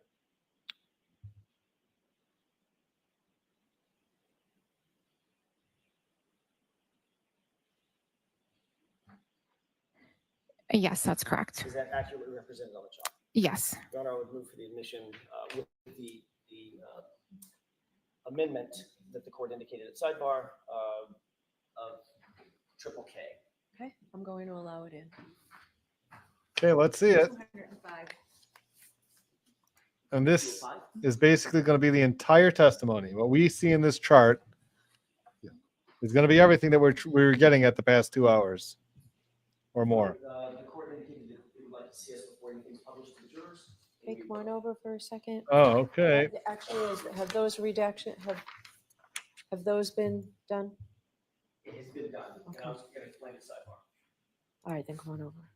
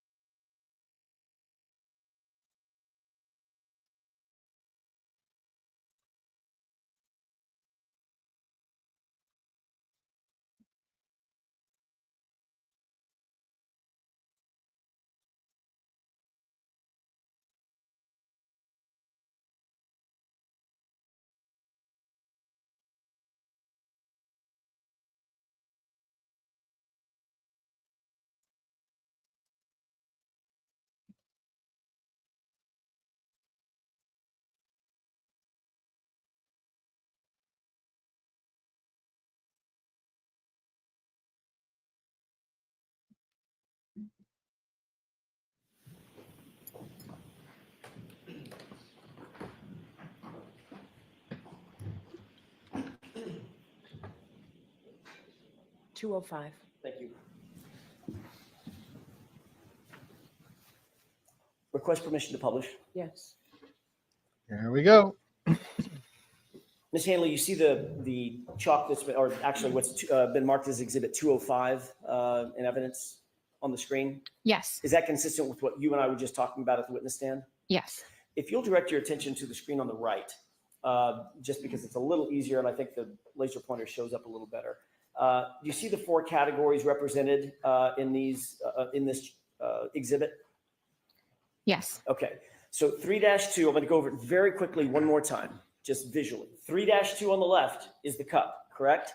Yes. 3-3 represents the 5 pieces of glass of what we call the bumper glass, A, B, C, D, and E, correct? Yes. 7-12 is the 9 pieces of glass recovered by Trooper Buchanan at 34 Fairview, correct? Yes. And finally, 7-14 is the single piece of glass recovered by Trooper Proctor, correct? Yes. Taking these one by one, just so everybody see. Taking these one by one, looking at starting with the bumper glass, category 2. Piece A did not match the cup, anything in 7-12 or anything in 7-14, correct? That's correct. Piece B did not match the cup, did not match anything in 7-12, did not match anything in 7-14, correct? That's correct. And moving over to category 3, there were some matches in these 9 items, 6 of them, A, B, C, D, F, and K, correct? Yes. But what those matched, Ms. Hanley, with a cup, category 2, however, there was one thing, item E, that did match something in this series of categories. Isn't that right? Not a physical match, but instrumentally there was consistency. All right. And this is an item, the only piece of bumper glass, the only piece of bumper glass to match anything else in your analysis. Match what? What was consistent with what? Item 3-3, piece E was consistent in physical and instrumental properties with the sample that I took from item 7-14. Which is a single piece of glass recovered by Michael Proctor, correct? Yes. But not a single piece of glass, nothing that you analyzed coming from that bumper matched the cup. Did it? Nothing. Physical match comparison, there was no physical match comparison to the cup.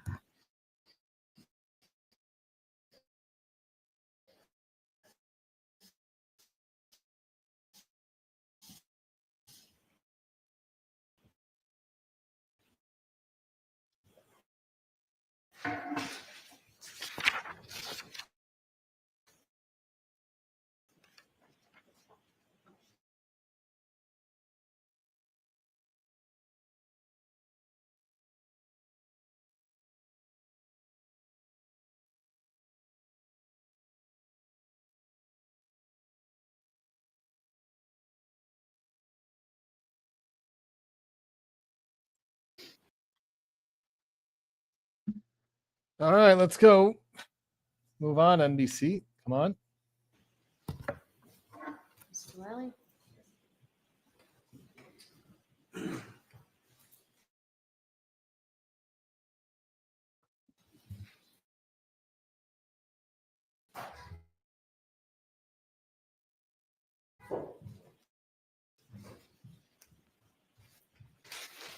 Ms. Hanley, as far as you were asked some questions on cross-examination about biological pieces or tissue or things,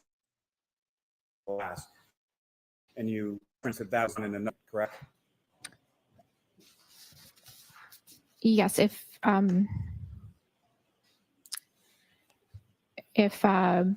that type of examination was needed, that would be done in a different unit. I'm going to allow that, but next question. Which unit would that be conducted in?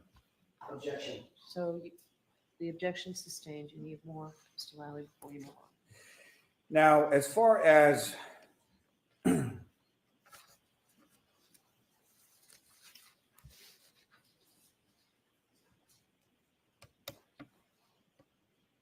the chalk that you were just presented, as far as the 4 photographs that were depicted in there, have you ever seen any of those 4 photographs before? No. Do you know specifically who or where any of the items 3-2, 3-3, 7-12, or 7-4 were physically recovered from? I just have the description that's put in the LIMS system when it's submitted to the lab. And do you know that 3-2, the drinking glass, was recovered by the Canton Police Department on January 29th, 2022? Objection. Sustained. Do you know that item 3-3, the bumper glass, was recovered by Ms. Maureen Hartnett from your lab on February 1st, 2022? Sustained. Do you know that each of the 4 items were recovered by different people on different dates at different locations? Yes.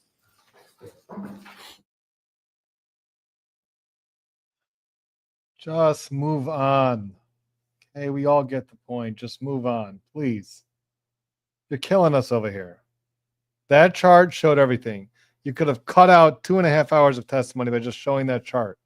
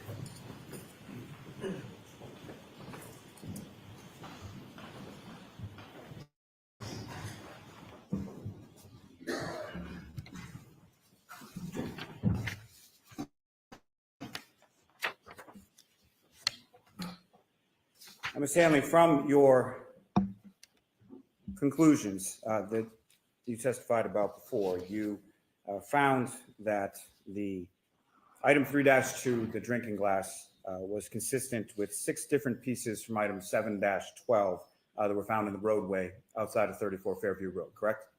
That's correct. And you also found that piece E from item 3-3, the bumper glass, was consistent with the single piece from item 7-14 that was found in the roadway outside of 34 Fairview Road. Is that correct? Yes, that's correct. And you also found that items from 7-18.18, the debris from Mr. O'Keefe's clothing, were consistent with the item 3-1, the taillight housing, correct? Yes, Your Honor. Sustained as to form. Now, as far as the chalk that you were presented with on cross-examination, was there anything in there about item 7-18.18 or item 3-1, either the taillight housing or the debris from Mr. O'Keefe's clothing? No, there was not. Nothing further. Anything? Very briefly. Oh, God. So in sum, not a single piece of glass on that bumper could be connected to that cup, correct? There was no physical match to the pieces that I compared for physical match from the bumper.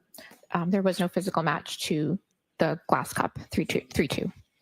So another way of saying that is not a single piece of glass on that bumper match. Sustained.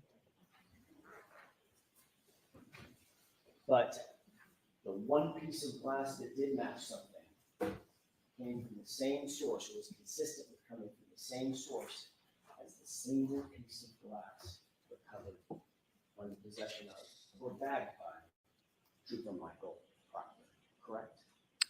It was consistent with item 7-14. That's all. All right, Ms. Hanley, you are all set. I'm going to see counsel for a minute. Jurors, feel free to stand up and stretch. Are we really going to end today at 3 o'clock? I mean, come on.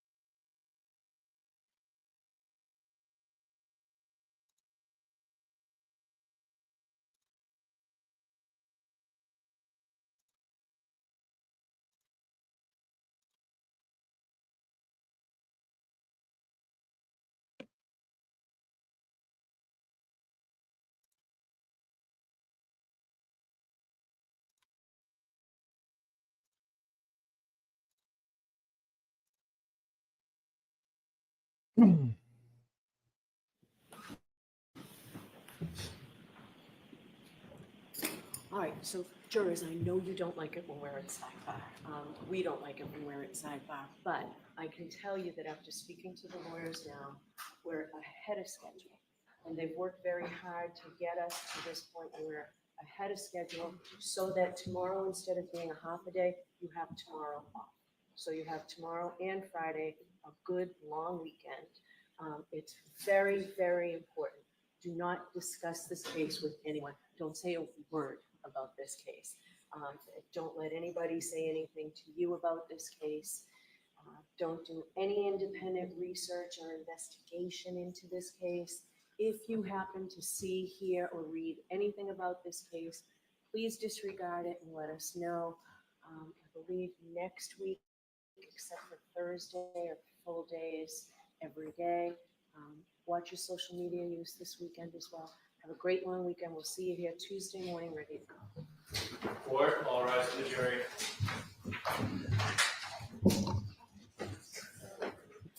Well, what do you know? We are ending early today. So we're ending early tomorrow. I'm sorry, we're ending early today. We barely had a day of court today. And now we're going to have off tomorrow. And we're going to be off on, obviously, Monday. So it's going to be a nice, long weekend. Well, thank you very much, Blurry Lights, our moderator, for gifting 5 Brother Council memberships. Thank you very much for that. And I do have some more news. And that is that I went back to the shop. I went back to the lab. And some people were... So no one needs to see me about anything? We get cleared up. What's been marked for as action entered in the evidence 205. We're in the process of printing a new one. The one that actually went into evidence is not the one that we shared. Okay. We'll get that printed to you. I think before we leave, I think he's printing it now. Right. I'd like it before we leave.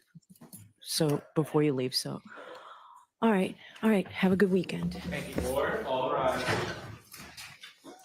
Okay, well, looks like we are off officially now. So now that we're off, I can let you know about what we've been developing in the lab, if you'd like to know, because I know that some people were a little upset about the Wisniewski t-shirts. Obviously, the Wisniewski t-shirts were available for a limited amount of time, but we were able to get them out. But I'm trying to get there. Give me a second. Here we go. So we had to go back to the lab because for certain reasons we were not able to continue production of the Wisniewski's t-shirts. But we got something else instead. And I will show you exactly what, because I'm sure you're all dying to know. Before we end the day today, I'll show you what we've been working on in the lab. Here it is. Give me 1 second. I'll pull it up.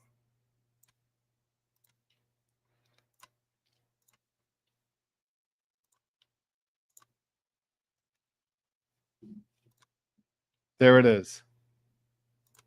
Smash the acknowledge button. Hashtag free Karen Reed. That will now be available. So if you got the Wisniewski t-shirt, that's good for you. Fortunately, it's not available anymore, but now we do have this one available. So I'll put the link in the chat, and I'll put the link in the description and probably in the recap today. And that is going to have to be it. So let me put this in the chat right now, and then we will call it a day, and we're going to call it a weekend because we are going to be doing some recaps, and now we're going to have to maybe do a special show on Thursday and on Friday and Sunday and Monday. We'll have to grab Solomon for one of those days. So we'll see. We're going to have to keep you guys busy. Don't worry about that. So that's going to be it for now, and we will see you all back here, I guess, on Tuesday. In the meantime, we'll get working on some other content for you. I'm sure we will be having some more interviews. I'm working on a special guest, maybe Thursday, Friday, or Sunday, another special guest besides Solomon, and we'll be discussing everything that's been happening until now. So until then, we'll see you all later. thank you very much for joining today. Thanks for all the input. I know it was a little bit of a boring day, but we made it through together. That's what counts. So we'll see y'all later.